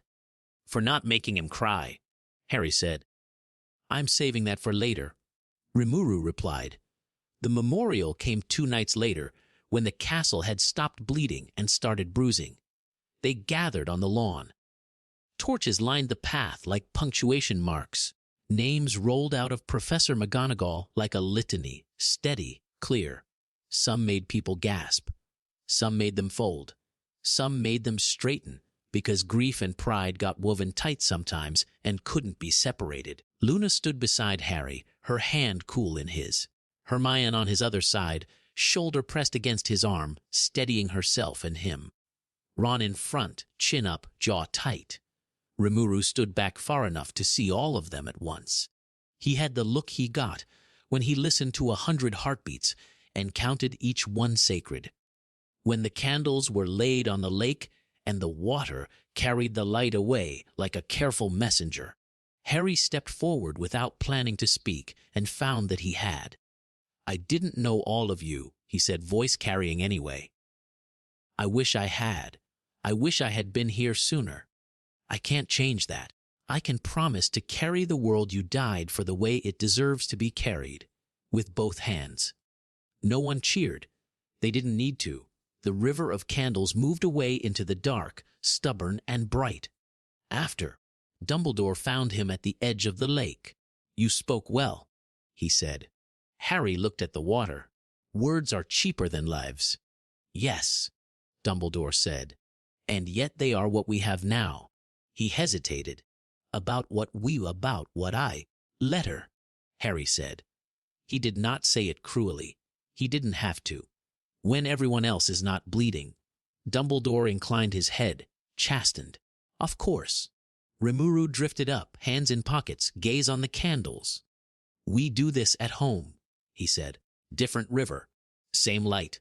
"Do you say anything?" Harry asked. "Sometimes we eat together," Rimuru said. "Sometimes the best prayer is soup," Harry huffed. "Hermione would approve." "She's already created a rota for soups," Rimuru said. "I am both comforted and terrified." The library felt like a lung filling for the first time in days. Most windows were whole. The air smelled of paper and mending charms and a faint, agreeable dust. Madame Pince watched Harry and Hermione approach with the suspicion of a dragon forced to share its hoard with a polite knight. "I'll be careful," Harry promised, and when he said it, the books seemed to accept him. They took a table near a window. Hermione unfolded a sheaf of parchment already covered in lines and loops. "All right," she said briskly, entirely at home. "Show me how you're talking to space." He held up a hand over the parchment and made a slight, careful gesture. The edges of the parchment softened and then settled like they had been crooked and were now straight. Hermione's eyes shone. "You're encouraging a state change." "Requesting," he said. "It's all requests, even when I look like I'm telling the world what to do." "That's you," she murmured. "Ethical magic. Consent-based spell work." He laughed. "You make it sound like a term paper." "It will be," she said, mock severe. "Will publish under your name, of course." "Or name," he corrected. She went still, and the tip of the quill left a dot on her notes. "Or," she said. Her cheeks pinked, which annoyed her, which made her blush more. "Yes." "Good." "Fine." He didn't tease. He leaned in until their foreheads almost bumped, the way people do when reading the same margin. "Thank you," he said.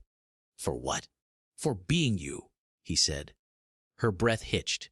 She fiddled with the quill, then set it down deliberately and put her hand on the page where his was not. "You're welcome," she said, and her voice didn't shake. "Luna took him to the forest at twilight." "They can see you now?" she said, like a fact about weather. "Ooh, the Thestrals. Well, they could see you before, but you can see them." She touched his arm, the touch feather light. "Sometimes we have to grow new eyes when the old ones have seen too much." The Thestrals stood among the trees like ideas that had decided to have bones. One lowered its head. Harry reached out, not to own, not to tame, to greet. Its breath smelled like cold apples. He smiled. It blinked, slow and grateful. "They like you," Luna said. "They like you more," he said. "Everyone does," Luna said cheerfully, then tilted her head. "You're carrying fear like a jar you're not sure is sealed." He exhaled. "I don't want to break anything here." "You won't," she said, and the certainty was so clean he almost stepped back. "You will bend things. That's not the same. You make it sound easy." "It isn't, but it can be simple," she said. "Also, I made you something." She pulled a small charm on a thin cord from her pocket. It looked like two circles, joined at one point, the simplest Venn diagram in the world, made of pewter that had been hammered by a patient hand. "It's for bridges," Wear it when you're in between places. He let her loop it over his head. The charm settled against his shirt like it had been waiting. Thank you. Bring it back, she said. I will, he said, and meant both the charm and himself. They stood while the forest breathed around them. Somewhere beyond the trees, Thunder muttered once and then thought better of it. Luna watched the sky. Something is sniffing, she said. Not here, near here. Good sniffing or bad. Hungry sniffing, she said, untroubled by words like good and bad when the world was bigger than them. Tell Rimuru. He knows how to talk to Hungry. Cho found him on the Quidditch pitch in a wind that wanted to play. Did you ever fly? She asked, pushing a stray strand of hair behind her ear. The gesture made him notice her wrist, the fainting stain on the side of her hand. She'd been writing letters then, saying names, doing the work grief demands. Not like you, he said. Not at all, Pa. Well then, she said, eyes brightening. Let's remedy that. She handed him a broom with reverence. He respected it accordingly. The first lift felt like a question he already knew the answer to. The second felt like a laugh he hadn't laughed since he was small. He rose, cautious, then bold, then something dangerously like joy. Cho flew beside him in a lazy curve. You're a natural, she said, grinning. Must be infuriating to everyone who trained for years. I had a good teacher, he said, and a generous wind. That's me, she said. A generous wind. They banked. Hogwarts spread below, bruised and stubborn, stitched with students and ladders and hope. He glanced at her. She was watching him, not the view. She didn't look away. I used to read about you, she said, frank. I didn't think you'd be like this. Like what? Kind, she said. And quiet. And terrifying, but in a way I want on my side. He swallowed a sudden, ridiculous urge to blush. Thank you, he said.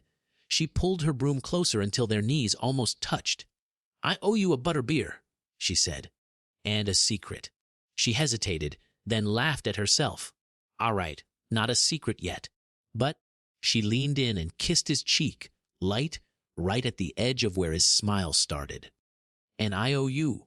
He looked at her, and the wind did something complicated in his chest. I'll collect, he said, trying for banter and landing on promise. Good, she said, cheeks warm, eyes steady. Don't be late.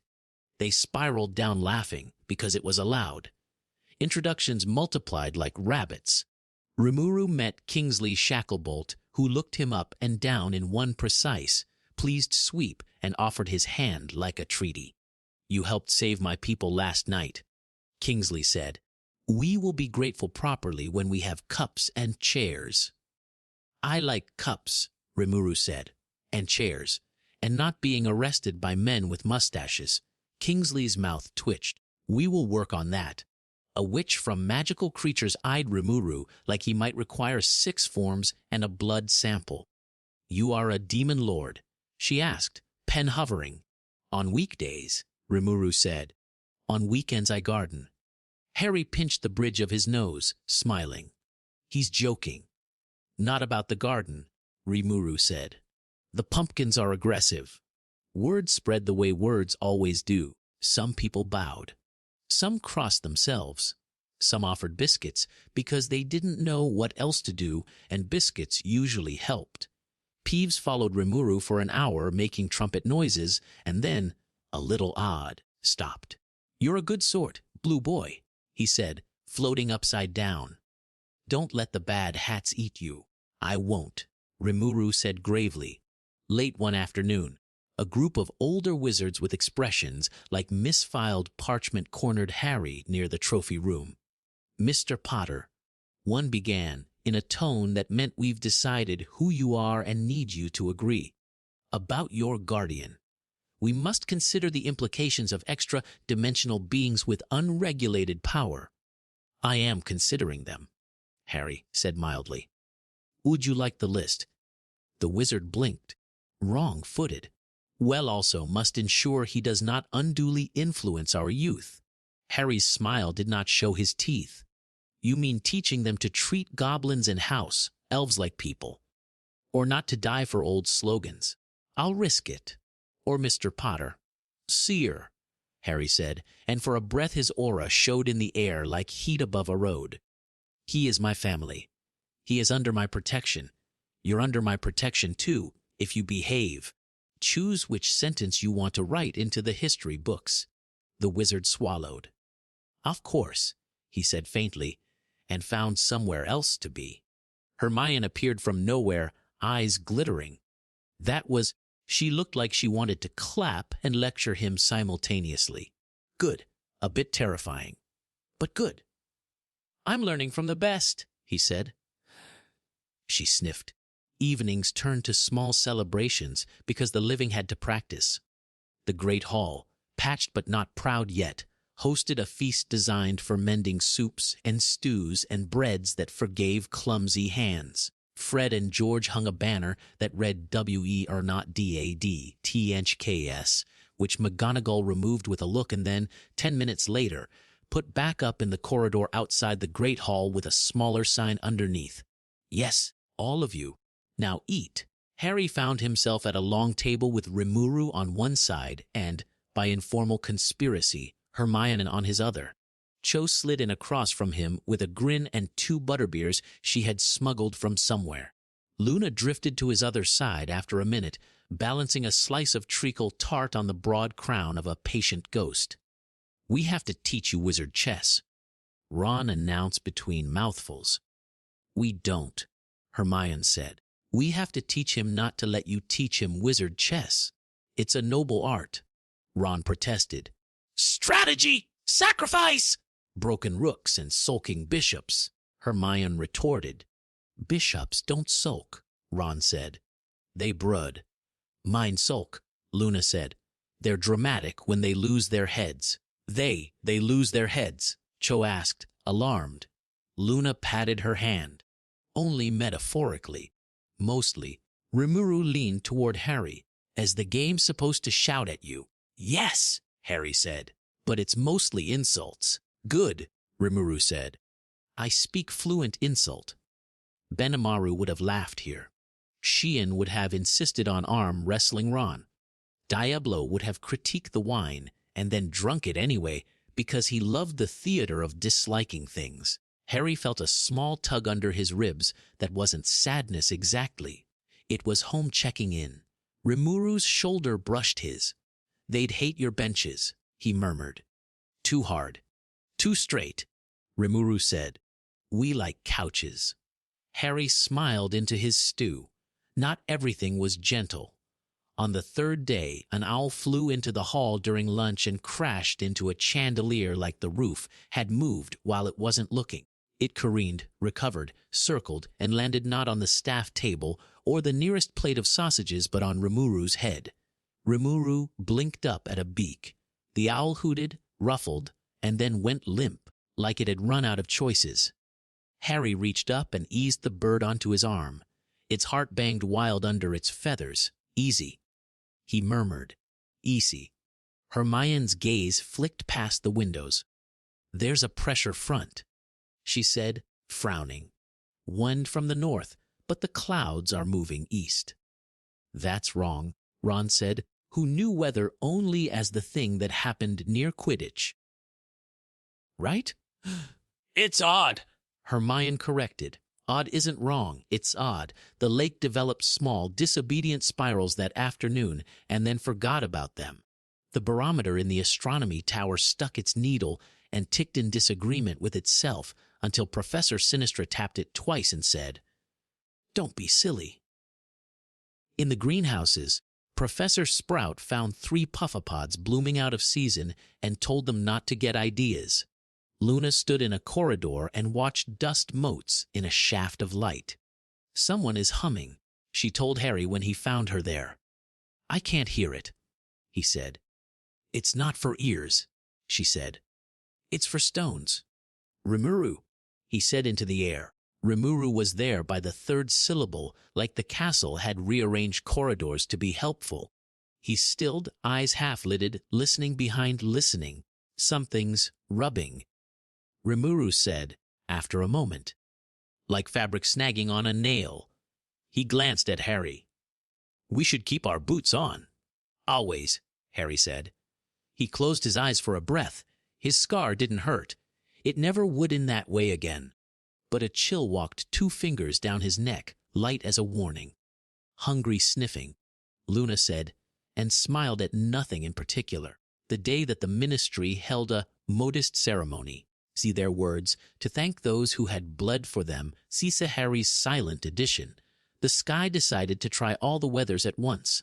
Sunshine in the morning, hail at lunch, a bloom of fog in the afternoon that drifted through the corridors like a guest with bad timing. Harry wore Shuna's coat and Kaijine's unaimed blade at his side, and the little bridge charm Luna had given him under his shirt. Cho met him outside the hall and straightened his collar with competent fingers that made his pulse skip. Hermione arrived with a list of talking points and a warning about reporters. Luna arrived with a daisy chain and put it on McGonagall's hair with such brazen calm that even McGonagall forgot to object. Kingsley spoke well. He named the dead and the living, and people listened like it mattered. The suspicious under-secretaries glowered and took notes anyway because it looked like work. A fountain that had been broken and repaired decided to applaud and splashed on the nearest wizard's robes in approval. After, a woman with a quill that wrote by itself approached Harry and said, "Mr. Potter, how does it feel to be the savior of the wizarding world?" "Tiring," he said. "Hungry." "Lucky?" "Lucky." She blinked, surprised at the word, like heroes shouldn't have the gall to use it. "Luck is preparation meeting opportunity," Hermione said crisply from his elbow, then smiled sweetly. "You can quote me." Luna had wandered off. Harry found her on the steps, watching the sky. The fog had gone. The air had that charged, metallic taste that announced storms, except there were no clouds near enough for lightning. "Do you ever get the feeling," she said, like finishing a sentence someone else had started, "that the room is waiting for the door to open?" "Sometimes," he said. "It's like that," she said, and reached out to hold his hand for a breath, and then let go, the way you steady someone on a ladder and trust them to reach. Evening again. Repairs paused not because they were finished, but because people had to eat and laugh to remember they could. The great hall glowed in a way that had nothing to do with candles. Harry sat on the steps outside, letting the cool seep into tired legs. Hermione came out and handed him a mug of tea. "I transfigured the cups myself," she said. "The old ones kept dribbling." "They did," he agreed solemnly, and took a long grateful sip. "You saved the day." "Every day," she said, amused. Cho leaned against the pillar, nursing a pumpkin juice, biting the inside of her cheek to hide a smile that didn't want hiding. "You were good with those reporters," she said to Harry. "You didn't let them turn you into a headline." "I've been a headline before," he said. "It's a bad outfit." "We'll get you better ones," she said, and bumped his knee with hers. Something with less ink. Rimuru came up and sat on Harry's other side. He didn't say anything. He didn't have to. The 3 of them watched students cross and recross the hall like constellations learning new names. Luna passed, trailing 4 first years and a Kneasel wearing a ribbon. Neville laughed with Seamus at something that probably involved controlled explosions and definitely didn't. The sky chose a color that hadn't been fashionable in years and put it on. Harry's shoulders eased. For a beat, the world felt possible. Then the wind shifted. It came from the wrong direction, slid its fingers into the water of the Black Lake, and twisted. The surface dimpled and turned, the pattern too ordered to be a gust and too chaotic to be a spell. Torches along the wall hissed and guttered, then recovered.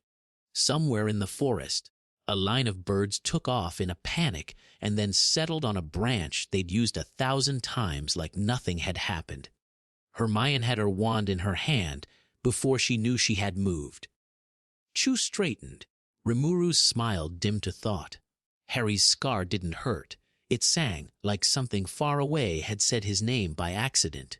Students didn't notice, most of them. A few looked up, puzzled.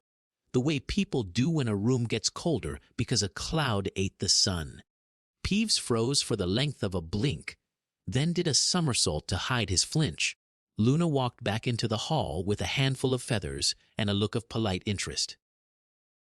"Oh," she said, "that's new." "What is it?" Hermione asked, voice low. "Someone learning to knock?" Luna said. Rimuru stood, not abruptly, deliberate. He looked at the lake. He looked at the sky. He looked at Harry, and something in his eyes that had lain quiet since the portal hummed. He put a hand on Harry's shoulder and squeezed once, hard enough to mean it. "Storm," he said. "Coming." London tried to pretend at normal. The ministry atrium had polished itself within an inch of good sense. The new glass ceiling shone like a lake that decided not to ripple. The fountain, a different one now, less smug about who counted as magical. Through arcs of water that caught the light and made everyone look a little cleaner. Banners hung from the balcony rails, phoenixes, oak leaves, the Hogwarts crest painted by hands that still trembled. People clapped when they were told to. They looked at the cracks in the marble and did not stare. Harry stood with Hermione on his left and Rimuru on his right. Cho hovered a breath behind him, talking in undertones with Padma about where to seat the families of the fallen. Luna leaned over the balcony like a patient gull watching the water fall and listening to it say nothing useful. Kingsley spoke from the days with a voice that made worry tie its shoes and stand up straight. And to those from worlds not our own, Kingsley said, gaze flicking toward Rimuru without grandstanding, whose courage and kindness have reminded us what community feels like, we offer not only thanks but welcome. Warm applause rolled. Not the wild kind, the grateful kind. Hermione leaned in. "You're squeezing your scabbard," she whispered. Harry looked down. His hand had whitened at the knuckles. He released the grip, made himself breathe. "Sorry," he murmured.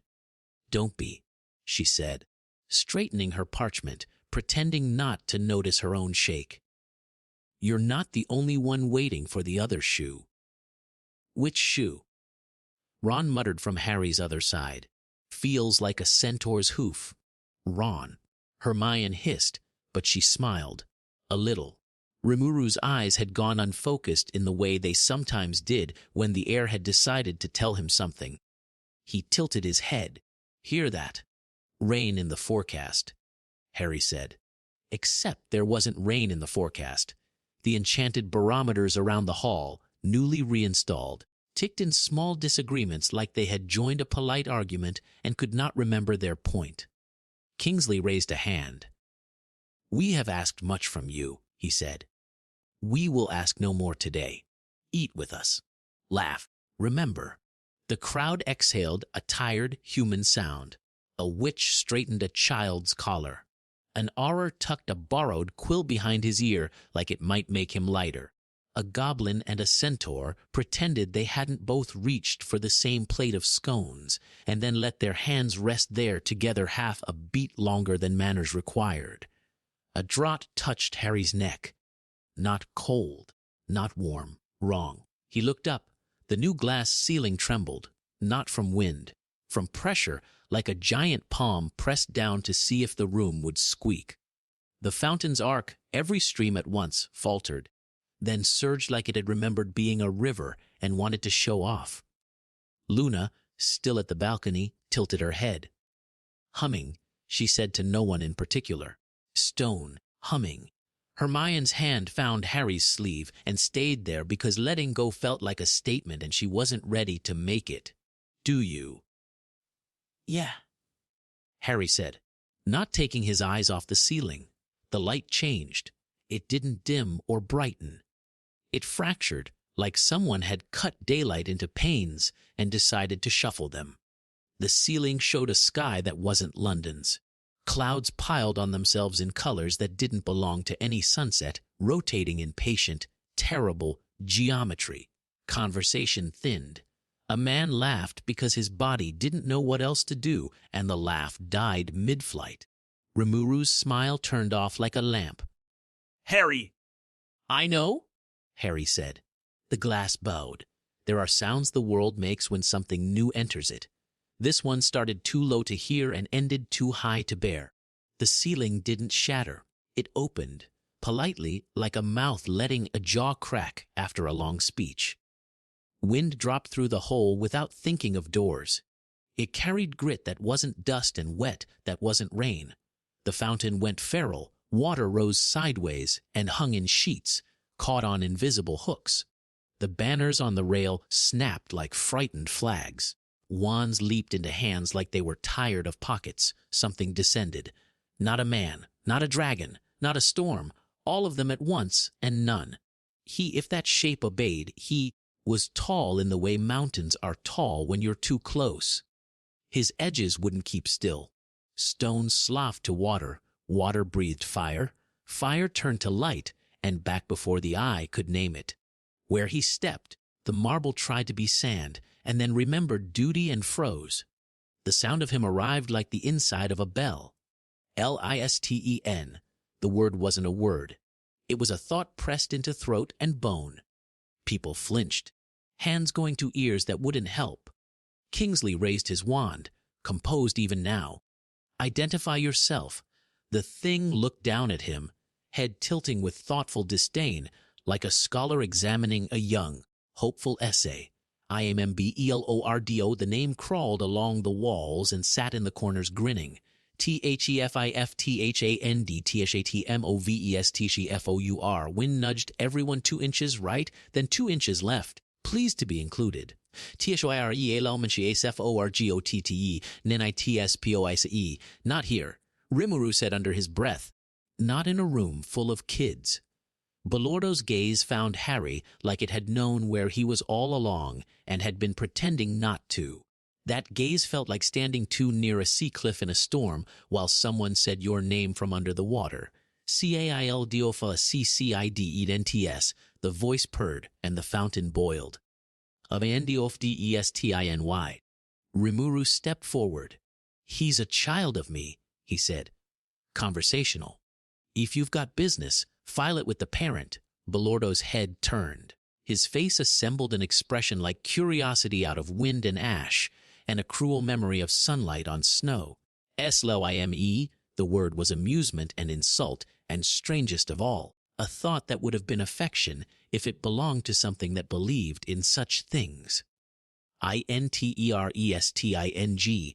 Harry moved before the ceiling shed another flake of dignity. "Get everyone back," he shouted. "Now!" The Ministry's practice instincts woke. Oars shoved civilians behind pillars and raised shields that felt like umbrellas in a hurricane. McGonagall's voice cracked across the hall. "Evacuate! East Corridor! Steady! No pushing!" The fountain chose that moment to explode inward. Water became knives and slammed into a wall of air Harry threw up without looking. The knives stopped 2 inches off skin, quivered, became water again, and fell, sullen and defeated. Belordo lifted a hand. A stripe of the floor peeled up like a rug spun and flung itself at the far balcony. Hermione snapped her wand. The slab splintered into a rain of cobbles. Half of them caught fire. The other half melted to mud midair, splashing down and then hardening like a child had changed their mind mid-game. "Enough," Harry said, and launched. His aura snapped tight. 0 fuss, 0 flare. He moved, and the space between where he'd been and where he arrived apologized for not keeping up. His sword, clear as a thought, took a line at Belordo's middle that would have halved a titan. The blade struck light. Not metal, not muscle, a seam of dawn. It should have parted. It didn't. Harry felt the resistance in his wrists, the give that wasn't give, like cutting water that had remembered it was stone for a rude second. He twisted, changed vectors, aimed not for flesh, but concept the joint where gravity and arrogance met. Belordo did not bother to parry. He absorbed. The edge kissed the light again. It sang wrong and right at once, And then there was no mark, no harm. Belordo cocked his head. Pretty. The word was pitying. Harry didn't let disbelief take his grip. He pivoted, struck again a small circle, a nullification pulse that had turned killing curses to nonsense yesterday. It hit Belordo's chest and vanished with a sound like a sigh. The aura of it didn't even ruffle the elemental's outline. This can't be, he thought, and then made himself name what was, not what should be. He cut fear to length and anchored it. Rimuru, he called. On it, Rimuru said, and stopped being polite. He became a moving absence. The edges of him went soft the way the horizon does when heat uncurls. He raised a palm. Black lightning ladders cracked out from his fingers and hammered Belordo square in the sternum. It was a spell that had ended armies. It hit and sank and didn't. Belordo's torso flickered to air, then to stone, then to water. Rimuru's lightning found no purchase. Belordo swatted, almost lazy, and a spear of hard light snapped into being and hurled at Rimuru's chest. Rimu, Harry started. Rimuru's field came up a sliver late. The spear went through with the obscene neatness of a skewer. Rimuru coughed, looked more surprised than pained. And then, because he was who he was, he grabbed the spear with both hands to snap it before it could explode. It exploded anyway. Hermione screamed. The blast flung Rimuru backward across the fountain basin and into a column. The stone cracked like an old knuckle. His slime, blue shimmer flickered a terrible, sickly white, then steadied out of sheer obstinacy. Harry's pivot ended somewhere near rage. He stepped between Belordo and everyone else, between one breath and the next. Stay back, he barked, lifting a shield so broad and so deep around the right hand side of the hall that people felt their ears pop. Shapes hit it and slid off wind blades. A river that had briefly believed it was rope, stones that wanted to be teeth. Cho's hand closed on Hermione's elbow and dragged her flat behind an overturned bench as a ribbon of fire skittered along the floor like a living fuse. Down, Cho shouted, voice cracked. Down, down. I can help. Hermione tried, fighting to get her wand free. You will, Cho said. Breathe now. Luna had not moved from the balcony. She stared at Belordo with calm that made people furious and safer all at once. He's wearing the weather like a coat, she called down, dreamy loud. Kick the coat. Harry, Kingsley said, sliding in along the base of the dais like a man who had learned young to be least where he was most needed. We have to clear the floor. Buying time. Harry said, jaw tight. He threw his voice sideways. Sui? A shadow peeled up from where there had been none. Already relocating, Lord Harry. Sui's voice came from 3 different angles, unfussed. The East Corridor began to take students like the corridor itself had reached out hands to collect them. Diablo, Rimuru said, voice thinner than Harry had ever heard it. The air got colder in a dignified way. Diablo manifested at Rimuru's shoulder with the terrible grace of a butler who has decided to be a sword. My lord, he murmured, and then glanced at the spear wound. Politeness burned off him like fog in spring. He looked at Belordo without blinking. You hurt my master. Belordo considered Diablo like tasting a spice he hadn't bothered with in a century. Sha-do, he smiled, which on his face looked like ice deciding to imitate a mouth. Sauce, Diablo's smile in return was a warning written in calligraphy. Master Harry, he said. May I? Not to kill, Harry said. To blind. Glad. Lee. Diablo purred, and the floor around Belordo began to forget it was floor. Darkness, not absence of light, but a presence that preferred itself, unrolled under the elemental's feet.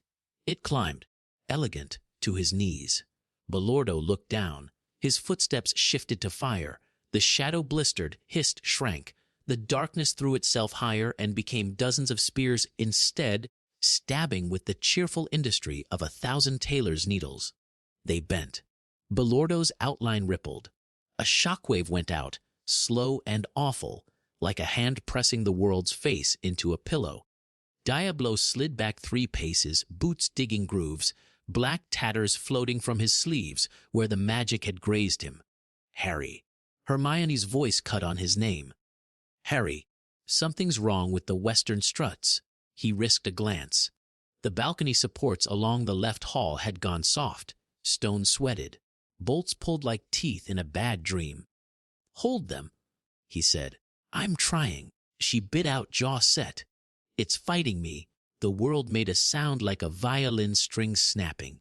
The west balcony lurched.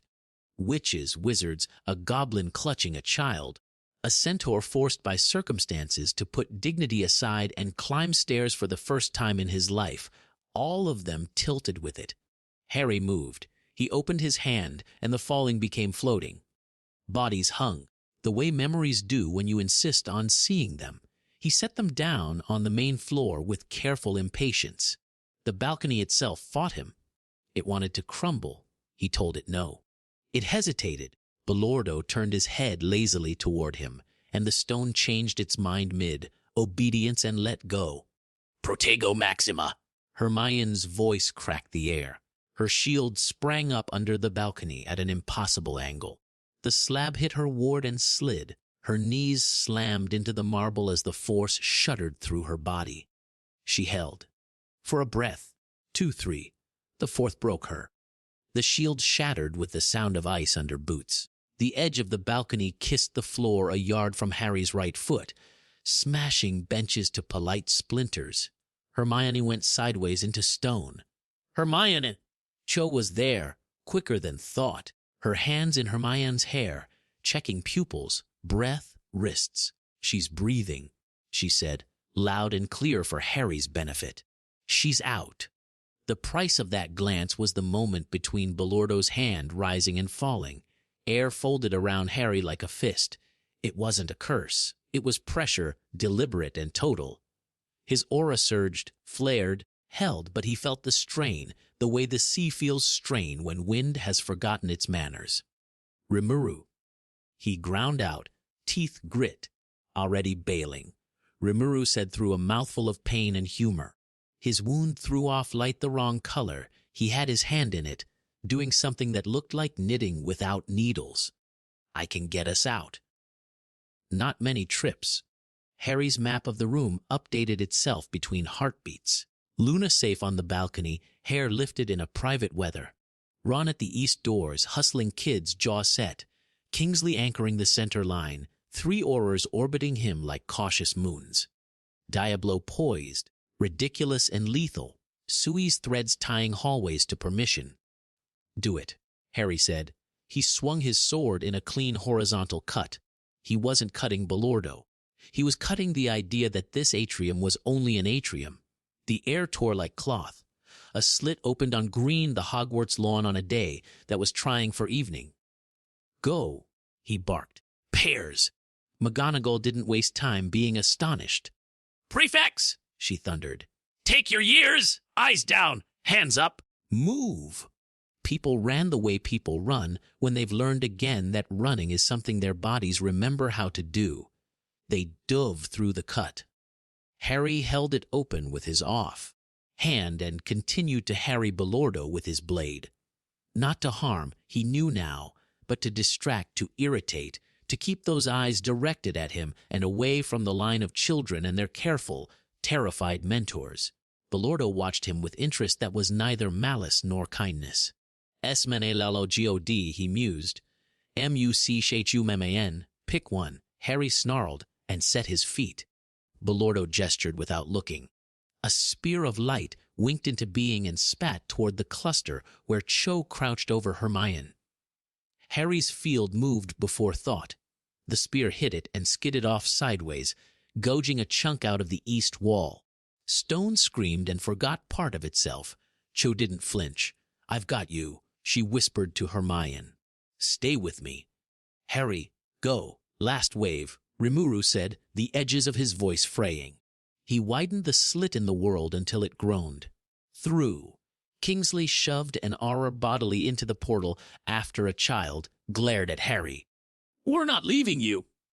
You are, Harry said, and put command in it. I hate that you can do that, Kingsley said blandly. He went. The atrium emptied. Empty is relative. There were still too many bodies. Peeves hovered near the fountain with a look on his face that had not been designed for him by nature concern. "Blue boy," he called. "You're leaking." "Don't tell my enemies," Rimuru murmured. "Come on," Harry said. He backed toward the slit, sword still up, eyes on Belordo. Come on, come on." Belordo lifted both arms. The fountain rose to the ceiling in a perfect cylinder, the water holding itself like a column that had changed its mind about stone. Fire wove through it without ending it. Wind spiraled around it in love. The column leaned. Harry didn't try to counter it. He reached out, found the shape of its intention, and suggested it thought of something else. The column curved away, missing a knot of oars by nose lengths, and hit the far wall with a sound like a cathedral sighing its last. The cut to Hogwarts stuttered. "Now," Rimuru said through his teeth, and grabbed Harry's shoulder with a grip that had put armies down for a nap. The world flipped like a coin. They came out on the lawn under sky that had the decency to look like Scotland. Ron stumbled through behind them, hauling a third, Year with ink still on his fingers. McGonagall emerged, upright and furious, with 2 Slytherins in tow and a Muggle, borne on each arm. Diablo stepped backward through the slit, face pale and perfectly composed. The cut knitted itself closed with a last, reluctant thread of light. Silence hit like a wall. Hermione lay on the grass, lashes dark against 2, white skin cho-kneeling, her hands steady and her mouth a thin, uncompromising line. Luna crouched, murmuring to a Kneasel that had inexplicably followed them and was offended by all of this. "How many?" Harry asked Kingsley, who was counting with that specific brand of terror only leaders know. Kingsley held up fingers, shook his head once. Not enough. Never enough. Rimuru wavered. He had stayed upright on will alone from the moment the spear went in. That will ran out like a tide. He sank to one knee, then onto both hands. Slime, blue flicker strobing wrong. Diablo was there before the second hand hit grass, catching, lowering, outrage polishing his voice to a beautiful, terrible edge. "My lord, I'll live," Rimuru said, which is what people say when they aren't sure but need the people around them to keep moving. He looked at Harry through the most exhaustion Harry had ever seen in his eyes. "That thing." "Belordo," Harry said, the name sour on his tongue. "Doesn't like being 2 things at once," Rimuru managed. One made him be 6. It annoyed him. That's something. He tried to grin. It looked painful. "Oh." Madame Pomfrey ran. "Skirts be damned." "Out of my way!" she snapped. "Or, Mr. Potter, stop looking like that and come hold this witch's shoulders before she thrashes. Miss Changood, press there. No, not like that, firm. Yes. Miss Lovegood, if that Kneasel bites me, I shall transfigure myself into a dog and chase it." "It won't," Luna said, and the Kneasel, appropriately chastened, sat on its paws and blinked virtuously. Hermione groaned. It was small and beautiful. Harry dropped to his knees by her, the world narrowing to the freckles on her nose he hadn't learned yet and the line at the corner of her mouth that meant she was about to argue with someone in her sleep. "I'm here," he said, "because sometimes there is nothing else to say that counts. I'm here, Hermione." Her eyes flickered under her lids. Her hand twitched. Cho's fingers tightened over Harry's for a second, an anchor in a shorter storm. "She'll be all right," Cho said like she could enforce it. "Belordo's still there," Kingsley said behind them. "In London. We've got teams containing fires. We lost the ceiling." "We?" He stopped, made himself start again. "You bought them time to run." Harry's jaw went hard enough to hurt. He wanted to stand and go back. He wanted to be 20 people. He wanted to be a wall. Rimuru's hand landed on his shoulder, reassuring and heavy. "We almost died," he said, with that brutal kindness only family use on each other. "We don't get to do that twice in one afternoon." Harry's breath left him in a sound close to a laugh and closer to a sob. He scruffed his hair with his free hand like he could rub the helplessness out. He looked up at the castle. The sky over the forbidden forest had forgotten how to pick one color. The lake wore a frown. Luna stood, dusted grass off her knees, and looked at the horizon. "He tasted us," she said. "He liked the salt." Hermione's eyes opened a crack. She saw Harry first and, because she was herself, tried to sit up. Pain carved a line across her face. She swallowed it. "Did we evacuate?" "Yes," Harry said. "Thanks to you." She tried to glare and winced instead. Don't you dare make this my fault because it hurts." "I wouldn't dream." He broke. A little. He shut his eyes and the picture of Belordo eating his blows whole and asking for seconds replayed anyhow, bright and unignorable. This can't be none, it is. Then, what next? "We regroup," Kingsley said, reading thought on his face and answering anyway. "We plan. We do not panic."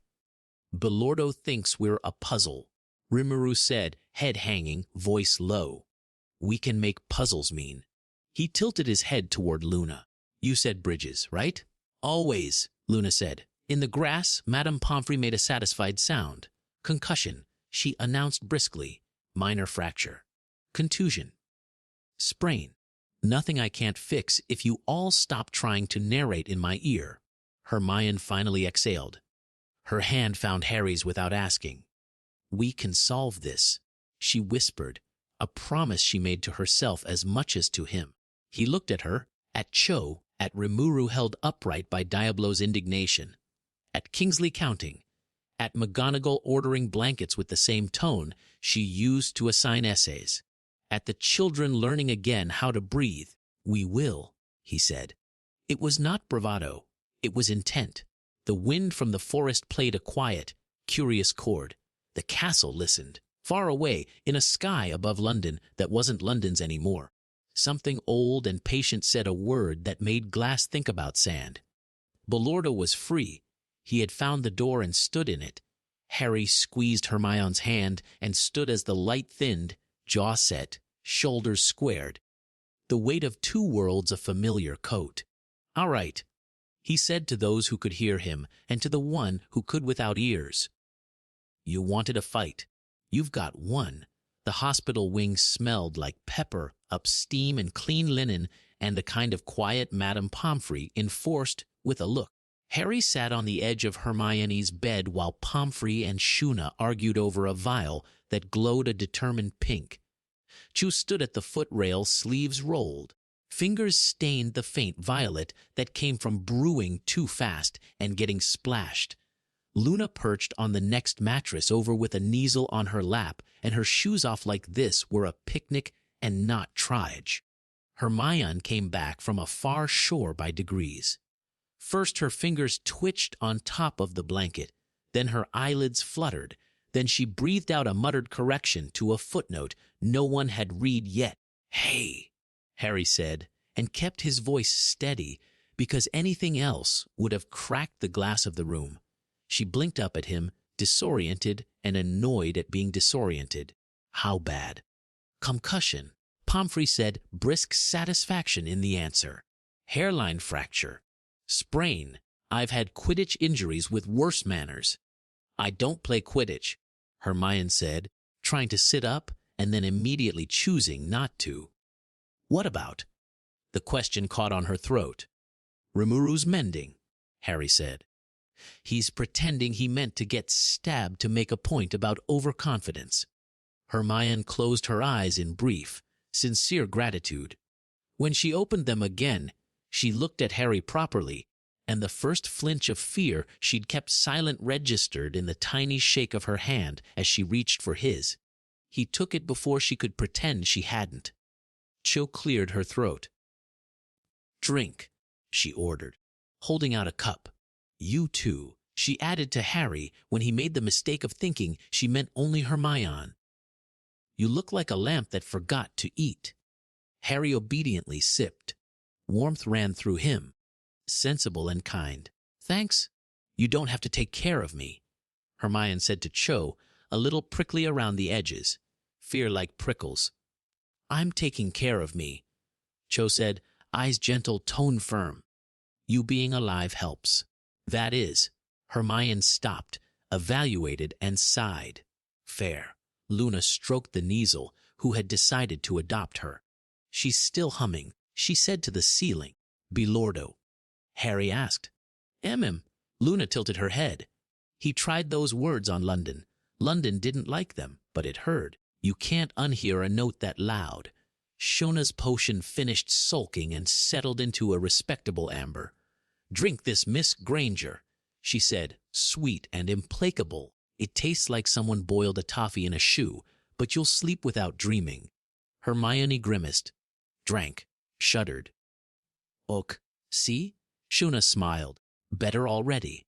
Rimuru arrived leaning on Diablo's arm with the deliberate dignity of someone who refused to limp in front of his kids.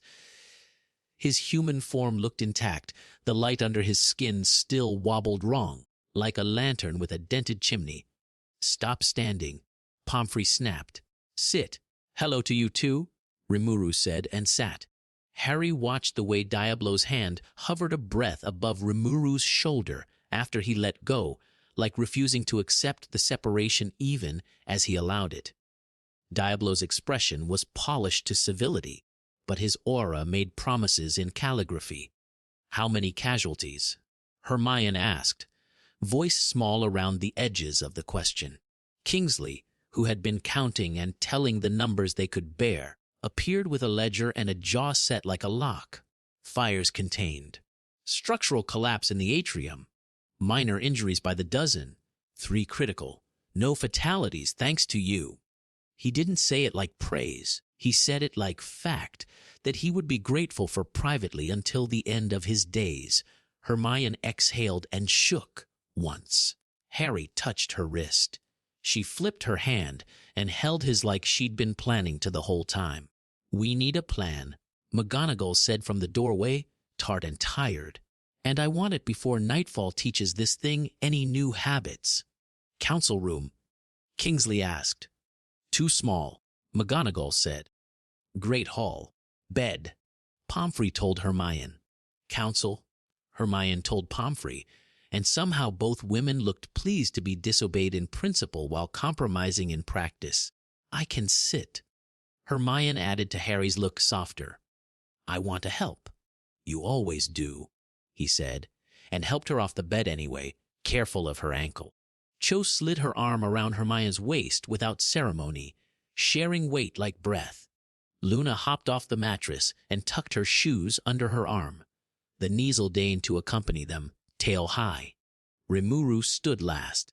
Diablo angled his body in a way that would have intercepted a falling ceiling and considered it impudence. "I am not going to explode," Rimuru told him. "You would be an elegant explosion," Diablo said, and widened his stance. Rimuru sighed.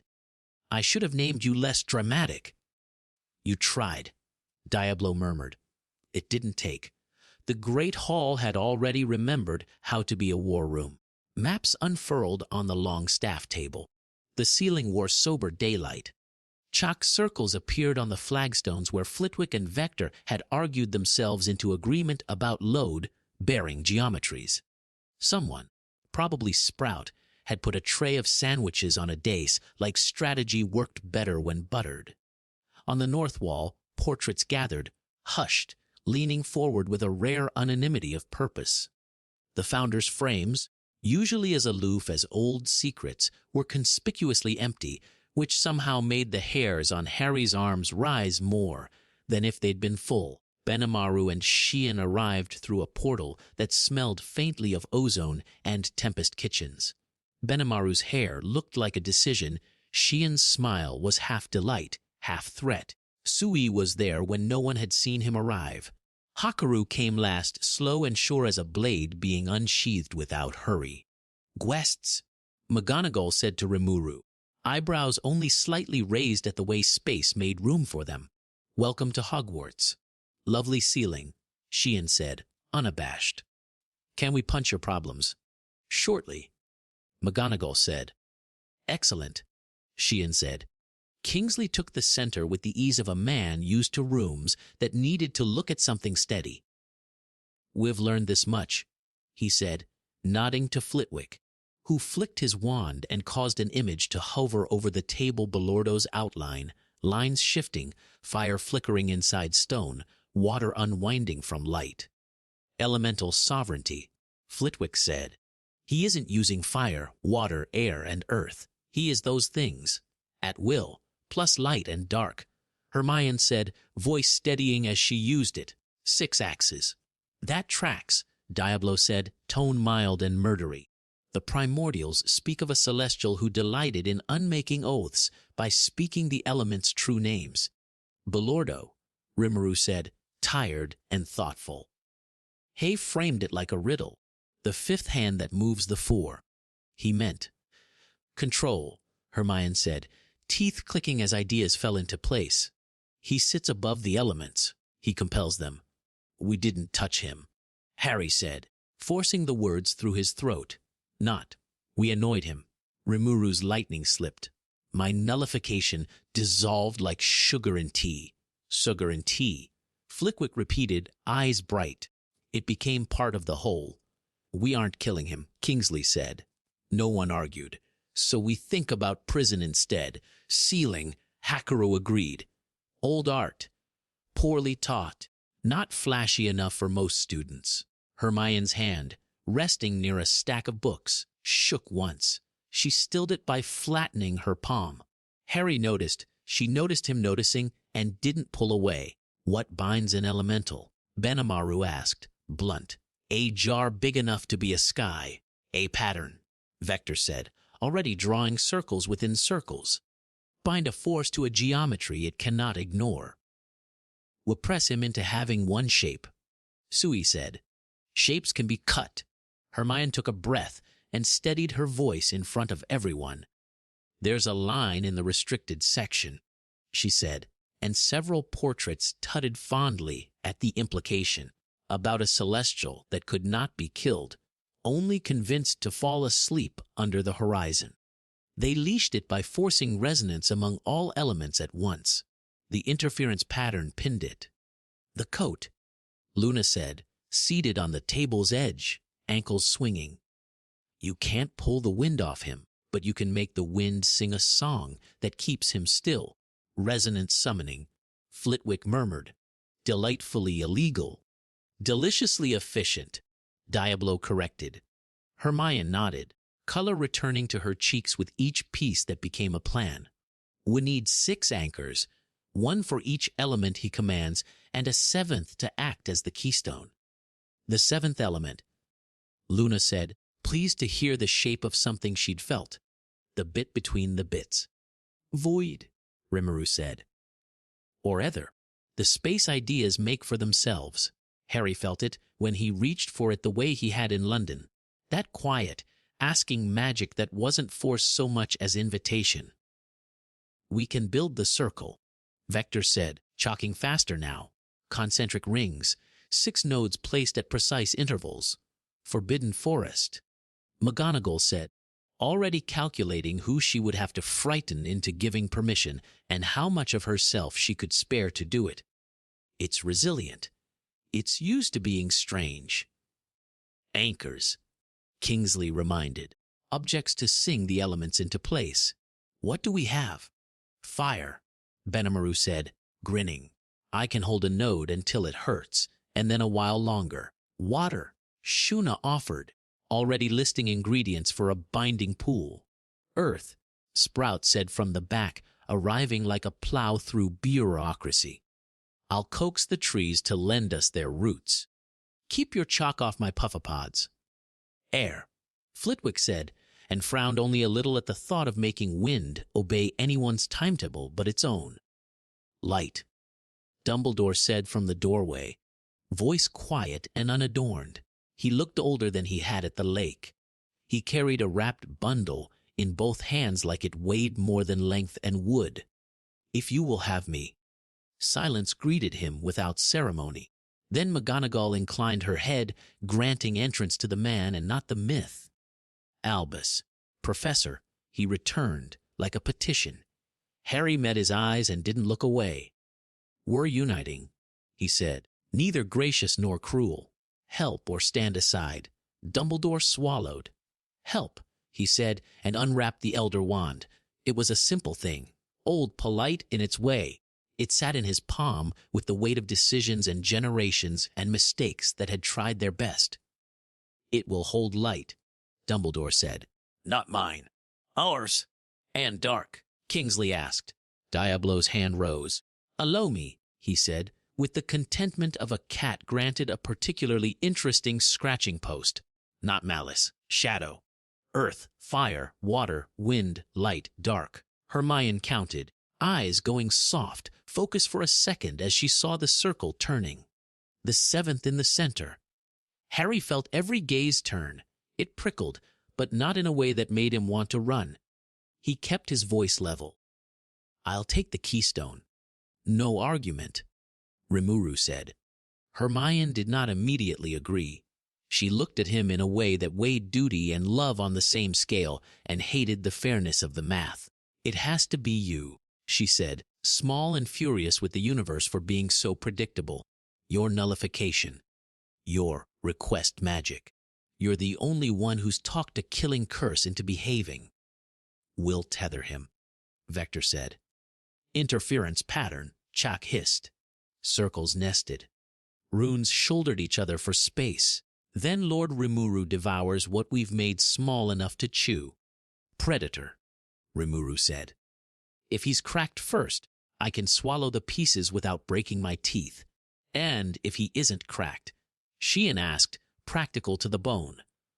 "Then we run and think of a ruder plan," Rimuru said. "But we will crack him." "Bait," Sui said.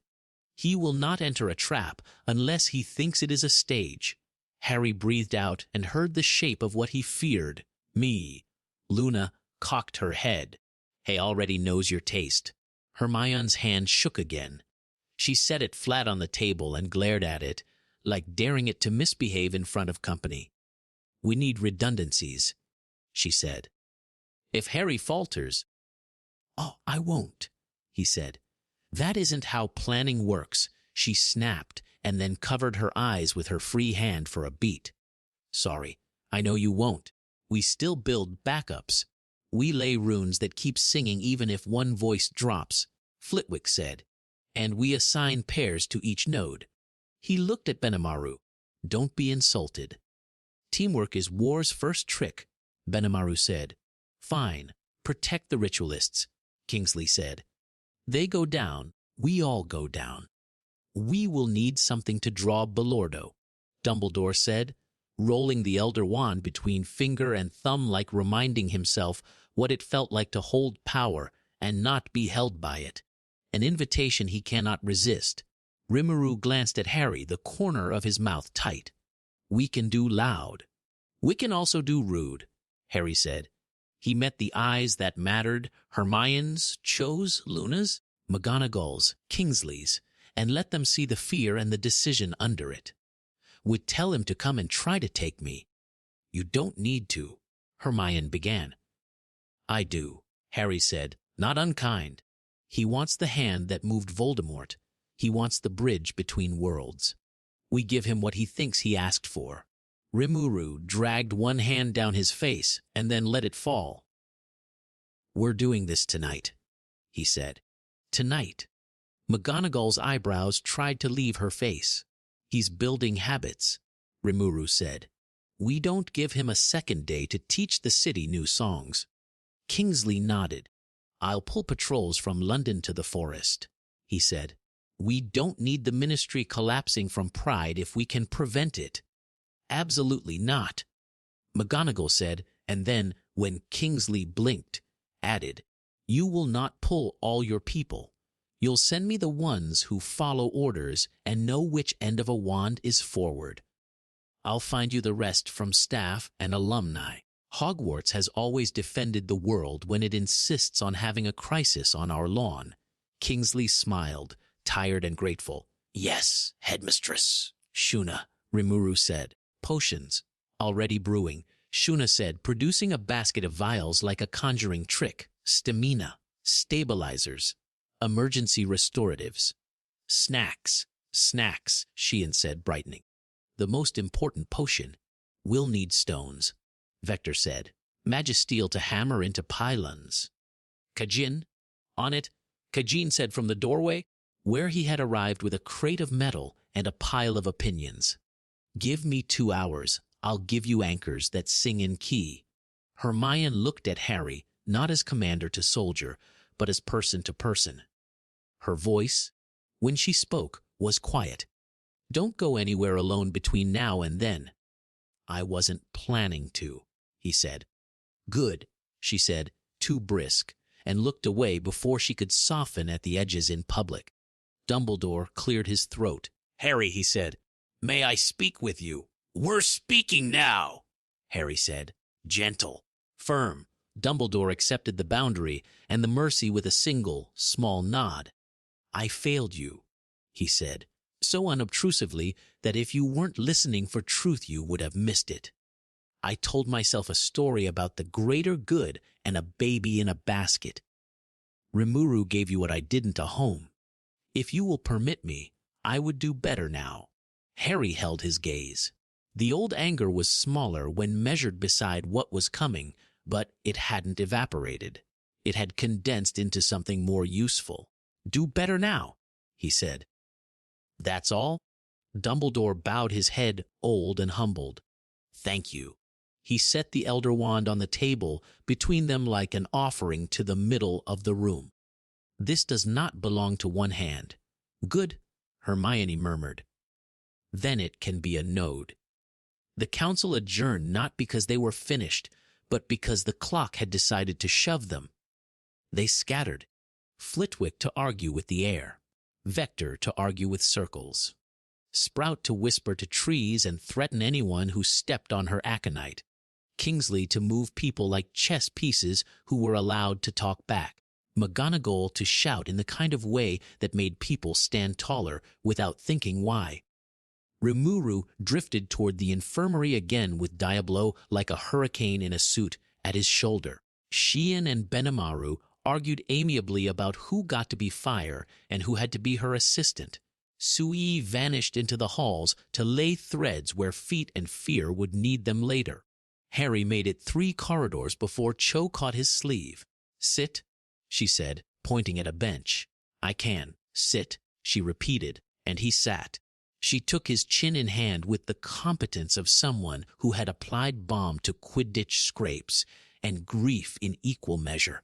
Up close, he could see the way the wind tangled the ends of her hair, the new line at the corner of her mouth that bravery had stitched in while she wasn't looking. You're bleeding, she said. He touched his cheek, surprised by the tacky smear. When you decided you were a wall and forgot walls get chipped, she said, already dabbing a salve that smelled faintly of mint. Tell me what happens if the plan fails. We try again, he said. Smaller circle. Different bait. And if you don't move when I shout at you to move? She asked, too light to be casual. I've been known to be obedient under the right circumstances, he said. Her mouth twitched. I like you obedient. He blinked. Her eyes sparkled. I'll do my best, he said solemnly, and that made her laugh, a sound almost surprised to be itself. She sobbed. I was scared, she said. Not that you'd lose, that you'd forget to come back. He leaned his forehead against hers for a breath, the simplest contact, the kind that made lungs remember their job. I will always come back when you tell me to. Good, she said, and kissed him, not dramatic, not desperate. Sure, a soft press that tasted like peppermint and promises. When she pulled away, she tapped his chest once with 2 fingers. Armor up. Working on it, he said, and the cut on his cheek had gone. Hermione cornered him 5 minutes later in the library, because of course she did. The tables had been pushed into ridiculous configurations to make room for diagrams. Parchment had given up pretending not to be alive and shuffled itself into orderly stacks out of respect for the cause. Here, she said, shoving a folded scrap at him. Her left hand shook, Her right steadied it. This is the interference pattern Vector will inscribe. Ignore the numbers. I'll walk you through it. Harry. She stopped because he'd taken both her hands and held them until the tremor smoothed. She swallowed. I hate it, she said, honesty like a gift and a wound. I hate that he looked at you like a puzzle he wanted to own. I've been looked at worse, he said, trying for light and landing somewhere quieter. I know, she said, and then her voice did something small. I'm not sure I have. He cupped the back of her head, thumb finding the curve behind her ear, and let silence work for them a moment. Ink smudged under her fingernails where she'd been copying runes too fast. The bruise at her temple had gone greenish, stubborn and healing. Tell me this part again, she said, practical as a prayer. Your nullification, how does it feel when it takes? What do you ask it to do? He told her, not in grand terms, in the language that had grown between them, vectors and metaphors, and the way the world listened when you asked with your whole self. She took notes in her head and in her bones, and when she had what she needed, she took a shaky breath and stood on her toes and kissed him. Not a careful librarian's peck, not a claim, a bolt thrown across a door against a storm. He kissed her back the way you answer a door you've been waiting at, relief first, then warmth. She pulled away before either of them could forget where they were and who needed them next. Her cheeks flushed and her eyes sharpened. Don't tell Ron, she said, and then, because she heard herself, added, yet, or ever. No, yet. He laughed, helpless for a second. Your brain is loud. It's efficient, she said, kissing the corner of his mouth again, quick, like punctuation. Go be bait. Yes, ma'am, he said, and her smile stuttered into something soft enough to hurt. Luna found him in the corridor outside the great hall, the one with the tall windows that made afternoon look like an opinion. She held something small in both hands, serious as a sacrament. I made this for you, she said. It was a charm, not the bridge from before. This one was a twist of silver wire holding a small crystal that wasn't any stone he knew. It had the color of frost right before the sun convinces it to change its mind. What is it? He asked. Listening, she said, looping it over his head. It settled against his sternum and hummed in tune with something he realized, startled, was his breath. It hears you when you forget you're speaking, when you get far away inside. He swallowed. Luna, don't give it to anyone else, she said, abruptly fierce in a way that made the back of his neck prickle. It likes you, he smiled. Jealous? Of course, she said serenely. But we share. We're good at it. He laughed, and the charm warmed. Her expression softened. I'm not afraid, she added, almost thoughtfully. We will break him because we won't do it alone. Thank you, he said. You're welcome, she said, and kissed his cheek where Chohadan and Hermione had, making a neat triangle of affection across his skin like coordinates. They met again at dusk, because stories and battles both liked that hour. The forbidden forest made room under protest.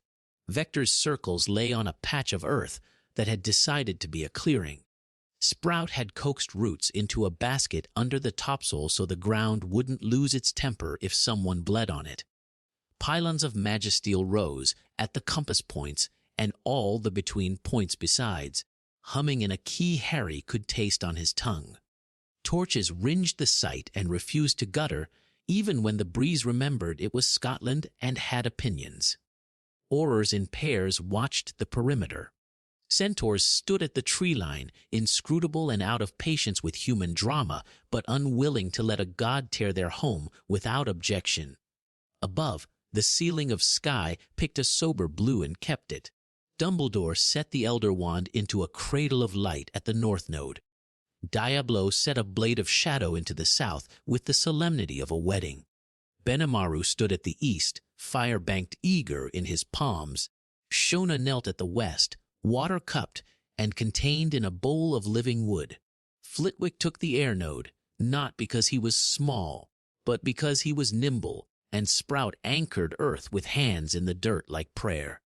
Rimuru stood outside the center circle, with Kaijine's anchors at his feet and Xian at his left shoulder, Sui at his right. His wound had stopped throwing the wrong light and had settled into a steady, irritable glow. Diablo hovered near but not in the way. Hermione checked runes with Vector. Her hair had been braided back with ruthless efficiency by Luna, who had also tucked a starflower behind her ear because she claimed it improved diagram comprehension. Cho moved like a general in a battlefield. She understood checking lines, checking faces, checking Harry like she could inventory him and prevent anything essential going missing. Kingsley spoke to the assembled students turned soldiers.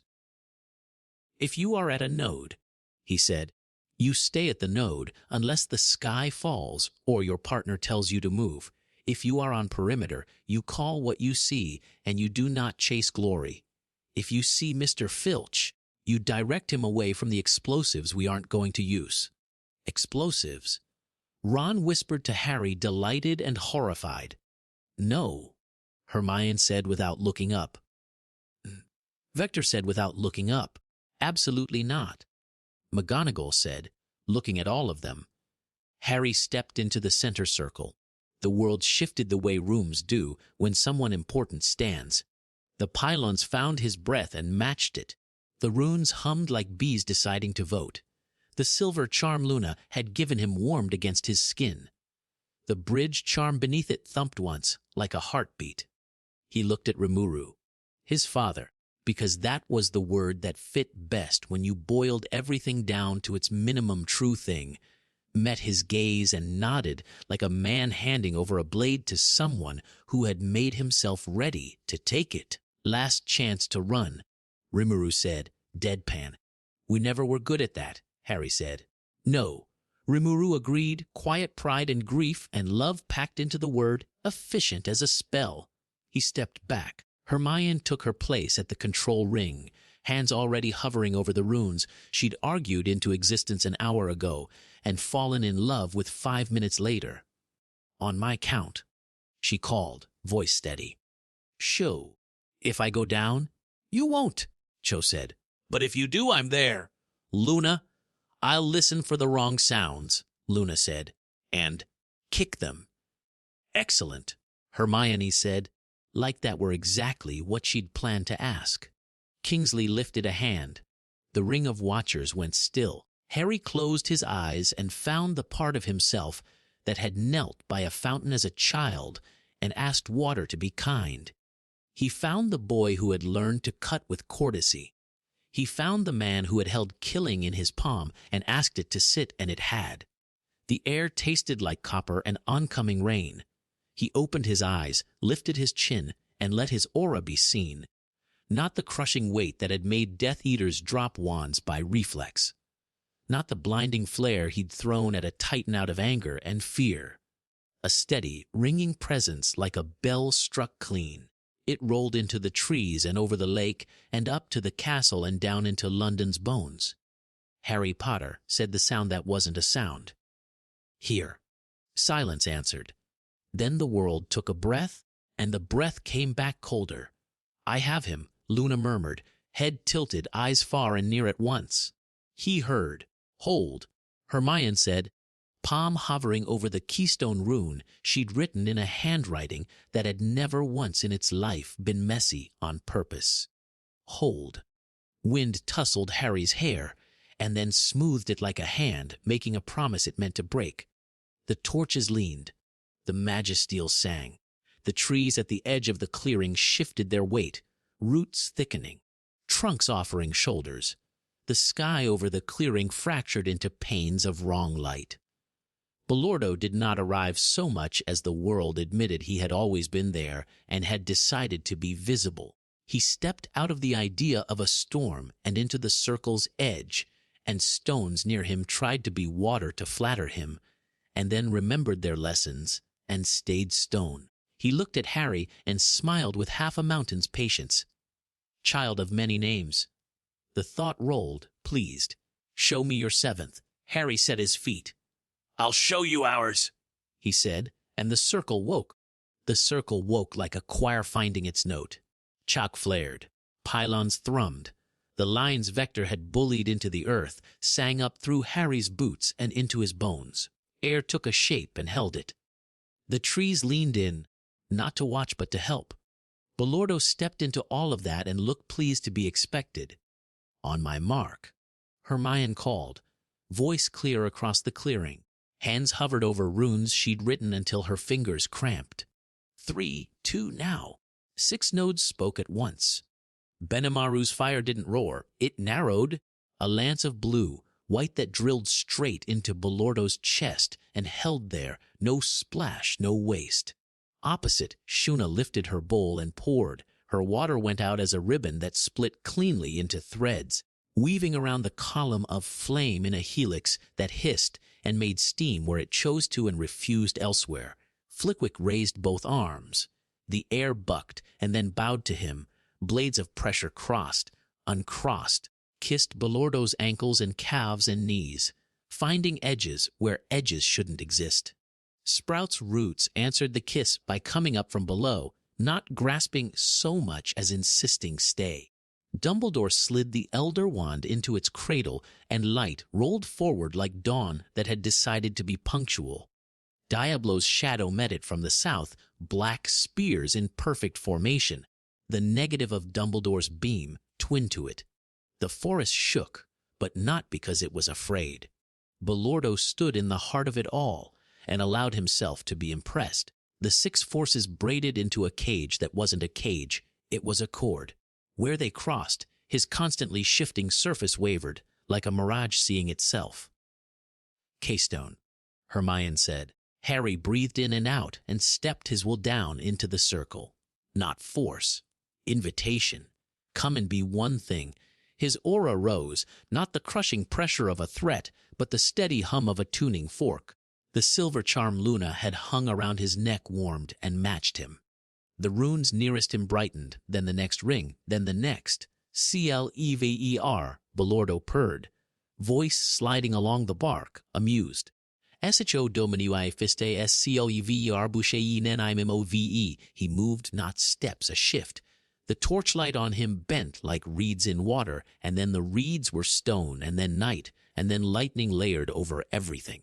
Where the 8 forces touched him, he tried on 8 skins at once, and for the first time seemed to mind. "Hold," Hermione said, and Flitwick planted his feet and drove the wind down like pegs. Sprout murmured to the roots.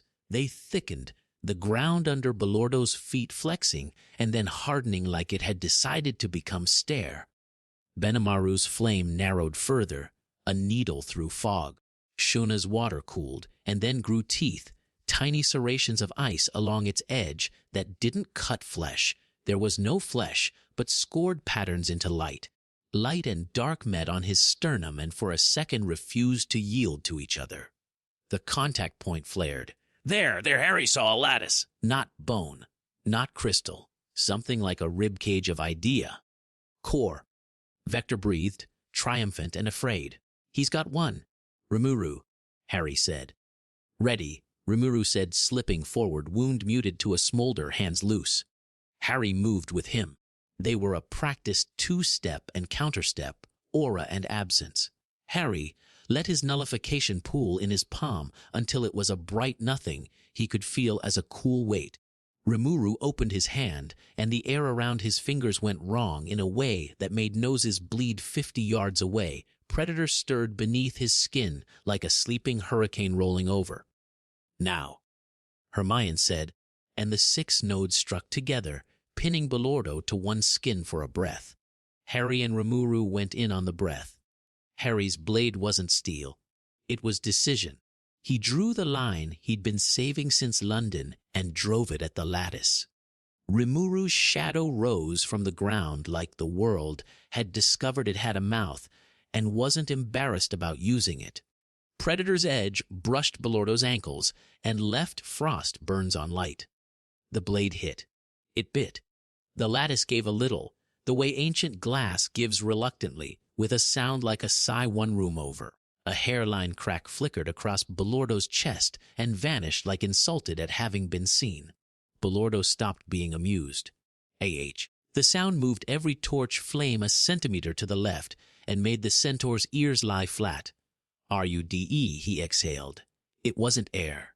It was pressure, a front rolling out in a dome. Shields snapped up and popped like soap bubbles. The pylon screamed.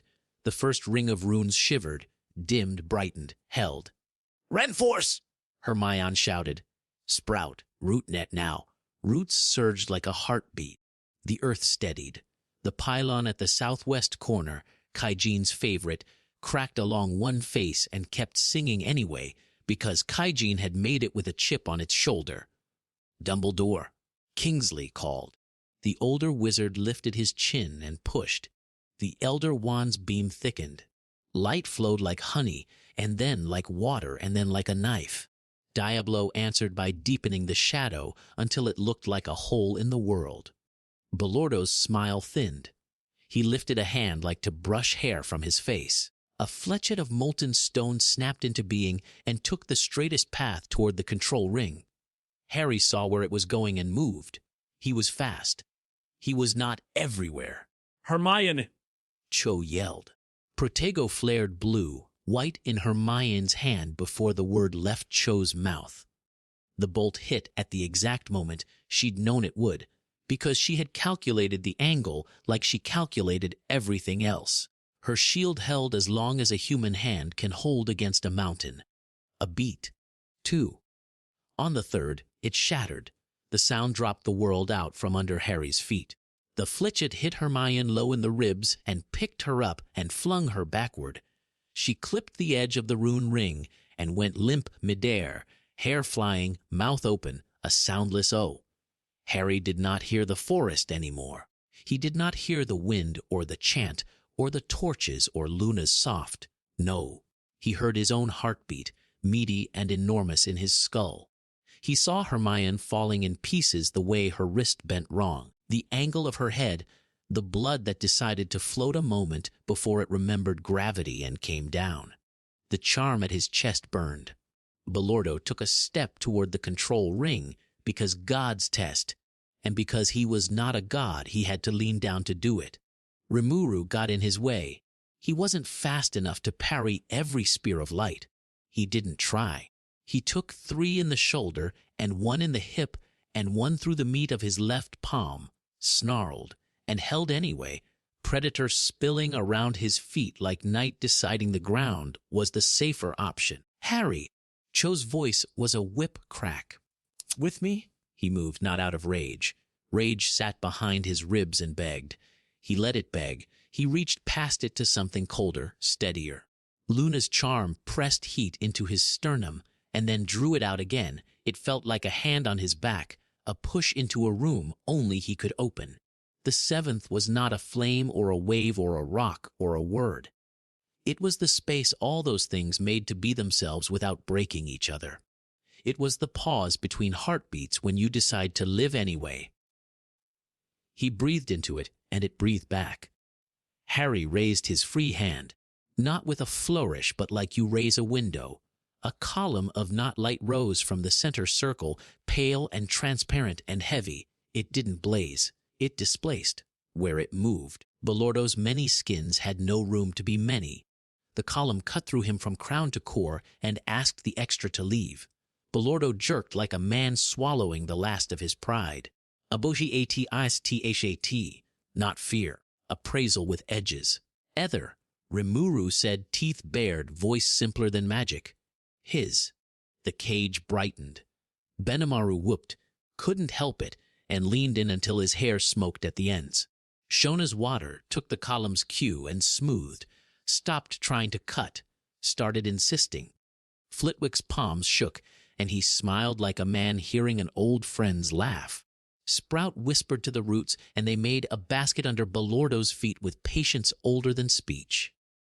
"Push," Hermione said from the ground. Her voice wasn't loud. It was steady and bossy and exactly right. Cho had her head in her lap, hands already glowing, blood on her fingers, and not enough of it. Luna pressed the starflower to Hermione's temple, and the charm at Harry's sternum thrummed in tune with her pulse. Harry stepped forward inside the column he was making and set it down harder. Belordo's edges peeled. Not like skin, like a decision he didn't get to try on anymore. He reached for wind. Wind said not now. He reached for fire. Fire for once pretended to be a gentleman and bowed out. Water curled around his calves and declined to obey. Light and shadow held him like parents resigned to a tantrum. There, the lattice. Clearer now, a geometry that had thought it would never be seen. Rimuru, Harry said. Now, Rimuru opened. Predator wasn't a mouth, but the world flinched like it was. The space behind Rimuru's hands went black, and then deeper than black, that absence that isn't lack but potential, a place that could hold things without hating them. It widened. The clearing forgot where it kept its edges and slid an inch to the right. Belordo laughed. He pushed against the pull, and the pull adjusted. He flexed in 6 directions. The 7th did not flex. He drew his arm back, and it wasn't an arm anymore. It was a spear of brightness, threaded with grit and cold and taste of rain. He aimed it not at Harry, not at Rimuru, but at the nodes. Shields. Kingsley roared, already moving. Dumbledore threw his beam down like a bridge in front of Sprout. Diablo threw his shadow up like a wall in front of Flitwick. Benimaru took a spear through the bicep and didn't stop smiling because the pain told him he was participating. Sheehan intercepted 3 more with the flat of her blade and snarled like a lesson. Veldora, who had been coiled in the canopy like a storm pretending to nap, unfolded and took a bolt through the chest with a laugh that made the trees rattle and then choked off as smoke poured out of him. Veldora, Rimuru shouted. I am. Veldora coughed out a thundercloud. Magnificent and offended. He dropped to one knee. The forest held its breath. He grinned anyway, teeth too many and too bright, and pushed himself up, wind collecting around him like a cloak that remembered how to be worn. Again. Belordo tried to step out of the column. The column went with him. Harry stayed with it, muscles trembling, vision narrowing and stretching at once. The charm on his chest throbbed in time with Hermione's pulse. The bridge charm pressed cold into his sternum like a tether. Hold me, he said, and 3 voices said, always, in different ways. Rimuru with a hand at his back that didn't touch. Cho with fingers on his elbow that insisted. Luna with a look that went right through him and came out on the other side. He ran. Not with his legs, those kept him alive. With his will. He took the column and drove it like a stake. It speared the lattice where the first tiny crack had appeared. The core rang. The sound was clear, bell, like and wrong in Belordo's body. He screamed, not with a mouth. The clearing shook. Birds exploded out of the canopy like a thought someone had been holding too long. The centaurs stamped and held the line anyway, because everything they despised about humans was currently less important than this. Again, Hermione said, and her hand, bloody, shaking, came up and traced a rune in the air. Vector seemed to have been waiting his entire life to see someone write in the world. He doubled the sign and slotted it into the pattern. The cage tightened another fraction. Harry slammed the stake down again, and again. Each hit was less a strike than a refusal. The core webbed with fine cracks like frost on glass. Belordo, ancient and arrogant, and truly annoyed for the first time, gathered everything. He pulled from the lake, and the torches, and the pockets of warmth under human arms, and the bright point where the Elder Wand sang, and the quiet cavern of Diablo's patience, and the boredom of the earth. He clapped it together and sent it outward in a sphere that burned and froze and howled and rang. It would have ended them if not for 2 bodies. Sheehan stepped into it with both hands on her sword and pushed a hole open with a grunt and a word that wasn't a swear because someone had taught her better when it counted. The hole was big enough for 1 person. Hermione, half up on Cho's shoulder, shoved Harry through with the last of her strength and the sphere skinned his back and took a line of flesh with it. His left arm went dead from wrist to elbow. He didn't drop the stake. Pain came delayed, white and then dark, then white again when air decided to exist. He gasped, blinked the black motes away, and found Belordo still pinned, still cracking, still trying to be 7 things when the world only had room for one in that spot. "End it," Rimuru said, voice low, the kind of low that meant the ground was listening too.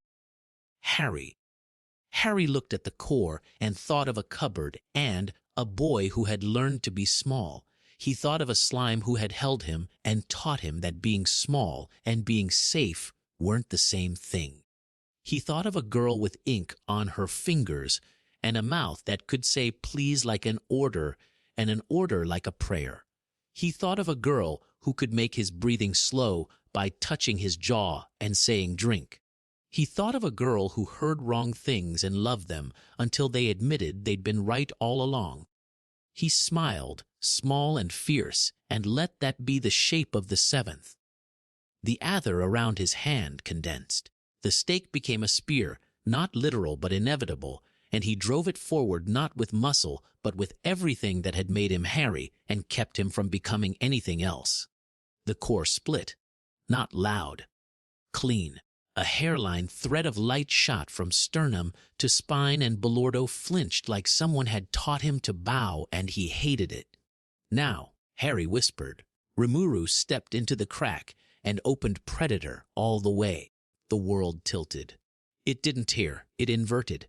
The clearing became a bowl and Belordo slid. The Aether column guided, patient and implacable. Predator took the pieces not angrily, not as vengeance, but as containment. The edges of the crack dissolved into threads that looked stubborn enough to be fate. Belordo thrashed in 6 directions and found none of them existed.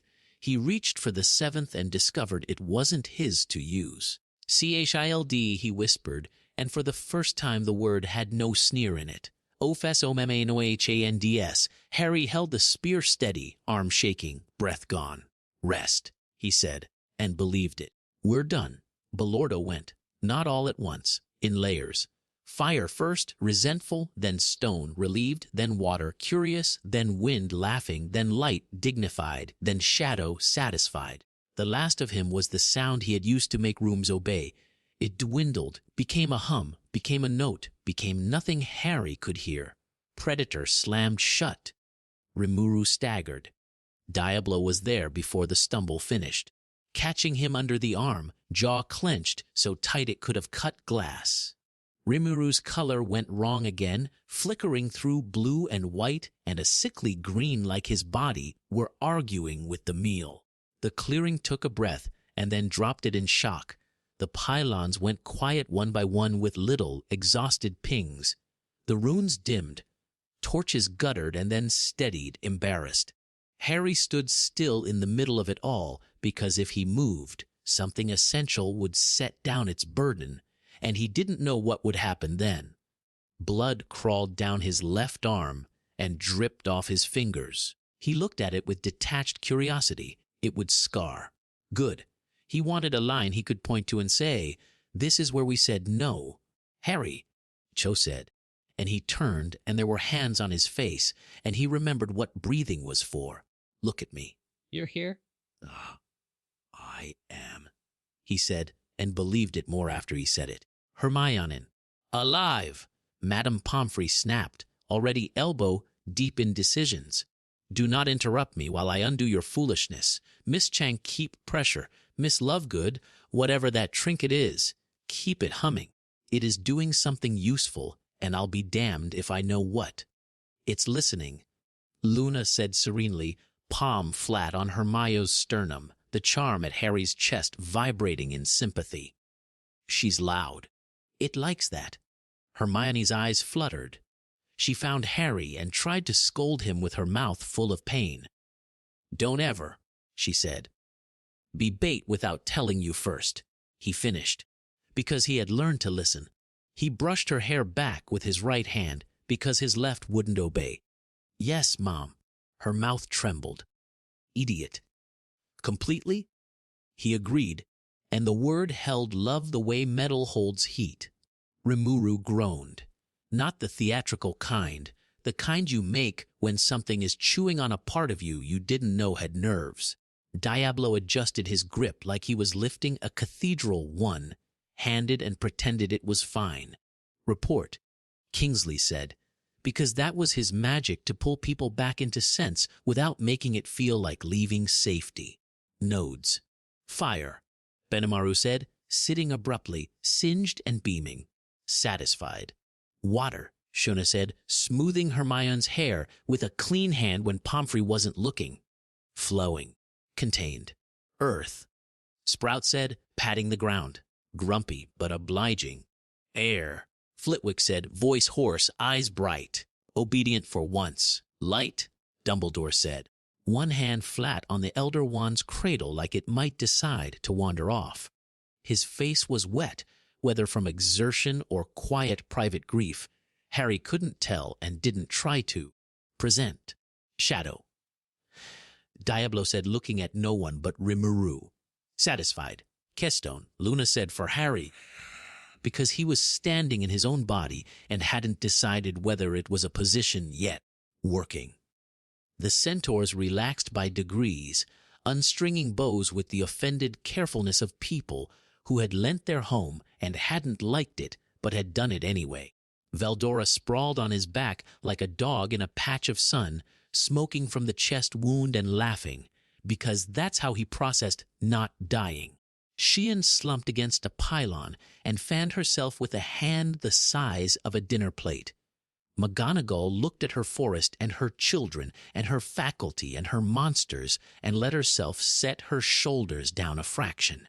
If anyone, she said crisply, steps on Professor Sprout's aconite in this mess, I will make you replant every seed in the herbology greenhouses yourself. Headmistress, Sprout said, deeply touched. Harry finally sat. The ground was cool and decided to be kind about the state of his robes. Cho sat with him and tugged his head to her shoulder because she had run out of ways to boss him that didn't involve touch. Luna arranged herself at Hermione's other side and hummed along with the charm until Pomfrey stopped snapping at her and let the sound do what it was doing. Rimuru sagged against Diablo, eyes half-lidded, voice thin. How's that for indigestion? He muttered. Sir, Diablo said, in the tone one uses when one wishes to scold a god for overindulging. You have contained a celestial. For now, Rimuru said, and his gaze flicked to Harry with apology and pride and a private calculation Harry didn't need to read to respect. He's Leavely. Harry felt it too, like a storm far under his feet. Predator held. Belordo pressed against the walls of that hold the way a thought presses against a skull before it decides to become a word. Not free. Not gone. Not quiet.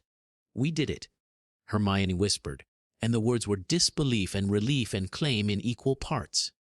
We did, Harry said. The forest exhaled. A bird that had never once in its life given a thought to human drama sang anyway, because the evening asked for it. The lake sent a breeze that smelled like wet stone and old secrets and approval. The sky chose a color and kept it. Kingsley put a hand on Harry's uninjured shoulder and squeezed once.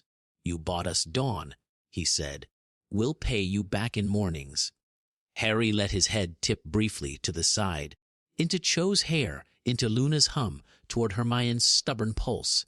He looked past them to Rimuru, who lifted his eyebrows like to say, I told you so, and also I hate being right.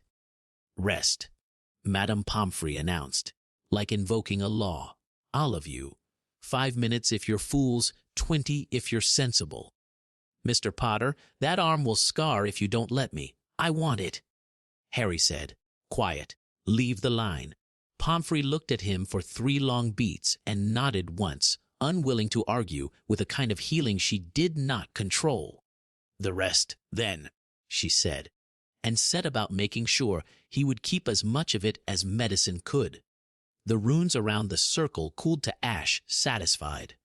Vector sat on the ground and cried like a man whose math had finally forgiven him. Flitwick laughed until he coughed and then laughed again. Sprout patted a pylon and told it had done beautifully. Benimaru flopped onto his back and declared the stars late. Sheehan complained loudly about snacks until Shuna handed her a roll and a glare. At the edge of the clearing, the magisteel anchor that had cracked in the first shock let out a soft ping. A hairline fissure crept another millimeter and stopped. Inside Rimuru, deep and stubborn, something pushed and was pressed back. Not a breach, a reminder. Luna's eyes slid sideways and met Harry's. "He's not finished arguing," she said, tone almost cheerful. Harry squeezed her hand. "Neither are we," he said, and laid his head back on the grass for a breath he had earned and did not trust and took anyway. The hospital wing breathed again.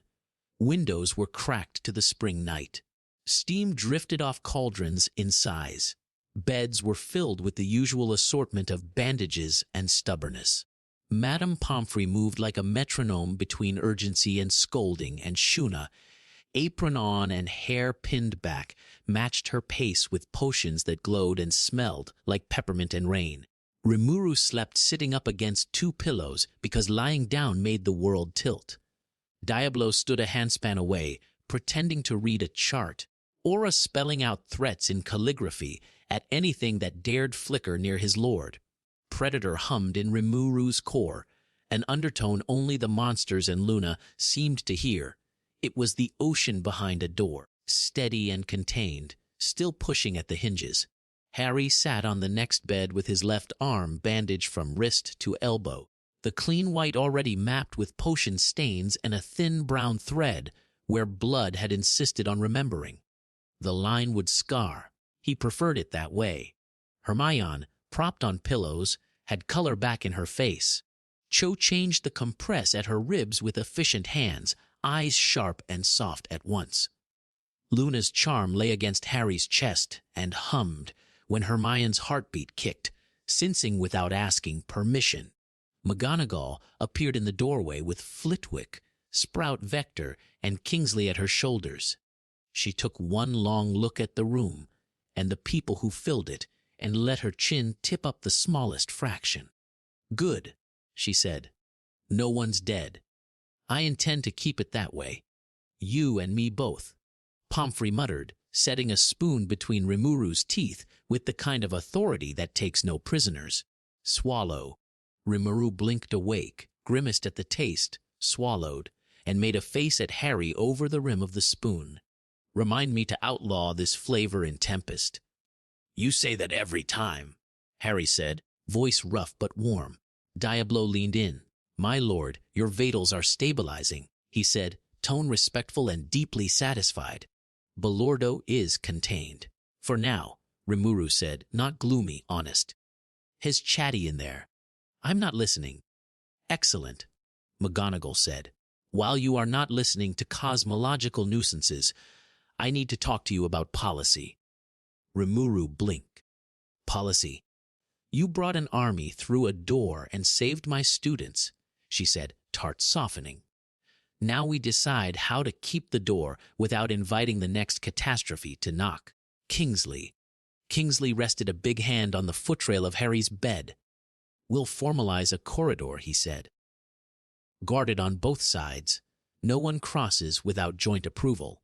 And we establish a joint council, Tempest and Ministry, so that if a storm like this gathers again, we aren't writing letters while it blows our roofs off." "Agreed," Rimuru said, immediate and sincere.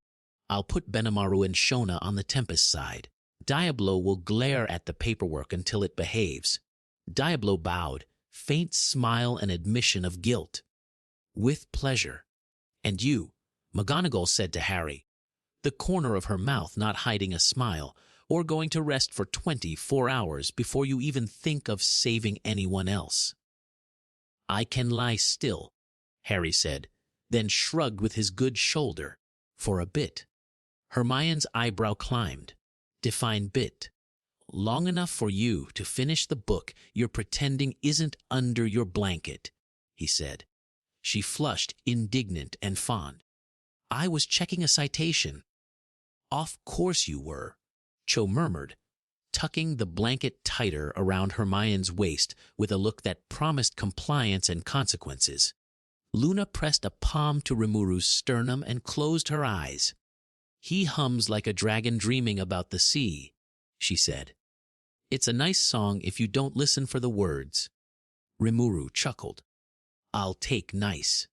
Dumbledore lingered at the threshold like a man measuring apologies by weight.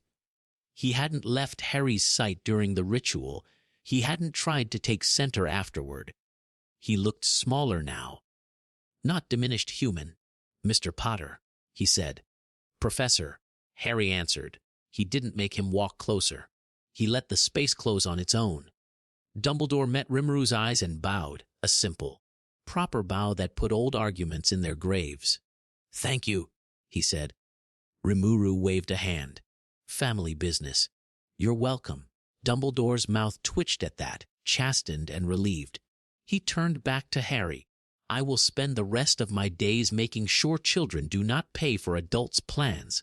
He said, quiet, a promise meant for no crowd at all. Harry held his gaze. "Do better now," he said, repeating the only condition that mattered. He meant it. A soft knock at the jamb broke the moment. Kaijin leaned in, hair singed, grin wide. "Answers held," he said proudly. "And I'm keeping the cracked one in my workshop. For storytelling." "Name it," Vector said, eyes red from weeping over perfect circles. "It deserves a name." "Stubborn," Kaijin said without hesitation. "Stubborn," Sprout approved. "A good plant name." McGonagall's eyes softened for a heartbeat. Then she clapped her hands. "All right," she said, brisk. "We will reconvene in the morning to draft the Interworld Accord. Tonight rest." And her voice gentled, almost broke, then smoothed again. "We'll do our remembrance properly at sunset tomorrow." It was quiet after they left. Pomfrey dimmed the lamps to something kinder. Shona murmured a lullaby under her breath, the tune unfamiliar and the feeling ancient. Veldora, sprawled across two beds with bandages like a sash and a grin like sin, snored theatrically until Sheehan threw a pillow at his head without looking. He caught it. The pillow caught fire. Shona put it out with a flick droplet and didn't pause her song. Harry let the hush seep into him. His body finally believed it had permission to ache. He looked at Hermione's profile, at the way Cho's hand lay over hers without making a show of it, at Luna perched cross, legged on the end of his bed, gaze tilted toward something only she could see but one day might point out. Rimuru's eyes drifted closed. Diablo's fingers loosened at last on the chart. Harry watched the rise and fall of his father's chest and felt the tug deep in his bones, gratitude like a tether, relief like water after a fire, love like an anchor dropped, and holding, they slept. By evening the castle wore black and gold. The great hall's ceiling had chosen bruise, purple with silver threading. Candles floated lower than usual, their flames steady, their wax falling into dishes for later charms. The long tables had been pushed back to make room for rows of simple chairs. At the front, on a dais dressed with white cloth, stood nothing grand, a line of small frames and a bowl of wildflowers picked on the grounds by small hands. No names were read aloud. They had been said in corridors, whispered in the hospital wing, cried into shoulders. This was for the saying together without breaking the room. Kingsley spoke first, short, dignified, voice worn and carrying. "We've had enough speeches," he said. "We need a promise. Here's mine. I will use the ministry to protect, not to posture. If I forget, remind me." McGonagall read a line from the school charter about education being a covenant, her voice steady until it wasn't, and then steadier afterward. Sprout spoke for the earth. Flitwick whistled a bar of music the trees liked. Vector touched the names with chalk-dusted fingers and did not apologize for crying. Rimuru stood, moved by Diablo's careful guidance, and Sheehan's stubborn will for him to be seen. He bowed his head to the frames like a man to neighbors. "In Tempest," he said, "we tell stories until the person we lost feels less far. If you want, we can borrow each other's stories. I'll start." And he told them about a goblin who kept stealing sweet buns and always left a coin double the price and a note apologizing in 3 languages for the inconvenience. The laughter came like a crack in ice, brief and merciful. Harry didn't know he was going to speak until he was standing at the front with his palms damp and his arm aching and 100 eyes soft on him. He didn't have a speech. He had a truth that sat behind his tongue and wouldn't stay there. "I used to think power was a door," he said. "Something you got through, and then everything made sense. It's not." He looked at the frames. "It's a weight. You carry it because you love people who would be crushed by it. Sometimes you stumble. Sometimes you ask for help." His gaze found Rimuru, then McGonagall, then Kingsley, then the faces beside them, alive and listening. "Thank you for helping me carry it." He stepped down before he turned that into something longer. Hermione squeezed his uninjured hand when he passed. Cho's lips brushed his knuckles in the press of the room. Luna brushed his shoulder with her sleeve, like checking he was still where she'd left him. When the candles guttered and flared and the ceiling slipped toward night, the entire hall stood. No applause, a standing. It lasted a long, quiet minute. It was enough. Recovery made a home of the days. Tempest tents sprung along the edge of the lake, neat canvas circles that smelled like hot stone and soup. Shuna and Pomfrey swapped recipes and rolled eyes in synchronized disbelief at how often people forgot to rest. Sprout taught Sheehan to mist greenhouses without drowning them. Sheehan taught Sprout how not to show mercy to slugs. Flitwick dueled Suey behind the Quidditch stands in crisp, delighted bursts that ended in bowing and tea. Veldora posed on the battlements for small children who demanded to see a dragon, then taught them to roar in key, and was offended when they managed it on the second try. Kajin and Bester built a temporary framework around the gate site, magisteel ribs and rune inlays, that Vector declared elegant enough to survive scrutiny. Benimaru and Auror Dawlish measured each other with frank professional interest and ended up inventing a set of hand signals that worked for both sides. Diablo interrogated ministry forms and returned them tidier and terrified of misbehaving. Kingsley assembled the Interworld Council with enough chairs for more than 2 sides because he had learned something. McGonagall installed a tea service by the gate and called it diplomacy. Rimuru walked every day a little further. Some mornings he wore his human guise and leaned, proud and annoyed, on Diablo's arm. Some afternoons he was slime and rode in Sheehan's hood like a brooch. Belordo's presence inside had become a pressure he could shove his attention around. It was work. He did it. Harry split his time between the makeshift forge and the hospital wing and the forest. Hakaro adjusted his stance with a tap of knuckles and a grunt. Harry's blade followed, lighter than steel, heavier than promise. He tested his nullification like one tests a door, politely, with intent, until it opened every time he asked without strain. He found his limit, shifted it a half step, then stopped because he had learned something about not breaking yourself to prove you're useful. He didn't avoid the line on his arm. He traced it once in the mornings, a reminder you could say no and survive it. They chose the room of requirement because it knew how to give people what they didn't know to ask for. It became a nest, a round window showing an eternal dusk, shelves with old books and new flowers, a couch too big by design, rugs that remembered bare feet. Hermione paced, then sat, then stood again, cheeks pink and hands twisting together until she caught herself and put them flat on her knees. "This is absurd," she said, to the room and to herself.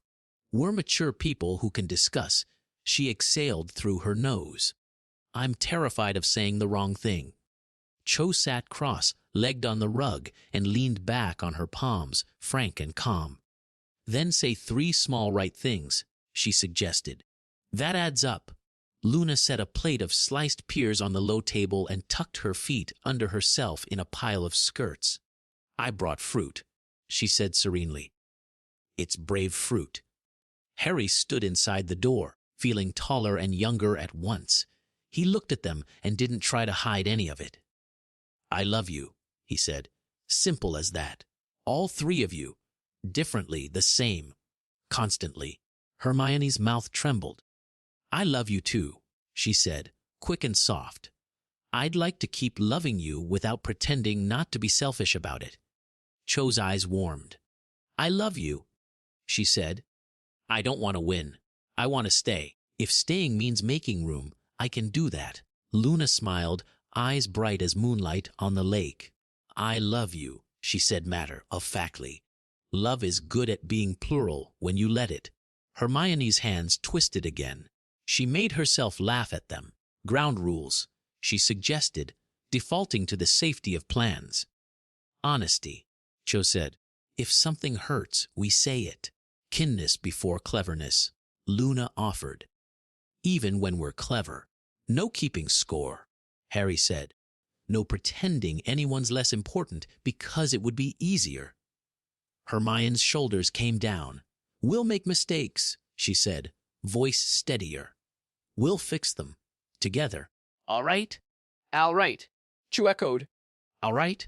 Luna sang, then stole a slice of pear, took a bite, and fed the rest to Harry like that sealed a contract with sweetness. They sat close. Close enough that knees bumped and hands found shoulders without thinking. They kissed one at a time and then tangled, nothing fevered, nothing cautious, the kind that memorizes. Hermione's mouth tasted like nerves turning into relief. Cho's like laughing in the middle of a storm. Luna's like quiet water and the word yes. When they lay down on the large couch, it was a pile made of limbs and heat and breath. The room, kind conspirator, dimmed. The window held dusk. They talked until words dissolved, the way people do when they have reached the bit where you can finish a sentence with a thumb brushing the notch of a wrist. Later, in the blue edge of dawn, Harry woke with Hermione asleep on his shoulder, Cho tangled over his chest, Luna curled at his hips, hair everywhere. Warmth pressed him into the cushions. The charm at his breast hummed in contentment. He didn't move. He watched light check their faces and decide to stay. Good morning, Luna whispered without opening her eyes. He whispered back. We'll have to tell people, Hermione murmured into his shirt, voice clogged with sleep and mortification in equal measure. Eventually, Cho said, not sounding bothered by timelines. Or never. I'm content either way. We'll tell the ones who need to know, Harry said. We'll protect it from the ones who don't. We'll learn as we go. Hermione hummed, surrendering to wisdom she approved of. All right, she said into his collarbone. Deal. The Interworld Accord convened under the arch of the newly stabilized gate on a day the sky had chosen to be generous. Kaijine's metal held the shape of a door without pretending to be a wall. Vector's rune sat carved into stone and wood, proud as anything that had been argued into existence and then proven right.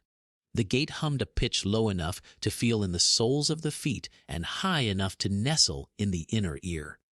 Kingsley stood with his sleeves rolled, minister and man both. McGonagall wore her tartan with the kind of dignity that could peel paint off a misbehaving policy. Rimuru, human, shaped and steady, smiled like someone about to suggest radical kindness as a default. Behind them stood Flitwick, Sprout Shuna, Benimaru, Diablo, Sui, Dumbledore, and a scattering of prefects and goblin craftsmen and centaurs who had decided to be consulted on matters that affected their forest. Harry took his place between worlds and did not feel torn. He felt bridged. We'll need an office, Kingsley said, tapping a page, shared. In both places. We'll call it the Crossing. McGonagall said, dry and pleased. Tempest will send an envoy on rotation, Rimuru said. Benimaru first, he behaves when you feed him. Shona will set up a clinic. Sui will teach people how to see threats before they arrive. The ministry will contribute aurors who prefer thinking to swagger, Kingsley said. and clerks who will learn to write Tempest without adding unnecessary adjectives. He eyed Diablo, who smiled politely, teeth not visible. Hogwarts will accept a small cohort of exchange students from Tempest, McGonagall said, almost gleeful at the thought of new timetables. We will, in turn, send our more curious minds for a term. Her eyes slid to Hermione. Miss Granger will not attempt to attend both schools at once. Hermione pretended to consider the feasibility of a time turner and then sighed. One timetable at a time, she promised. Flitwick and Shuna drew up a syllabus for cooperative casting and shared healing, and bickered fondly about whether the practical exam should involve a staged catastrophe or a difficult patient. Sprout organized a joint project on magical botany, Lucy Weasley's small hands in dragonhide gloves beside a kobold child with careful claws. Benimaru and Hestia of the hit wizards ran drills that made people laugh and swear, and afterward thank them. Harry drafted the charter for a new role with Kingsley and Rimuru looking over his shoulders. The words mattered. Titles mattered because people believed them. In the end, they settled on two that felt like promises kept. HRRY Bridge Warden of the Crossing, Hari TMPST, Envoy of the Jura Federation to Britain. What does a bridge warden do? Ron asked, reading the parchment upside down. Stands where things meet, Harry said. Keeps the door open. Decides who gets to walk through and when. Sounds like you, Ron said, approving.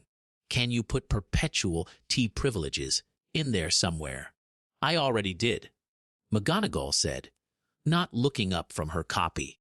They celebrated like people who had remembered how. The great hall merged with Tempest Square for a night. The gates stood open like a mirror with a shared frame. Tables ran from stone to cobble without a seam. Food came from both worlds in a riot of scents, pumpkin pasties alongside grilled skewers and soups that winked with mushrooms that politely did not scream. Hagrid and Sheehan attempted a friendly drinking contest with butterbeer and a Tempest brew that could have been used to degrease cauldrons. Veldora held court on the days with a circle of small children who demanded he roar on the half hour and tell them about the time heat. A thunderstorm to see if he could. He obliged them with embellishments that made Kaijin clap and McGonagall rub at her temples. Diablo and Percy Weasley discovered a shared love of immaculate ledgers and the thrilling chase of lost receipts. Sprout and Shuna swapped seeds wrapped in cloth and bandages wrapped in leaves. Flitwick, pink with delight, inducted 3 goblin fiddlers into the Hogwarts orchestra. Luna taught a trio of Tempest sprites to play Exploding Snap by listening to the cards to know which one wanted to detonate next. Hermione and Vector pinned a parchment to a wall and argued about runic grammar until 3 in the morning, stopping only to dance for 2 minutes when the Weird Sisters struck up a tune from nowhere. Cho organized a friendly broom relay over the lake. Benimaru refused a broom, took off on a gust of wind, and lost on a technicality to Ginny, who insisted on proper rules. The Wolves of Tempest, who had been invited with care, leapt along the shore with centaurs and did not eat anyone, which was considered a diplomatic triumph. Dumbledore stood alone at the edge of the hall for a while with a cup of tea and a small smile. Fawkes arrived without fanfare, landed on his shoulder, and sang a note that made glasses ring and hurts heal a fraction faster. When Dumbledore lifted his cup in Harry's direction, it felt like punctuation on a letter finally finished. Kingsley raised a tankard. To Bridges, he said. Bridges, the hall thundered, and the word knocked dust from old rafters and settled new mortar in new stone. Rimuru, human-faced and still tired, squeezed Harry's shoulder. You did it, he said. We did it, Harry corrected, and Rimuru didn't argue. Cho threaded her fingers through Harry's right hand. Hermione's left found his sleeve and held.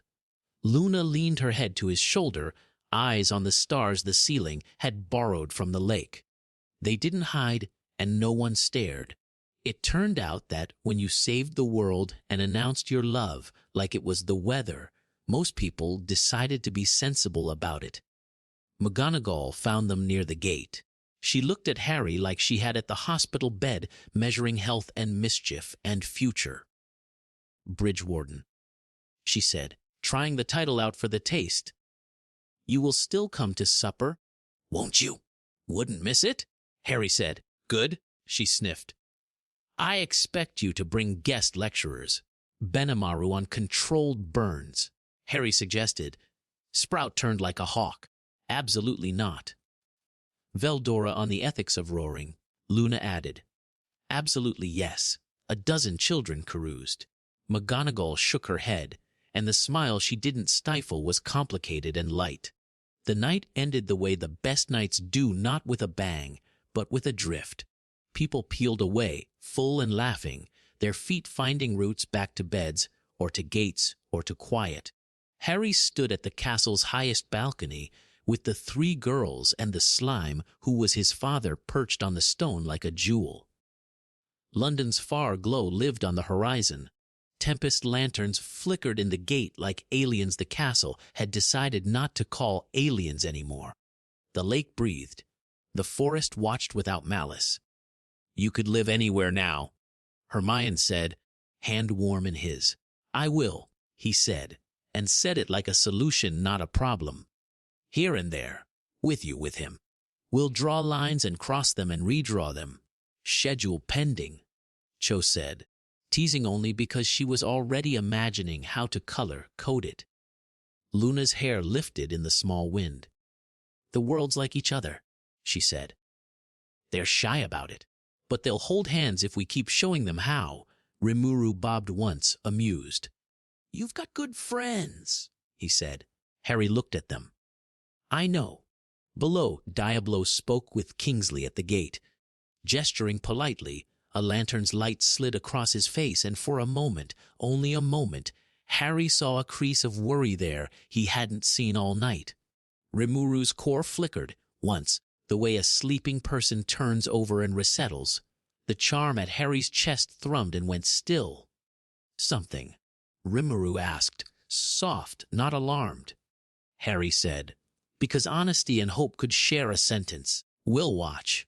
We will, Hermione said. We'll train, Cho added. We'll bake a cake for it so it arrives in a good mood, Luna concluded. Harry laughed. That particular sound he still didn't recognize as his until his chest warmed around it.